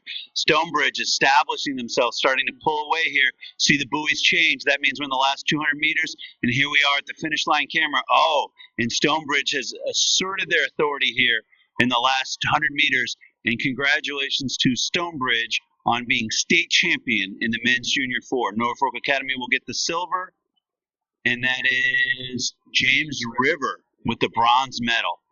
Very impressive. All three crews that do not row on the honor. Mm-hmm. Yeah, the fantastic sprint by Stonebridge. Very impressive. Stonebridge, the sprint sometimes is a little bit of misconception. It does not mean just higher, heavier strokes. And what you really want is long, strong arcs and a higher rate. So what essentially is the blade needs to go faster through the water as opposed to just bodies across the slide. Right. As I always tell my crews, right, it's not enough to just take the stroke rating up. The boat has to go faster, and it's something it's easier said than done. You are completely tapped out by that point in the race, and it's not even a question of technique at that point. It's maybe a question of will. All right, here we go. Women's second four final. Looks like everybody's locked on. Maybe not have our points. You can see looking at it, it's right now, it's kind of, the wind is picked up, but it's from the south, so it's mainly a cross breeze. So you'll see the coxswains probably having a little bit of trouble keeping their points there on the platform. And there's a little bit of a lee eddy in front of the platform, meaning maybe it's a little bit of a cross tail there. But with the Occoquan, especially when it's in this direction, it really depends on what direction the creek is coming in, and it'll funnel the wind. And so you'll be at one point, and all of a sudden there'll be a big wind gust, and it's a headwind. And then you'll, like 500 meters later, you're in a different creek, and it's a big gust, and it's a slight tail. So it's the wonderful thing about our race course is that we're kind of down in a little bit of a valley, so it's very protected. The leaves are on the trees, and the current is uniform across all 6 lanes, so it's very fair. Yeah, it's one of the most fair courses in the country, let alone on the East Coast. It's just with all the variables that you just mentioned, it still provides a very straight shot, protected course. If there's any kind of wind above 50 miles per hour, other courses are a lot more choppy, volatile, and are prone to exposure to the wind and elements. We have a great start here, very clean start, straight start. Yeah, it looked like Lane 1 Episcopal was a little off point, but their coxswain got it right back on track. Nice shout out to the Episcopal coxswain there, go Maroons. Lane 2 South County with a really good start. So Episcopal and South County got off the line quick, and now Riverside is starting to establish themselves and really put themselves in that first place position so that all the other teams have to come chase them. Still, that's about 200 meters in. So just about anybody's race would be very hard to predict this one. Very nice, even across. I tell you, I'll share this as a rower. This is probably the most exciting part of the race. You'll get to hear and almost feel the competition across the entire field. You're watching everybody out of the corner of your eye. Right? Not supposed to look out of the boat, but everybody a little peek every now and then. So we have. You can see we should be, if you've been with us all day, first of all, thank you. And also, like, shout out to you for staying with us all day. But the races are going to really tighten up here as we get to the finals. You're going to see a lot of really close racing. If you're watching the finals, or the the heats of the men's 8s, where it was like bing, bing, bing, bing, bing, we're going to see a lot of that this afternoon. Yeah, my prediction in the women's first 8 and the men's first 8, we're going to have some margins that are going to be within 10th of a second. Yeah, it's in the men's 8s this year. We shouldn't talk about the men's 8s right here. We should be talking about the women's second 4s. Look at Riverside here coming away, really establishing themselves.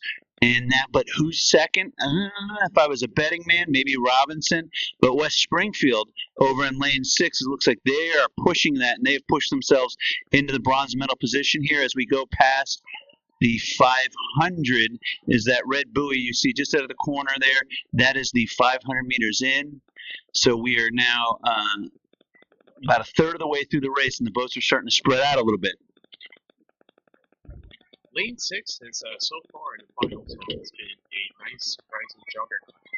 I don't think that has much to do with any kind of conditions, but sometimes when we come to seeding, what ends up happening is some crews will strategically execute their race. Right.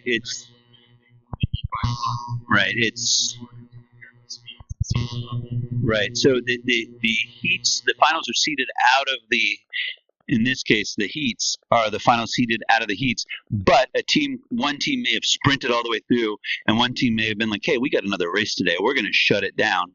And now they're executing their race strategy to try and get that medal. And it looks like it's working out for West Springfield, because they are now pushed solidly into third place. And I would say maybe a fourth place probably Episcopal, and fifth place Woodbridge, keeping it really tight. South County a little bit up back, but once again really solid here as we come into the power lines with about 600 meters to go. As we coming down to the power lines, keep an eye on Robinson. They closed a huge gap on the Riverside, and now it's going to be a very tight race at the end. Again, it's going to come down to pain tolerance, fitness, and as Coach Brian mentioned, is who wants it more. Mm-hmm. You can do a lot. You can do a lot when you put yourself in a very tight spot and see how you can get out of it and see if you can edge off the rest. Mm-hmm. Great job for Robinson. Really pushed that group. From my angle here, it's a little hard to say that they probably now have a little bit of a lead, but Norfolk, excuse me, not Norfolk, but the Riverside responded with a great move. And right there, coming into the last 500, you see that buoy line there? So 500 meters to go, and once again, it's a Riverside Robinson race for that gold medal. Who's going to get the trophy, take it back to their school, get their name engraved on it, keep forever. That's forever. Everyone's going to see it 5 minutes from now to 50 years from now. Yeah, listen, there's I still see trophies that from when I was in high school, and it fills me with nostalgia. You'll come back in 20 years and see that trophy and know that you held it for a year. Is pretty cool thing. So here we have Riverside. Looks like they got about if we were British, we'd say a canvas, but up about a deck, 2-3 seats up on Robinson. But that angle's tricky with that drone. So maybe Robinson looks like they're pulling even. And West Springfield has really established themselves as the bronze medal boat. Someone's going to have to make a big move. Ooh, look at that. It's a big move from big search from Robinson. Right, here we go. They obviously are pushing it all the way in. They held it back just enough. And Riverside, will they respond? This is still about 250 meters left in the race. So they can respond, but remember. Yeah, look at that. Robinson. It's going to be a little bit hard. Outstanding move by Robinson. They moved up the whole length of the boat. That's it. Yeah, they're going to open up out of the corner of our eyes. We can see they're going to open up, maybe even break contact and get open water here and say, this is our trophy. This is ours. We're going to take this. Shout out to the Rams for just a really gutsy row here as we come into the finish line. Robinson looking still like the silver medal, and West Springfield looks like the bronze, but we'll wait to see when we get to that finish line angle. Robinson completely surged out in the last 300 meters. Oh, great last 500 from Robinson. Congratulations.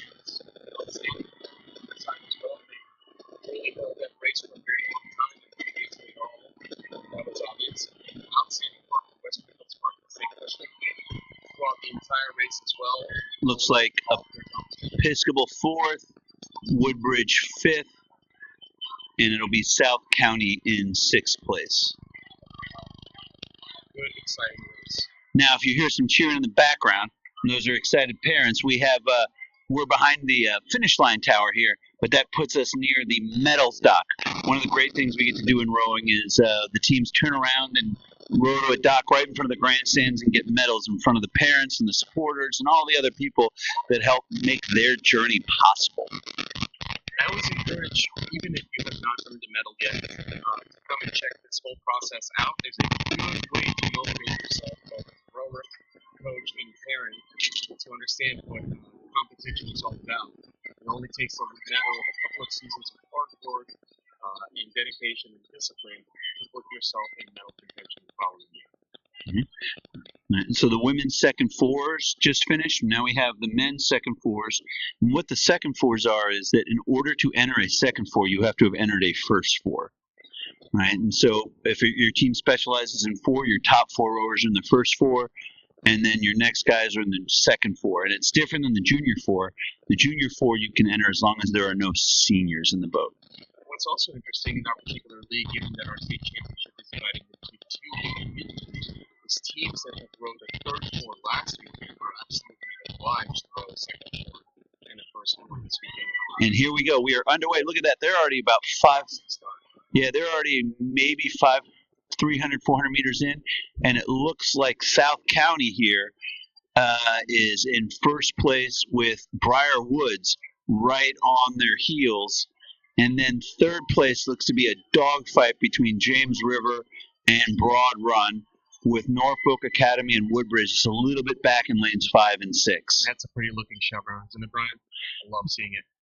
Well, that's means the seating committee did their job. They did a great job this year. The seating committee. Well, I will take that as head of the men's seating committee. We'll see how it goes.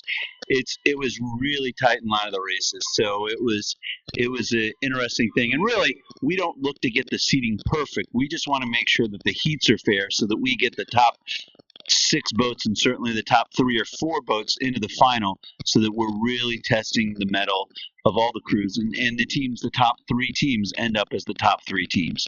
Yeah. And it looks like the top team here right now is lane 3 South County, the Stallions. And apparently I got a shout out from them because I was mentioning boat names last week, and apparently their website crashed because so many of you went to go check out the names of their boats. They have a page listed with all the names. And so, go crash their website again. Let's go have some fun. Yeah, great race here. South County is very much in control of this race. As I mentioned earlier, as a rower, you want to see your competition in front of you. That means you are way ahead of them.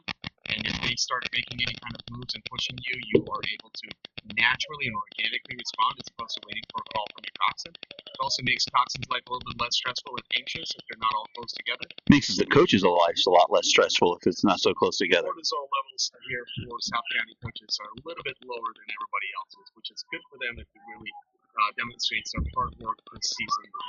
Oh, but here comes Briar Woods. Let's not call stuff too easy. No. Briar Woods is not letting them go, and it looks like Briar Woods is in second place, maybe 3 seats back.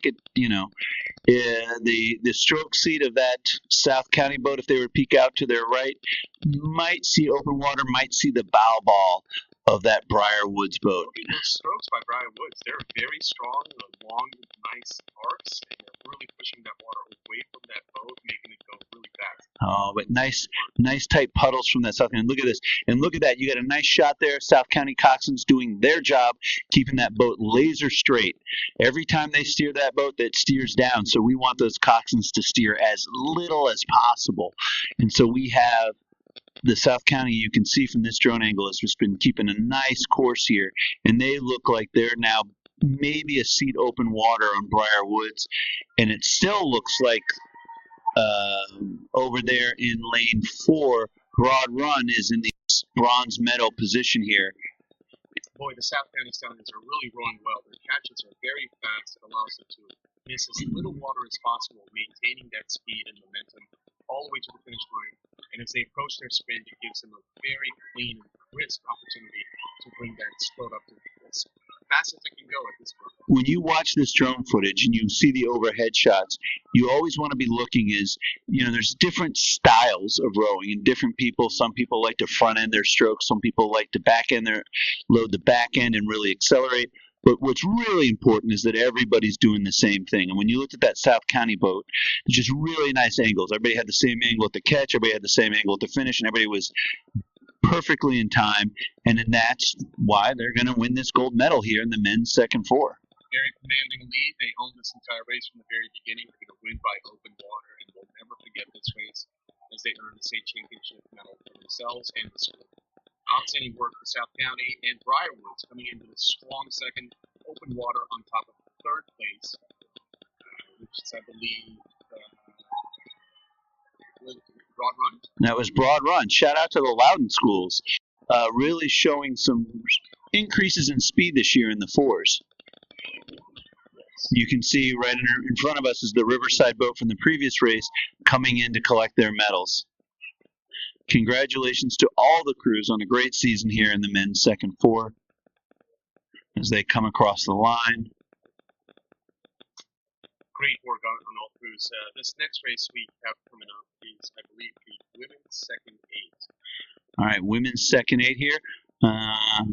So this is the big boats. In order to race a second 8, you have to enter a first 8, and the first 8 is the knife fight of the races so far today. If you watch the heats this morning, it was just really tight. There's not a lot of spread. The depth of the field is quite impressive. I would say Yorktown probably didn't have to work as hard in the heats as everybody else, but everybody else was in just a real dogfight just to even make the finals. And so it'll be a question of who is recovered enough to make that. The second eights were a little bit more spread out, but we'll be coming up here on that. Is it the second eights are before the junior eights, correct? Yes, the second eights are next. We got the women's second eight and the men's second eight, and then the junior eights are afterwards. All right, and so the women's second eight. So it's not shown on the screen. Luckily, our producers brought this down to us. So we have lane 1, Washington and Liberty, W&L. Lane 2, Colgan, the Sharks. Lane 3, Yorktown. Lane 4, Woodson, the Cavaliers. Lane 5, the West Springfield Spartans. And lane 6 is the Riverside. And I believe that. Oh, I messed that up. I was reading the wrong event. Correct you, Brian. Yeah, let's have Azim read, who can read. This is why I teach math. So we have lane 1, Madison. Lane 2, Yorktown. Lane 3, Alexandria. Lane 4, Langley. Lane 5, Woodson. And lane 6, Washington Liberty. I am proud to say that I know every single one of those coaches and leaders of those crews. And what a fantastic group of coaches out in this particular competition. Very historic powerhouses that always bring good crews in on the women's side. Who's lane 2? Yorktown. Yorktown. So we're waiting on Yorktown back in with their fancy. The Yorktown is all rowing Philippines. We have parents ask us, like, what's the difference between the different boats? And it's really preference. It's, Chevy, Ford, Honda or Toyota. Yeah, it's.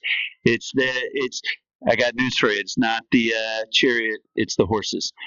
So for a lot of these events, but Yorktown does something similar to what I do with my program, which is once we pick a boat manufacturer, we stay with it because it makes it a lot easier to keep parts in inventory and. I'm glad you brought that up, Brian. As somebody who's coming in as first year as head coach, I'm beginning to learn how important maintenance, logistics, and parts are. And having one single manufacturer and one streamlined process is certainly helpful. It allows you to keep your stress and focus on the racing and coaching. Yeah, I've always said that just the one manufacturer, which is why we have similar levels of gray hair, even though you're a little bit younger than me. So we'll coming in here as Yorktown locks in. Scheduled 2:13, so the scheduled race time. So we're ahead of schedule. They will start the crews early if they are. What the officials will do is if you've never been at the starting line, they'll call like 5 minutes till race time, and then when everybody locks in, if they're ahead of schedule, they'll like, okay, we have all crews locked in. We will start early if no one has any objections. And if no coxswain raises their hands, then once they get everybody locked in, they'll start doing it. So as you watch, we can see when the drone footage pulls out, you will see there's a platform over on the just off screen on the right, and there's an official there, and they're on a walkie-talkie, and they're telling the wonderful parent volunteers laying down on the diving boards on the starting platform, lane 2 back 1 foot, lane 3 forward 6 feet, as they try and get lined up on exactly the start line. And once they have alignment, they'll raise a flag. And once that flag is up on the left, which is for you on the right side of your screen, the main official in the starting platform behind the dock there, in the little boat on the stand that you can see on the top of your screen, they'll raise their flag when they're ready to start. And it looks like they're going to get them ready to go. So you can watch. If you got the big screen TV, you can zoom in. If on your phone, it might be a little bit challenging to see. But when that guy or gal, the lead official in the platform raises their hands, then it is go time. Oh, I see oars getting settled in. Yep, people working on their points here as that little bit of a crosswind, and so it's going to blow the bows of the boats from the right side of your screen to the left side of your screen. And so you'll see teams, the 2 seats or the bow seats, depending on which way the boat's rigged. Right? You can see Langley has a starboard rig on their boat, so they're 2-seat rows. But over in lane 5, Woodson is a port rig, and so you'll see their bow seat take little taps to keep them on point as they get alignment so that they're pointed straight down the course when they're rowing, because the boats are trying to weather vane in that crosswind. Just a little bit, yeah. And so we have 3 three crews that row on the Potomac River here now: Alexandria, Washington Liberty, and Yorktown, and three crews out of the Occoquan. And as somebody who coaches on the Potomac and rode on the Potomac, I think there's a little bit of bias for me as well, because I always think that the Potomac crew is a little bit more ready. And we got a great start. God, what a beautiful shot. Outstanding jump by what looked like Yorktown, but now it looks like lane 3, Alexandria. Alexandria City. By Balboa. Rowing out of the D. Campbell Rowing Center down there in the Old Town waterfront. I'm very proud to say that my very first job coaching was doing a winter conditioning session with D. Campbell himself.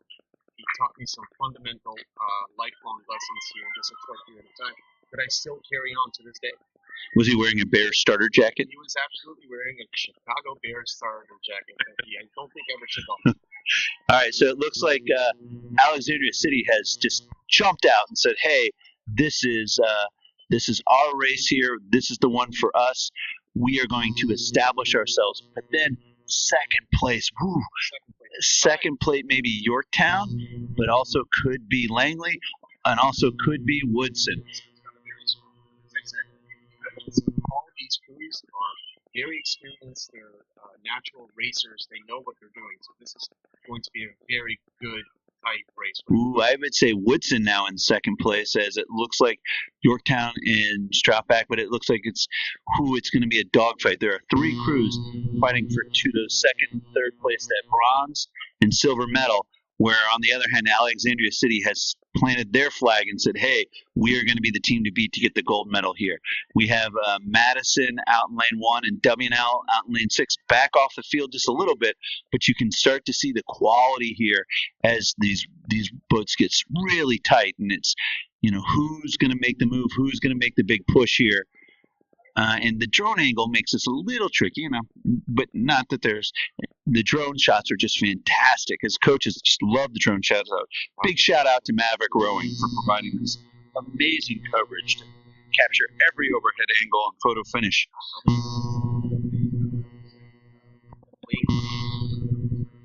Yeah, that could have been one of those creeks we talk about. So the little creek comes on the right side. Yeah, and you can see the little wind ripple. Yep, right by where Madison's going through. You can see the little wind. That's going to make the coxswain earn their paycheck there. We pay them in cheeseburgers, but they need to get their work done here and keep that boat going straight. And now, to my eye, it looks like maybe Woodson has pulled out about a seat on Langley, and it looks like Yorktown now maybe a 3-4 seats back of Langley, but now Langley's made a move back and looks like they've pulled level. So it's just a battle royale there between Langley. Halfway down into the race, definitely don't sleep on Yorktown. They're still very much in the conversation.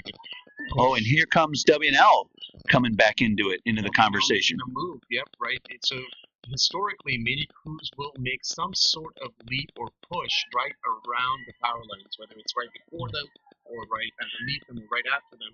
But there's a strategic timing here to make sure that you keep that boat at speed so that you have the most favorable conditions for a sprint. Right, and it's not that there's a special magic distance about the power lines, but we are giving instructions to high school crews, and they need obvious landmarks. And the power lines are a very, very obvious landmark that you can tell them, "Hey, when you get under this, do this." And they'll be like, "Yes, coach. Okay, coach."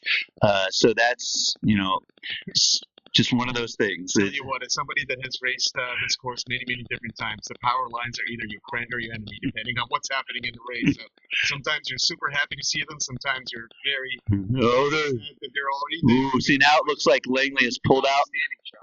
Great shots once again from the Maverick Rowing here. The fight between Langley and Woodson is phenomenal. I mean, they're boathouse favorites. I'm sure they all know each other really well.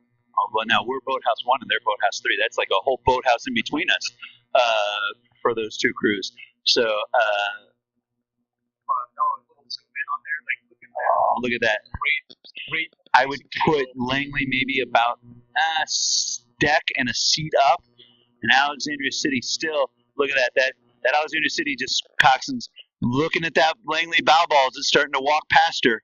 Right, she's starting to get a little bit nervous. And that's what I'm looking for as a coach. I'm only looking at the bow balls and where they are compared to the other ends. And it's Some of you that don't know, the bow balls are on the very end of the boat, the very front part, or the bow. Ooh, and see, you can see when I made that comment a few minutes ago, and here they come in. So we're at this oblique angle here. Great race.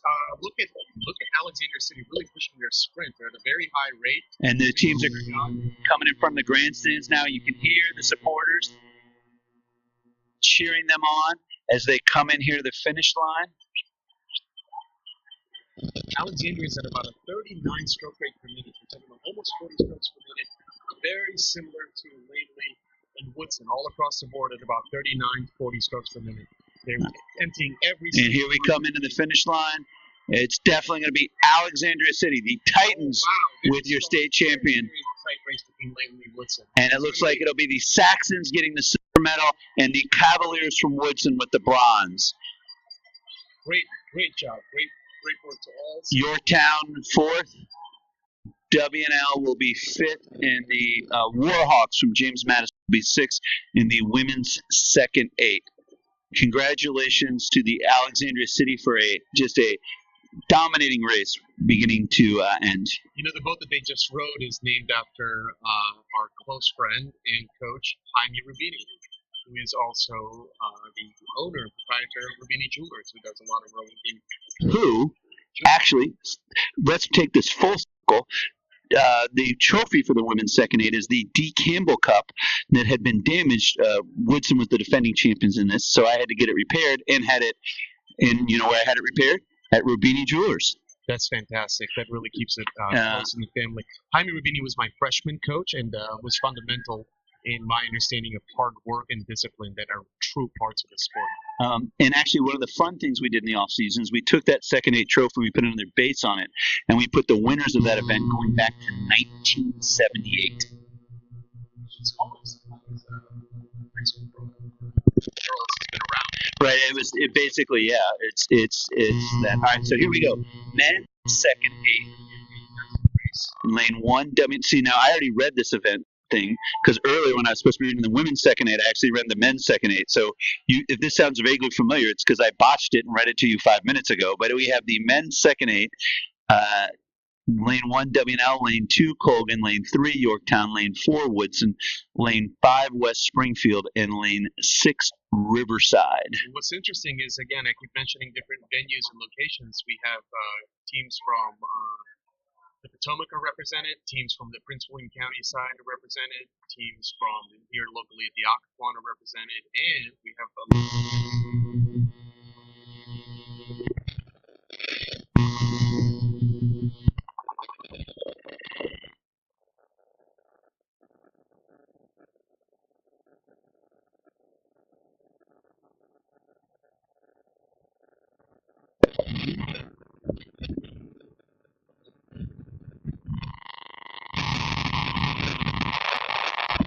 So coming up here, and we are underway.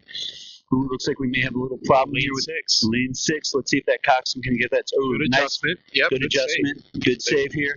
Also a little off point there from lane 4 from Woodson. But my coxswain, shout out to Eamon Cheeks pulling that one out. So here we have. Ooh. Lane 1 looks like it's pushing up. Lane 6 stopped. Let's see what happened. Did they have breakage or did they catch a crab? Because if it's breakage, they may stop the race, but they may. Still haven't seen a call from the refs, but yep. Now we have seen. I see ref waving. Yep, they're waving them off. So it looks like Riverside and Lane 6 had breakage. They will pull them back and restart that race. And typically, breakage is allowable in the first 100 meters. And the 100-meter buoy for breakage, you will see right next to the bow of the Riverside. Wow. So they were right inside the breakage zone. Good work. Look at that hand right off. That coxswain knows their rules. And shout out to the Riverside coaches for instructing their coxswain on the correct way to handle breakage in the beginning. Yeah. We'll see what happens now. The ref will go over and determine if it's breakage, and then restart the race. If it is not breakage, then it is possible they may exclude them from the restart. That's true, and even if it is breakage, they will also be inspected and are technically given a warning. And then if that happens again, unfortunately, they could be excluded from the race. But looks like there is still a little bit of assessment period going on, and from based on what we're seeing, there isn't really anything significant like losing your rudder or a skeg. Well, it looks like they're turning them around to send them back up. Yeah. So we'll see here. We are actually doing very well on schedule. We're like 5 minutes ahead of schedule here. I don't think I've ever heard you ever say that. I've heard Regatta, and I know you for a very long time. So they have time to turn them around and restart it. Well, we've gotten here into the varsity crews, and we're into the final. So all these crews are, just top-end teams. And we're on 7-minute centers so that we have time to give out the medals. Or actually, I think they're on 9-minute centers at this point for the medals, which means that the coxswains will have plethora of time. So we will get caught up in no time here at all. As the drone shows us here, Riverside backing back into the starting platform. They better back them into the platform and not restart them there. Have they turned the other crews around? I can't see what's happening. The other crews may have turned around and headed back to the start because they're about 300 meters in. That's a nice little adrenaline jump for all those athletes. If you had a really good start, you're angry. If you had a really bad start, you're excited, is kind of how this goes. Emotions are a big part of the sport, and they're going to be up and down this entire weekend. So it looks like they're backing them back into the platform. We'll see what they do. The other crews may turn around and row back and then come back in, and we'll be waiting. I'm going to hop off for a second. I'm going to go cheer to my women's second eight as they get their medals, and I'll be back hopefully for the start of the men's second eight, which may be about 3 or 4 minutes as they turn them around and row. Yeah, they've turned them around and they're rowing back up to the starting line. Great job to the Cavaliers, and we'll have Coach Brian here back in a second with us, and we will anticipate the next race. So typically they could restart this race a little bit after. So what they might do is let the next event go, but actually from what I'm seeing here on the drone, it looks like they're pushing the crews back to the starting platform so they can rerun the men's second eight here again.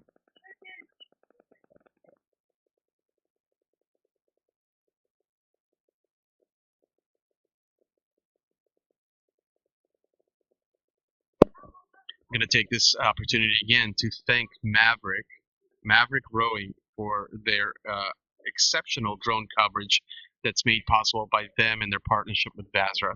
Been really great joy to watch them, both at home and here at the regatta.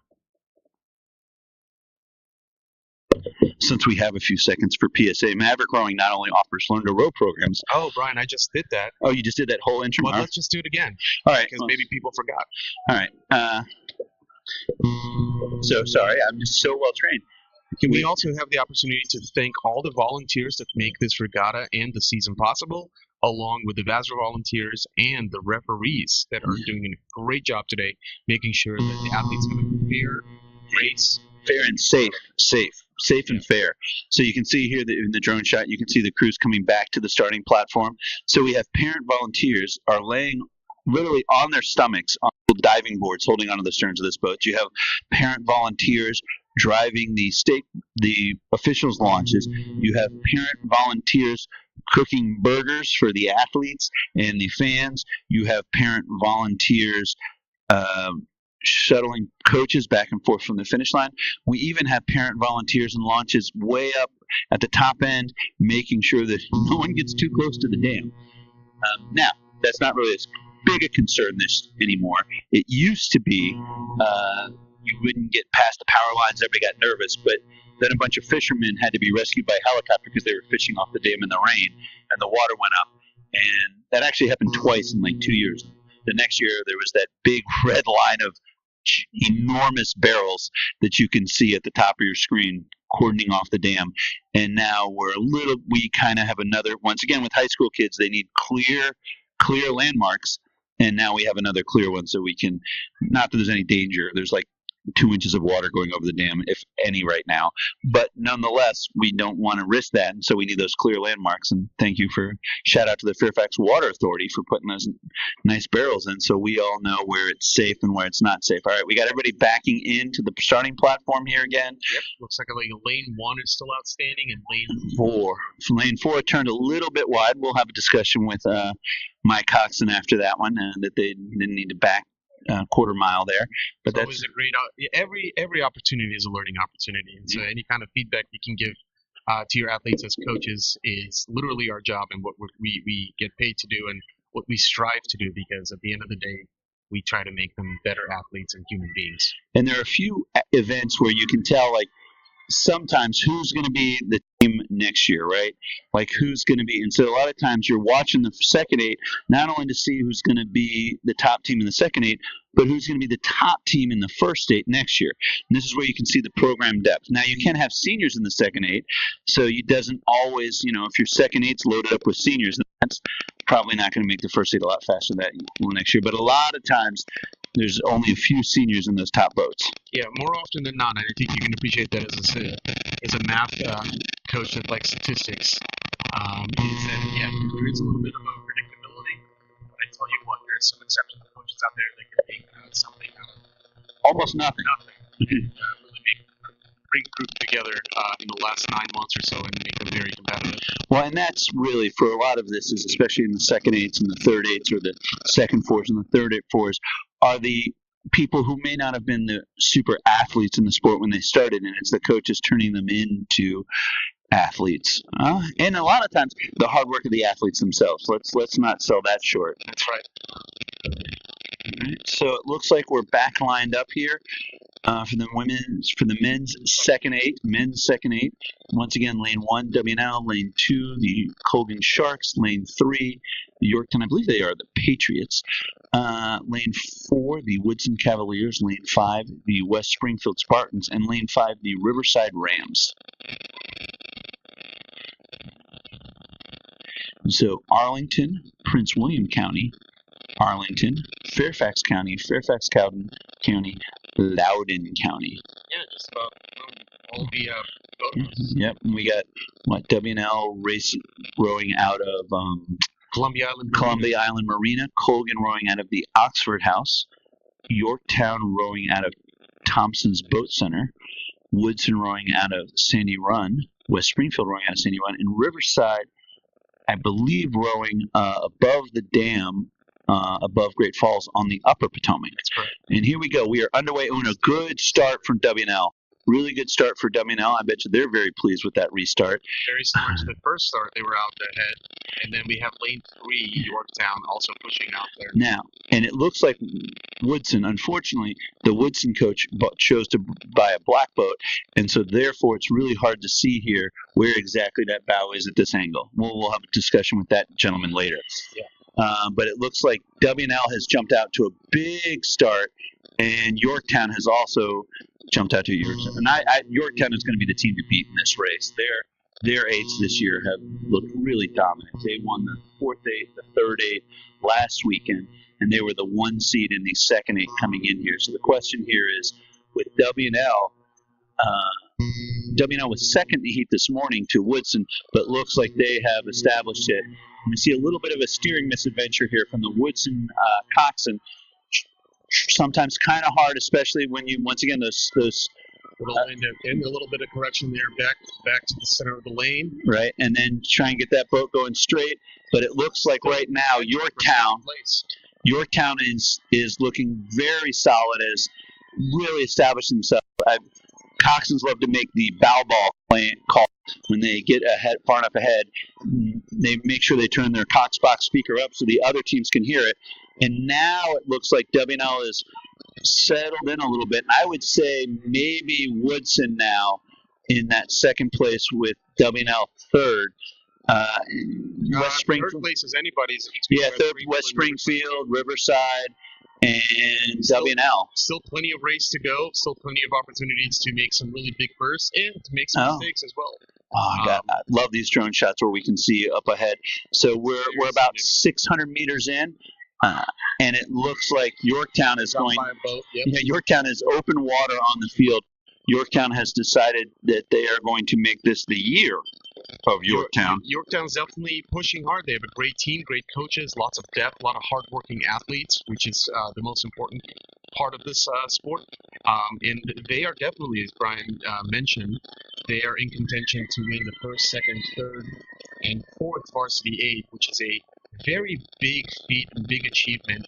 It's only been done by, in the past, well, as long as I've been around. I think McLean did it once. McLean did it most recently in Yeah. 2023. Yeah, we got a text from Nate McClafferty confirming that. Yep, and then the year before that, the last time we went back and looked, because I was his assistant that year, was TJ back in 1994, I believe, with Coach Eric Rothstein.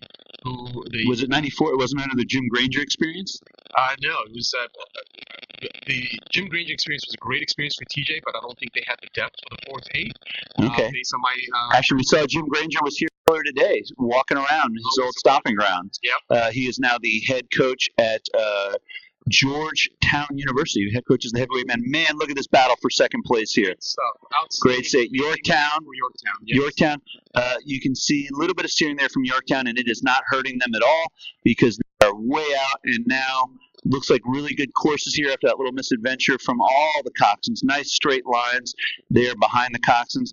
And Yorktown is still pushing at about a 35-36. West Springfield, which is all lower for a state final, which really speaks to how much in control they are in the lower stroke rate, and still a commanding open water lead. Yeah, and it looks like West Springfield has pushed into second place here on Woodson, and Riverside is out. Yeah, second. W&L has fallen off maybe about a half boat length here off the field. Yorktown continuing to pull away, just really dominating this race. But that second place, God, I'd have to give it to West Springfield at this point. And then, maybe. Good shot right here. Whoa, look at this. Nice. Oh, and then even third spot. I would say from that angle, Riverside maybe. Riverside making a big push. And so who's going to make the big push here as we come in? Oh, it's going to be tight. Now, in these angles right here, I'm looking for a run. How much separation is between the left? I would put West Springfield in second, Riverside in third, and I put Woodson back in fourth at this point. West Springfield is a slight positive run. And there is Yorktown. A little bit more distance per stroke. Congratulations to Yorktown. Oh, this is going to be tight. Oh, I would say Yorktown. Yep. Yorktown. West Springfield pushing out ahead. Unofficially, it looks like they are. I would say West Springfield second, and I would say Riverside third, and I would say Woodson fourth, W&L fifth, and then Colgan in sixth place there in the men's second ace. Exciting race. So for anybody who's not a senior in this particular event, they're going to be working very hard and motivated for next year, hopefully competing for the first eight. I'm going to sign off for a little bit here. I'll be back later on, but I actually have to go launch my men's first aid here for the Petite final. So, but I'll be joining back in later.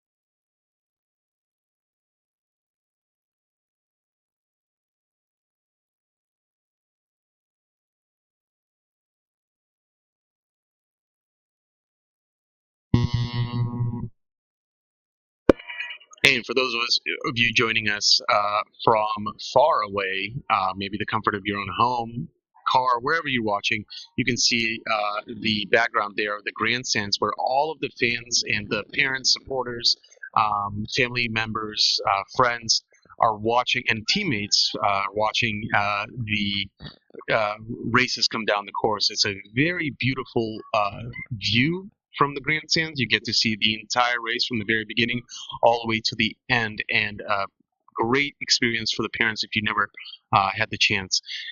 Also at the grandstand is where the award ceremony occurs, and so teams that finish in the top three row and paddle back to the awards dock.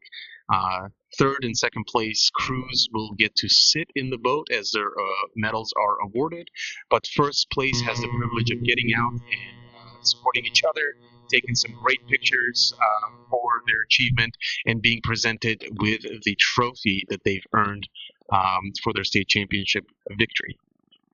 And so the next events we have are the junior events.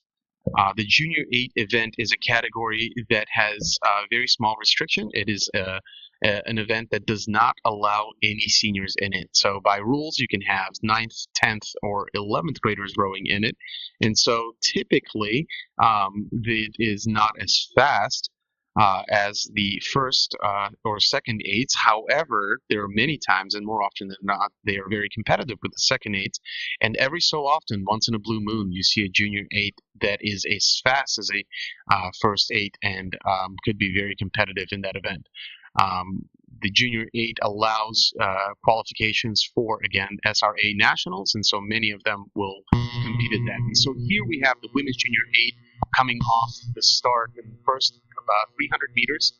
We have Robinson in lane 3 with a commanding lead over South County with just a few seats up, and Riverside pushing back right behind them. Riverside is a young program. I believe they started around 2020, if I remember correctly, and have really established themselves as a very competitive young program that has been really pushing other crews both in the area and nationally.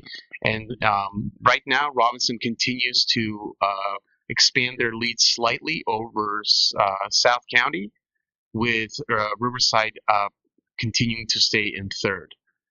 We have a little bit of a steering adjustment here coming out of lane 6 out of Stonebridge. Back to nice straight point here, which allows them to stay on top of lane 5 West Springfield. Looks like lane 1 has exited their lane just for a second and are going to come back right in.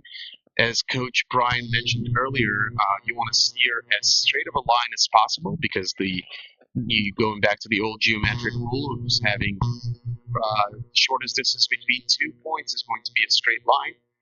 And so the straighter line, the more accurate of the meters, and no extra distance being rowed by your rowers that are going through a very exhausting and challenging race throughout the entire experience.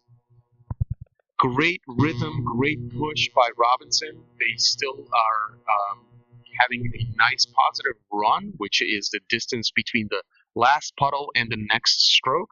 And as long as they are clearing the last puddle, that is considered a positive run. The longer that distance, the more efficient your stroke output is. And so you want to be at least positive and not negative, because that way you are pushing the entire length of the boat. The entire length of the boat per stroke, which gives you a little bit more wattage and more power. Now, looks like Robinson has established open water lead between South County, and South County also has open water lead on Riverside. Not a lot of, not a very tight race here. Still plenty of room to go, but Robinson is set up to finish strong and take the state title here in the Women's Junior 8.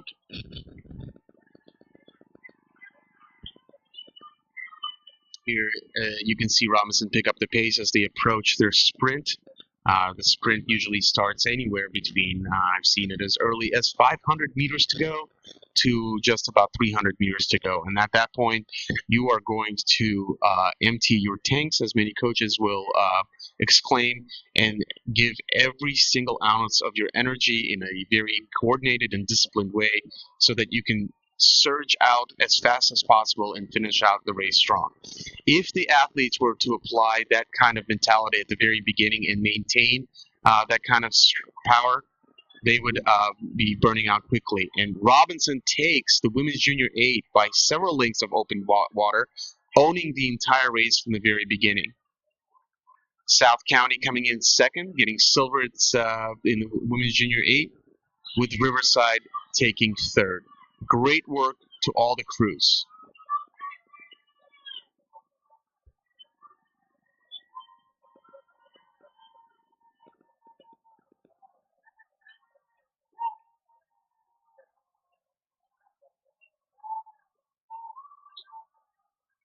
And here we go. On your screen is the lining up for the men's junior 8 final. In lane 1, we have Madison, and then lane 2, Oakton, lane 3, Langley, lane 4, South County, lane 5, Lake Braddock, and lane 6, Independence. Almost all of these crews are out of the Occoquan, with one being the exception, Independence, which rose, I believe, out of Beaver Dam out in Loudoun County. A young team, but very promising team with great set of coaches, great set of athletes that are definitely making a statement. Outstanding start here as the men's junior 8. Great clean start, nice and straight for all 6 crews. We have Langley pushing out ahead in the very beginning, and South County both fighting for start. It looks like Langley does have a slight edge right now with having just about a seat or maybe 2 seats up ahead on South County. Next to them in Oakton, very good, strong start there as well. Looks like they're about dead even, with just slightly behind Langley as they continue to push up. Just a slight little extra steering here coming out from Langley, maybe because of the little push from the wind, as we said, coming a little across the river from the Prince William County side. So on the screen, it will be coming from your right to left, just a slight little wind. Great adjustment by the coxswain. Everybody's steering straight, developing a nice, healthy chevron here with lane 3 and lane 2 fighting for first. Lane 3 having a slight edge with just a few seats of a lead. And lane 4, South County, again, is pushing lane 3 out of lane, which is Langley. Very, very much. It's a very chaotic and loud experience for the rowers and the coxswains as well. So this is a very exciting experience as you go down the course, hearing both the cheering, the rowing, and the strokes, believe it or not, from each crew on each side. Langley continuing to maintain their lead and slowly inching out ahead with each stroke.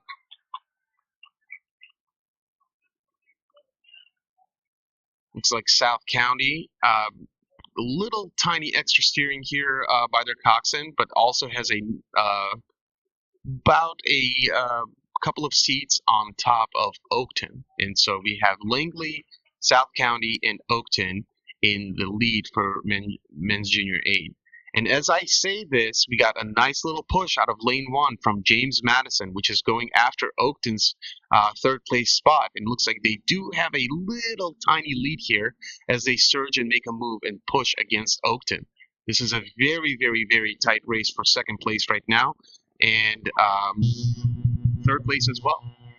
Langley continues to establish their lead and continues to inch away, and now have almost what we call a bow to stern lead, which is about 5 to 6 seconds of a lead, depending on the speed that they're going to in.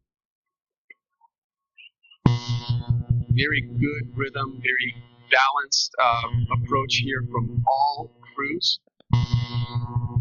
We haven't had anybody surge too much as they come into just a little over halfway. As you can see, the red buoy here on your very right side of the screen is about 1,000 meters down. So all 3 crews are approaching the last 500 meters of the race, which was going to be marked by either some sort of a burst move or anticipation towards a sprint, which is just about 15 to 20 strokes away. So you'll see all crews, especially in the top 3, empty their tanks here and really push it in the next 15 to 20 strokes. It is still anybody's race here between Oakton and South County for 2nd place. All the crews, there's plenty of distance and plenty of opportunity to really surge up and push it.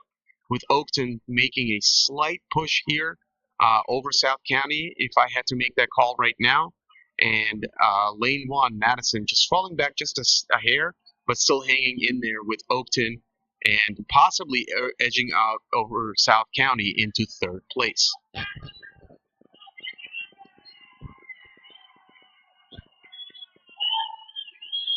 Lake Braddock still continues to be in the conversation. Unfortunately, there may just not be enough distance here left for them to push that far. And as many coaches will say, it's really not it's not a question of who's going to get faster in the sprint, it's who's going to get slower the slowest.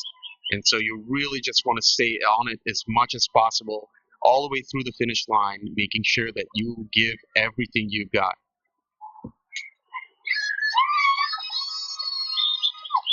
Here comes open water. Open water by Langley looks like they're going to take first place for the state championship in the men's junior 8. And who's going to be? It's going to be a strong fight between Oakton and South County, with Oakton having a slight advantage here with the unofficial results here. So it looks like Langley, Oakton, and South County in the men's junior 8. Good job to all the crews, including Madison, Lake Braddock, and Independence, for giving it all you got.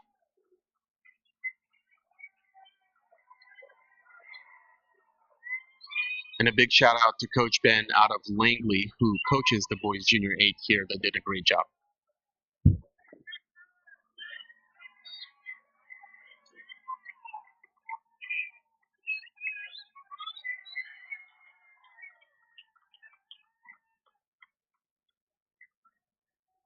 And we have a start in the women's first four with Briarwoods, James River, Lake Braddock, Woodbridge, Episcopal, and Battlefield. We have a very diverse group of rowers from many different parts of the league. And it looks like a very strong, very even start for everybody. Now, these crews and these events they're racing for the third time today. They had over 18 entries entered for their competition, which forces an automatic semi-final selection group. This is why this race is so tight, as it kind of self-selected itself into the top 6 fastest crews throughout the day, having to go through both the heats and then the semi-finals. And so we're going to have a little bit of a closer margin here with this race and the following race, any race that had over 18 participants.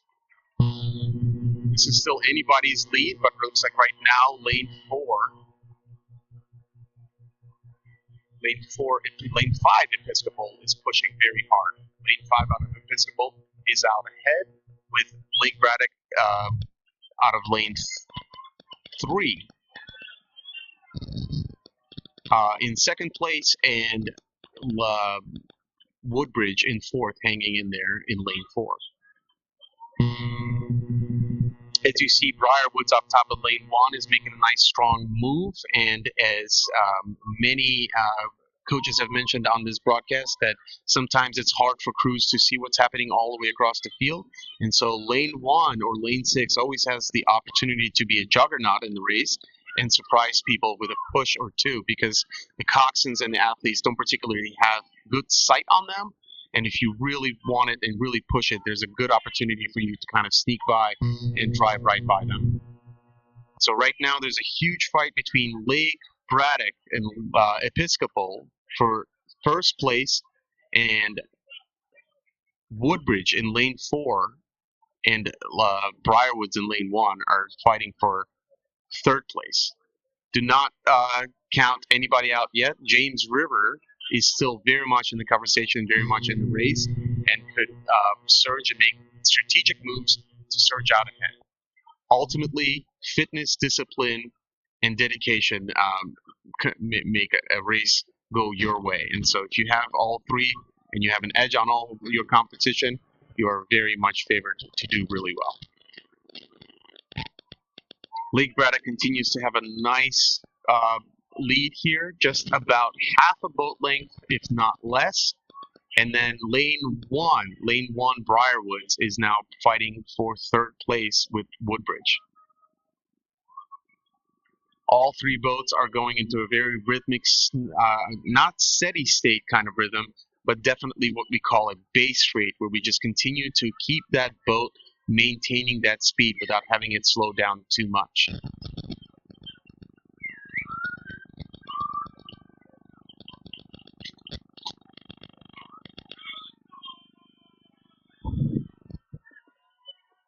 Still Lake Braddock coming into the power lines, just a little bit over halfway to down.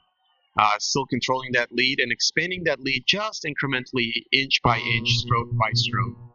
And now there's a significant push by lane 1 against lane 6, which might be a little bit difficult to see, but if the coxswain is paying attention, they could definitely push one or the other.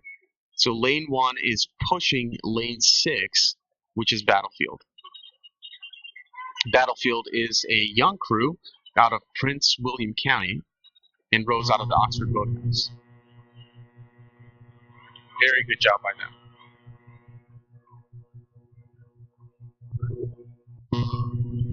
And as we approach the last 500 meters of the race, every crew is going to really push it. There's going to be strategic adjustments as they push into their sprint. As you can see, Woodbridge is continuing to push out of lane 4 in 4th place. And now James River is making a move, trying to race against Woodbridge and see if they can take their 4th place position away from them. Woodbridge responding really well and bringing the boat up to speed here in a very good rhythmic fashion, accelerating the last half of their drives, different approaches, accelerating the front half. And so now they're really pushing onto lane 1. Very good sprint by Woodbridge here, strong and concentrated.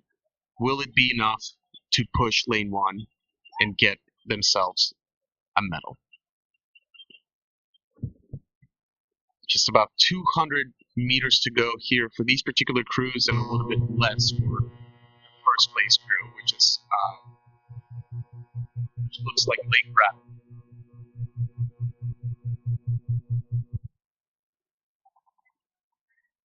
An outstanding sprint by Woodbridge, really holding it down and then pushing back against lane 1.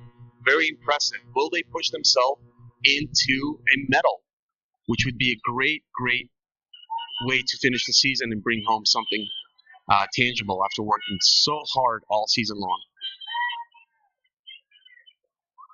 And as we go as approach the finish line, Lake Braddock is going to take first place in the women's first 4 Petite final. Great work, Lake Braddock. It's going to be finishing 7th in the state overall here today, and great work for Episcopal in lane 5, and definitely Woodbridge bursting up at the very last 300 meters, getting 3rd place with,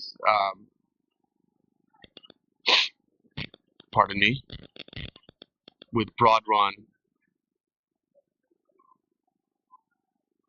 Oop, gotta check that. With Battlefield and Briarwoods. So my apologies here, was a correction. This was the women's first 4 Petite final.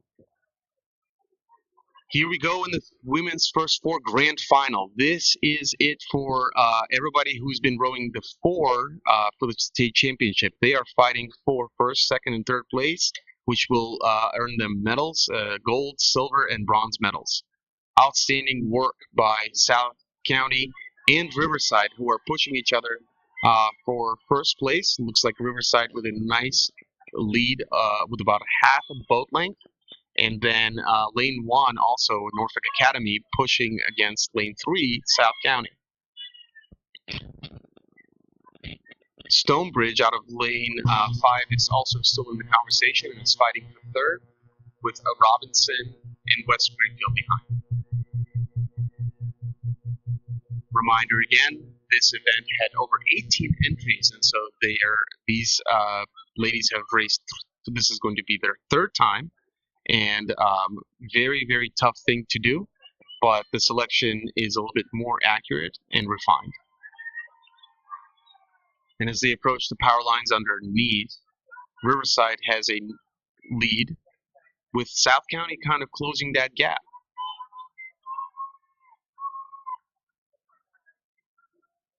There's still about half of a race course left, and plenty of strategic moves to make and put yourself in a position of a very nice, strong sprint.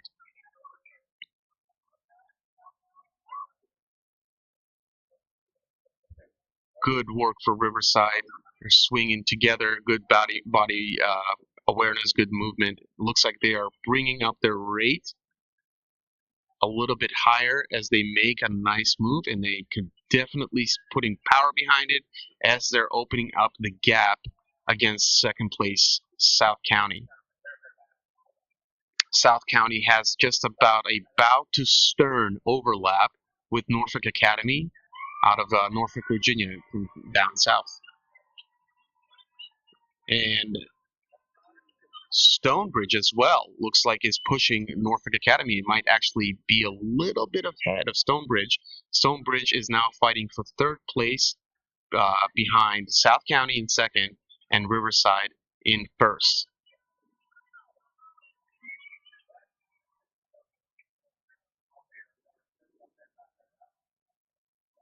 Looks like they're all bringing up their rates here, with Riverside making a very strong push into their sprint as they approach the sprint. They are at a 38 stroke rate.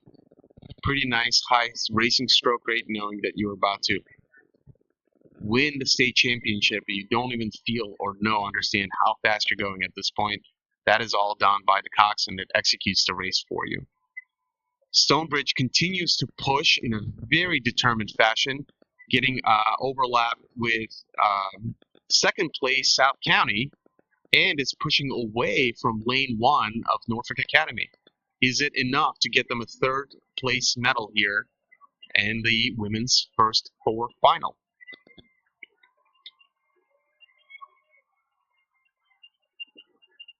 Racing is becoming very, very tight as you approach the last 100 meters here for Riverside. Seems like they're going to walk right into that first place finish and take the state championship in the women's first four, followed by a very big, strong surge by Stonebridge. It's going to be very difficult to tell. Yeah, Stonebridge really pushed it there. It's going to be hard to tell, but Stonebridge, Riverside, and South County are going to be medalists in the women's first four event. Good work to all the crews.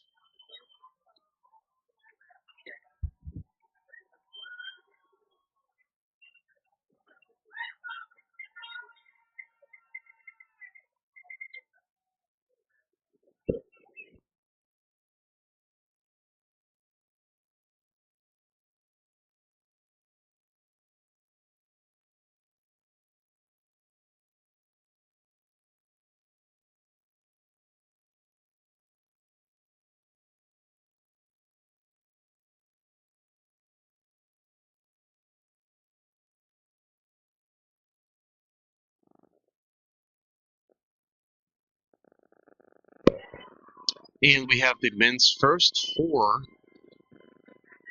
Petite final on the line. In lane 1, we have Loudon, which is clearly out of Loudoun County. Lane 2, Woodbridge. And I do have to take the opportunity to make a humble brag that my son is coxing the Woodbridge first four here in lane 2. And then we have lane 3, Langley, lane 4, Broad Run, lane 5, Episcopal, and lane 6, Lake Braddock. Great start here. Good steering by all crews. A little bit of an out of bounds here in lane 1. Looks like they're going to come back into their lane and make a little bit of adjustment. Unfortunately for the rowers in that boat, this just means a little bit of extra racing here. But at this point in your third race of the day, you can't even tell the difference. It's going to be all these rowers and coxswains are going to be very tired throughout because of all the racing, and by the end of the day are going to be pretty much mentally checked out and physically. So mom and dad, whomever, make sure you treat your athletes to a very nice reward this afternoon if they've raced at least 2 times. Good work by Langley. Is pushing out ahead. Looks like they have a commanding lead, right? Being pushed again by Episcopal in second place. It is anybody's race here for third place, and Lake Braddock, I believe, is just slightly down on the field. But lane 1, Loudon, had a little bit of a steering issue, possibly had an adrenaline boost because of that, and is now pushing everybody, including lane 3, Langley, into a faster race and responding to them.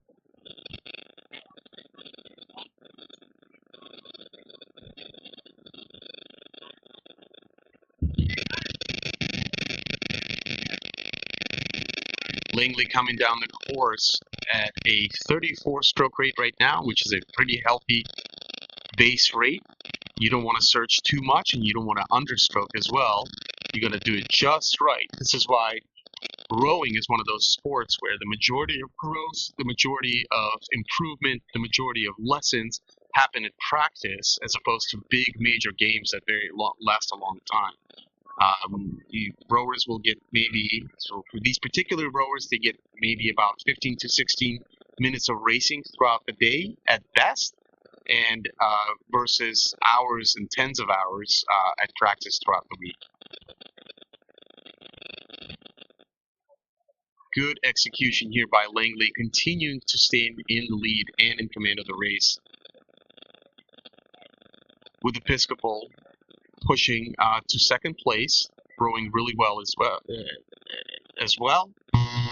Very good strokes, clearing those puddles outside of the stern deck. Gives you a very good positive run.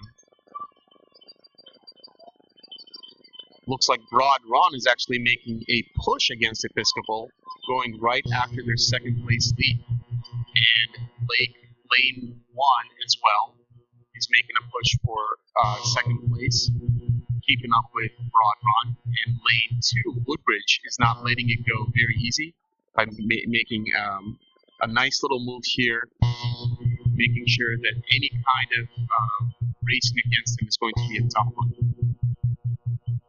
Great move by Woodbridge. They've shot up back to even to lane 1 and are now fighting for third place against Broad Run in the men's first 4 Petite final.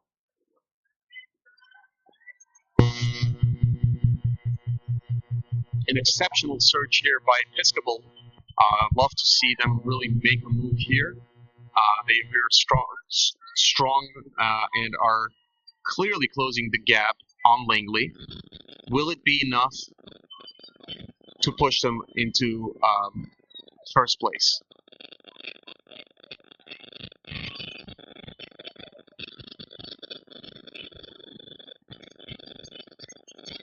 Very exciting racing here. When you race with crews the entire race all the way down and are either not being beat or beating somebody by a lot, the mindset and the effect it has on your mentality is totally different.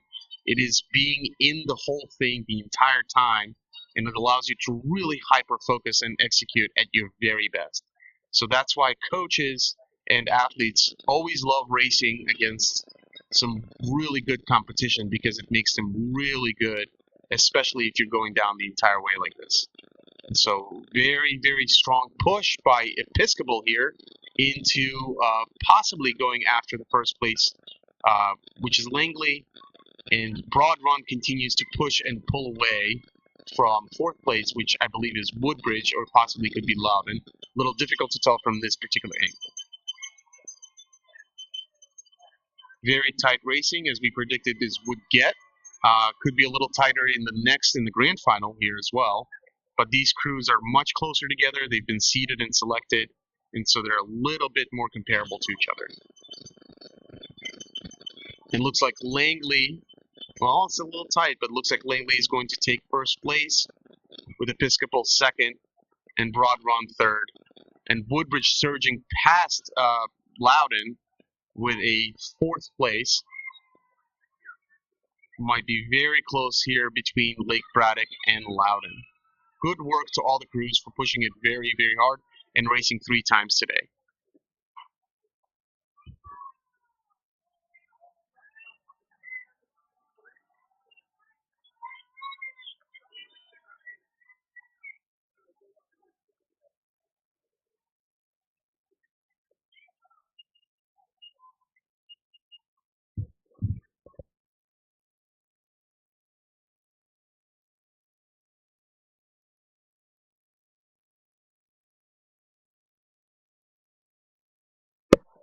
And folks, hope you are enjoying our broadcast and the drone coverage.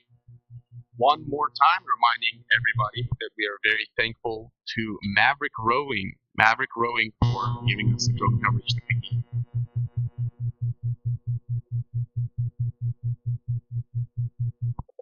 Here we have the men's first four grand final. Very strong start for everybody. Norfolk Academy out of Norfolk, Virginia. Independence from Loudoun. South County here out of Occoquan, Virginia. James River from Richmond, Virginia. Gloucester out of Gloucester, Virginia. And Briarwoods, a very diverse and field from all over our league, which is very, very pleasing to see. It is a very tight race between Lane 1 Norfolk and Lane 3 South County, and not to count out Lane 5 Gloucester, which is making a fantastic move right now and pushing it for possibly second or third place. Gloucester might be just pushing out of there just slightly behind South County, but is still very much in the conversation and could still make a strong move here, as it is only the first third part of the race in the first 500 meters.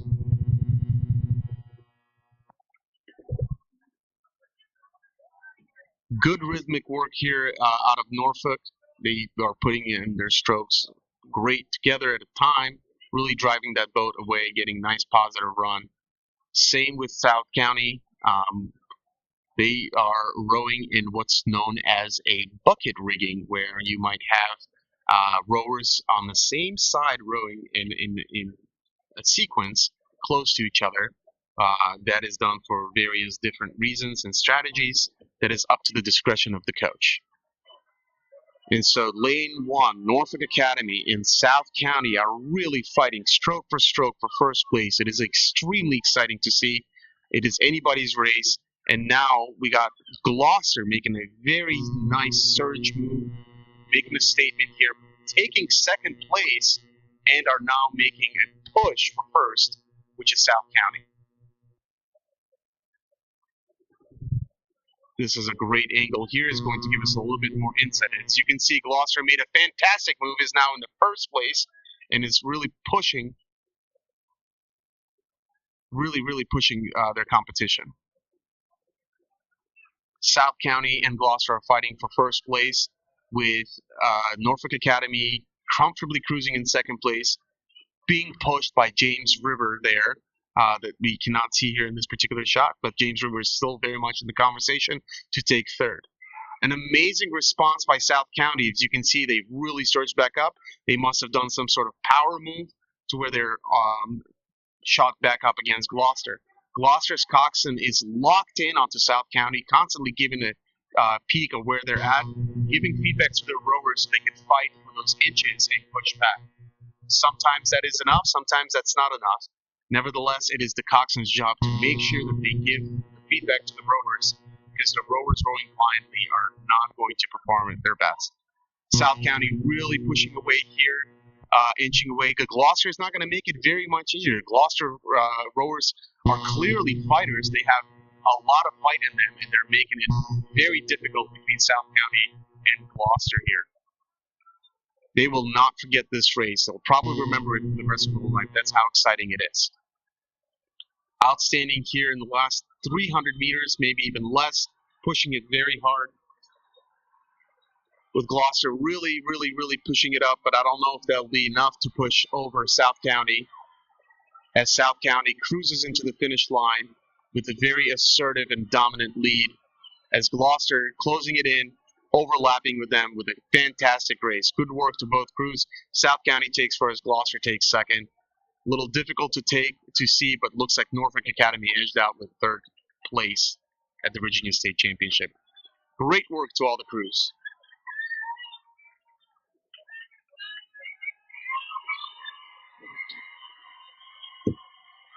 Now a reminder to all the viewers that the Petite finals are important and are held for the first four in the first 8 event on both sides, as they are the premier categories for both sizes of the boats. In the 8 side, the Petites are coming up here for the women's side.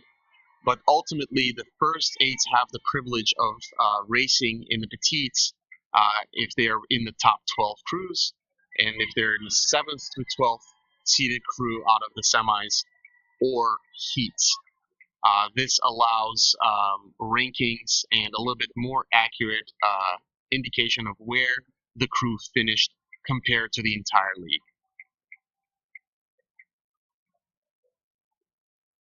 We are now seeing the women's first 8 Petite final, 5-boat final, as there were only 11 entries in the first 8 category versus 22 entries in the first 4 category.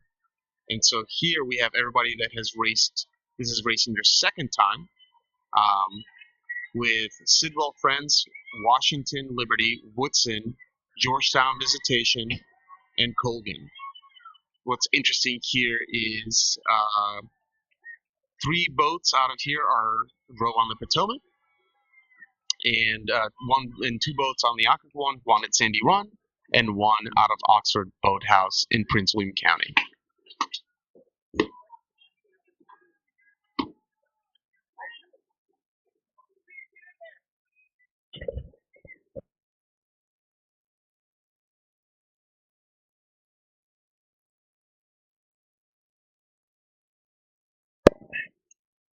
And here we have Coach Brian is back. Coach Brian here to watch the women's Petite final with us. All right.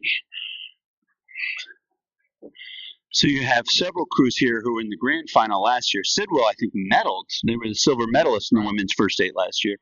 And here they are, and we are underway. All right. This is always my favorite part of the race, no matter where I'm at and what I'm doing with rowing. Right. Just 100 meters are just so exciting. So W&L with a really nice start there. Sidwell with a good start. Looks like Sidwell, W&L, and then Woodson with Busy and Colgan just a little bit back. Yeah, as you mentioned, most of these crews were in the final last year, and some of them medaled. And it just kind of speaks to the ebbs and flows of rowing teams that come and go. And that's really, it speaks to the depth of the areas. It's kind of, you're placing in the finals. It's kind of like that sine curve where sometimes you're up and sometimes you're down, and you can see these things building and fading over time. So Yorktown clearly at the top of the sine curve on the men's side, and maybe Wakefield on the last gasp of a dynasty here, and we'll see how they do in the grand final for the women's first 8. But here we have W&L establishing themselves maybe half a boat length up on Woodson, who is 2 seats up on Visitation, and Sidwell, who had a nice start, has now dropped back into 4th, maybe just a smidge ahead of Colgan out in lane 6. Colgan's really making a nice push here against Sidwell Friends. Very exciting stuff. It's very challenging to race against a boat that is 4 or 3 lanes away from you, but when you're on the very edges, sometimes it makes it kind of cool. In the Petite final, a lot of times can be a little tricky with motivation for the athletes, right? You've spent your whole mindset getting ready for that medal in that grand final, and here you have to race, and it's really a question of like resilience and who is the mentally toughest crew and who really wants to race. And it looks like right now to me that W&L wants to race. W&L is now pulling out maybe bow to stern, looking like they're rating pretty high, being very aggressive with their rating, but they're making it work for them. But can they hold it in the second half of the race? What's really interesting, particularly here, is every single crew here has a coach that is just fantastic. The coach out of Sidwell, I've known him for a very long time. Big respect to them. Same with Washington Liberty. Same with Woodson. Same with Georgetown Visitation, and especially my friend Coach Brian out of Colgan. They put together some solid crews here and there. But as you speak, if you want to be coached resiliency and discipline and toughness, those are the coaches you want to be coaching you. And to my eye, it looks like W&L was much higher at the start and is now settled into a little bit of a rhythm. And I got them at about a 36-37. I got Woodson at about a 36-37. Cruz, nobody seems to be outrating everybody. It looks like WNL made a big push early in the race and has established themselves. They are now bow to stern on Woodson, and we will see what happens there. Man, WNL is now believes. They believe, and that's really a big thing. As a crew can just believe, and they believe that they're going to win, and they are pulling away here, trying to really say, hey, maybe not this year, but look out for us next year. Yeah, any opportunity you have a race, and I think you can appreciate this, Coach Brian, is a privilege. And so whenever you are lining up against anybody and have the chance to take your best strokes, which is what WNL I think is looking like they're doing, it's always a privilege and it's always memorable, and it just makes you a better athlete and human being. Right, and so there's also for a lot of these athletes, they're seniors in the boat. This is their last race on the Occoquan, and they want to go out with a certain. They want to go out with a win, even if it's not the grand final. They want to go out with a win. WNL looks like they want to go out with a win. They are now a couple seats open water on the field. Yeah, looks like WNL is in it to make a statement, similar to the men's Cal Berkeley crew a couple years ago that had a disaster in the heats. Ended up going into the Petite final and rode the fastest time of the day, faster than the final, knowing that they just wanted to make a statement. Right, that was at the IRA final, which is college men's championship. And so here we go, coming into the final, we have the women's first state Petite final, WNL in first, Woodson in second, and then it's really tough from this angle to see who's in third. I think it was Visitation in third place. Yes, Visitation looks like they are in third.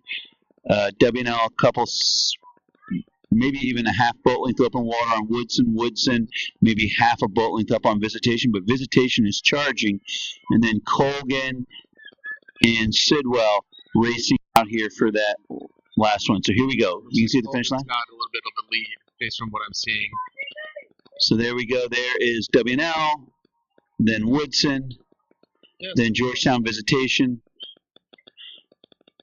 then Colgan and Sidwell. And good work to all the crews that rode the Petite final. Right, and good luck to all the teams that rode the first eight. Right, the first eight is just the dogfight of event. A lot of very excited for them. Yeah, so now we have coming up. We'll have the grand final, the women's first eight.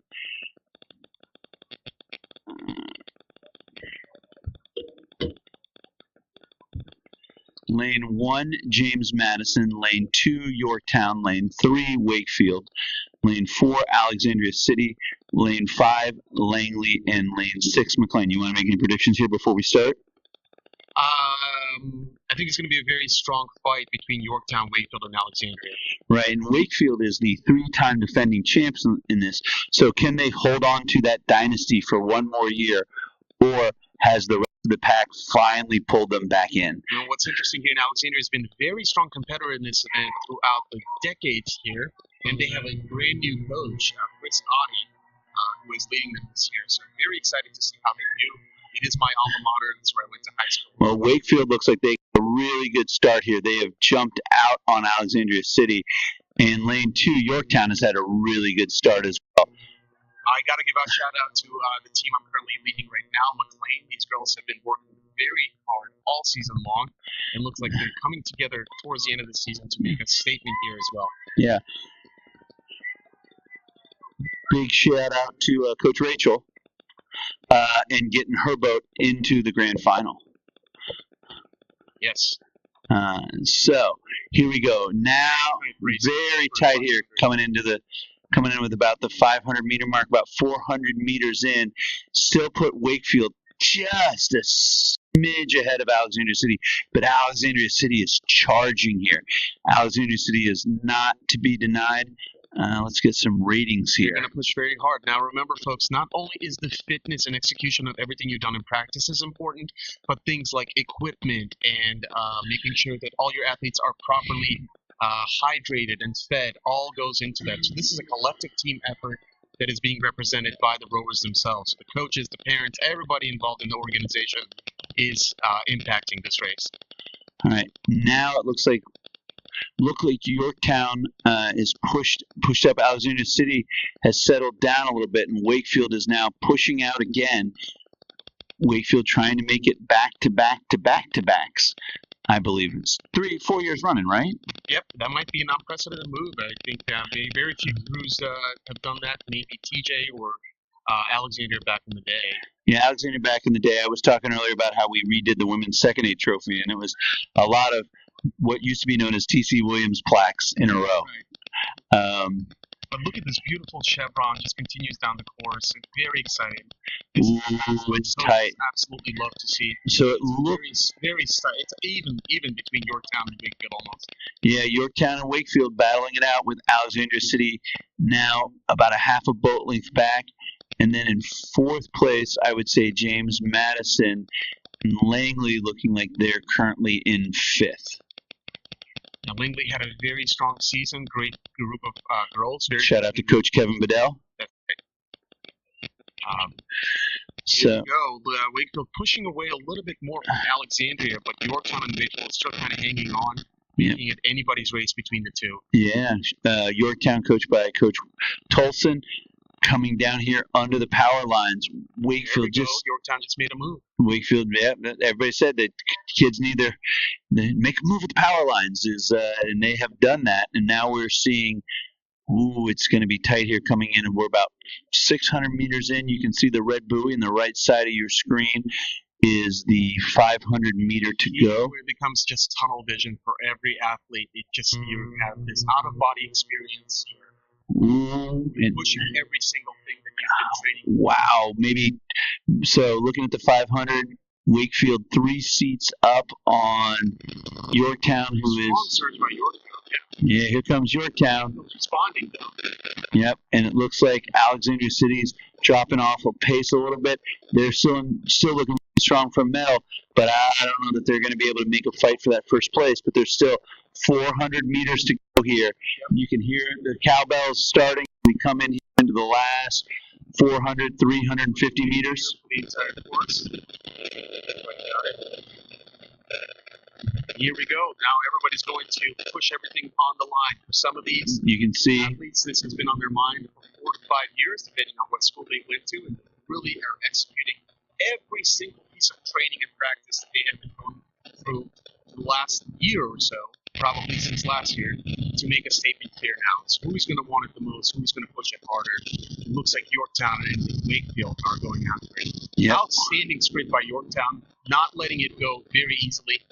Here we go into the last 100 meters. Looking at it, it's going to be really close between Wakefield and Yorktown. Yep. Yorktown here. If you're looking at the corner of your eye, you can see all the fans in the grandstands running up to the edge because they want to be as close to as possible. And will Wakefield make it unprecedented 4 years in a row? Yorktown just wedged out just a bit by a hair based on what I'm seeing here. All right, let's see if we cut to the.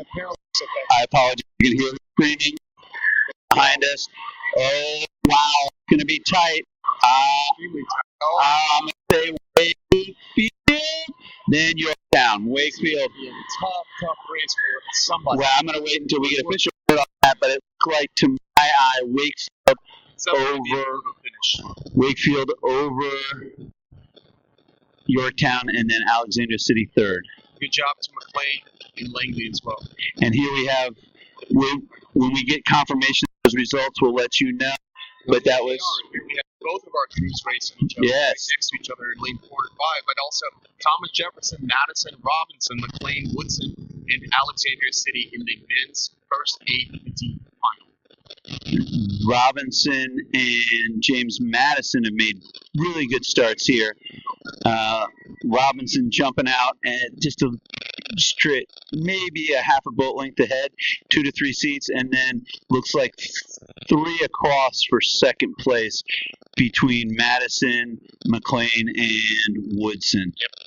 Nice little chevron developing, albeit just a little bit short. It's still pushing out in lane 3 and 4. And for those of you who cannot see this right now, Coach Brian and I are actually arm wrestling between McLean and Woodson as well. Right, and it looks like, Robinson has pushed out to almost bow to stern.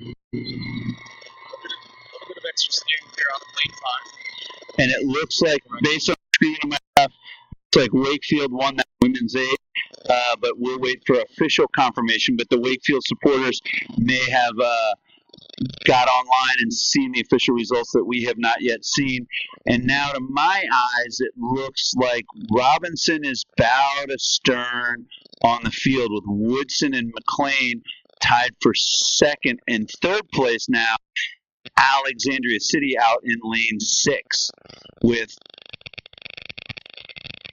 James Madison and TJ now in 5th and 6th place, respectively. Robinson once again out to make a statement that they don't think that they belong in the Petite final, and that they are going to try and make the most of this to show that they have a time in a boat that should have done a little bit better today, maybe. I don't know, but just to show the quality of the program and the quality of their work this season, the quality of their coach. And they are really laying down a marker here, as they are now open water up on second place, which looks to be McLean to my eye, maybe 1 seat up on Woodson. Woodson now having a little steering issue, and now getting back, and now they're about 2 to 3 seats back on McLean. Good job to Robinson. They really put together a nice, solid crew. Good to see them row bigger boats. Yeah, be back in the 8 after a couple of years in the 4. And so now we have Robinson, McLean, Woodson, Alexandria City, James Madison, and TJ. Now we have a little steering from the McLean coxswain, see if they can get it back, and can Woodson take advantage of that and maybe try and get back and push ahead to get that second place. But Robinson showing that they are the top team here, and they are going to put their stamp on 7th place here at States. That's right. As they come in with about 500 meters to go, maybe 450 at this point. McLean looking very solid as a second place crew, which would place them 8th overall, and then Woodson finishing being 3rd, which would place them 9th. Big shout out to TJ and Madison for not shying away from their competition and really pushing it up. Yeah, against the fastest crews. Right. Yeah, season. Right. It's tough. It's tough. The first 8 is a back alley knife fight, and a lot of teams will shy away from that and go into different events. And so we want to salute everybody who stuck with the first 8. But now it looks like Robinson is starting to get reeled in just a little bit by McLean, and Woodson's still pushing back on McLean. So we'll see how this comes in as we come in here to the final of the men's first 8 Petite final, our penultimate race of the day. For all my student athletes who are watching at home, there's your SAT vocabulary word. Yep, looks like Robinson's in a good commanding lead here with a little bit open water over McLean. So we will see what's going on, and it looks like the women's first 8 is on the starting platform. So we'll go as soon as we get in here. You can see it. So there's Robinson, then McLean, and then Woodson. Then Alexandria City, Madison, and TJ in 6th for the men's first 8 Petite final. And the men's first 8 grand final is on the platform. There's coxswains getting their points here. Lane 1, West Springfield. Lane 2, Wakefield. Lane 3, Yorktown. Lane 4, Washington and Liberty. Lane 5, Riverside. And Lane 6, Colgan. And this one I'm willing to put bets on. I will take anybody's bets. I'm betting Yorktown. Anybody else can have the field.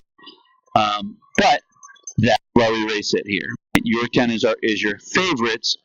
But anything can happen. And we are underway in the final of the men's first 8. I think Yorktown will definitely be a solid contender here, and then I'm going to make a prediction that probably Wakefield with Riverside in 3rd. But what do I know about rowing? I've never seen it. So West Springfield is the dark horse there. They are the boat that has some really big ergs and some big guys, and was having trouble putting it together in the season. It looks like they have figured it out today, especially in the heats, and were higher than their seed. And so we'll see. But yeah, Yorktown has already pushed their bow out, and then it's 4 across that silver. All right, we have West Springfield, Wakefield, W&L, and Riverside, with Colgan maybe just a little bit back, and West Springfield now starting to fall back just a little bit. And it does not look like Wakefield and W&L are going to let Yorktown go. Yorktown here going to try and win the men's first 8. They won it last year, didn't they? Yorktown boys won it last year. Yeah, so they're trying to defend their state title and complete their sweep of the men's 8s. They think they won every 8 except for the freshman 8. They won the first 8, they won the second 8. They did not win the junior 8, but I don't think they were in that event. But first 8, second 8, third 8, fourth 8, all the way down the progression.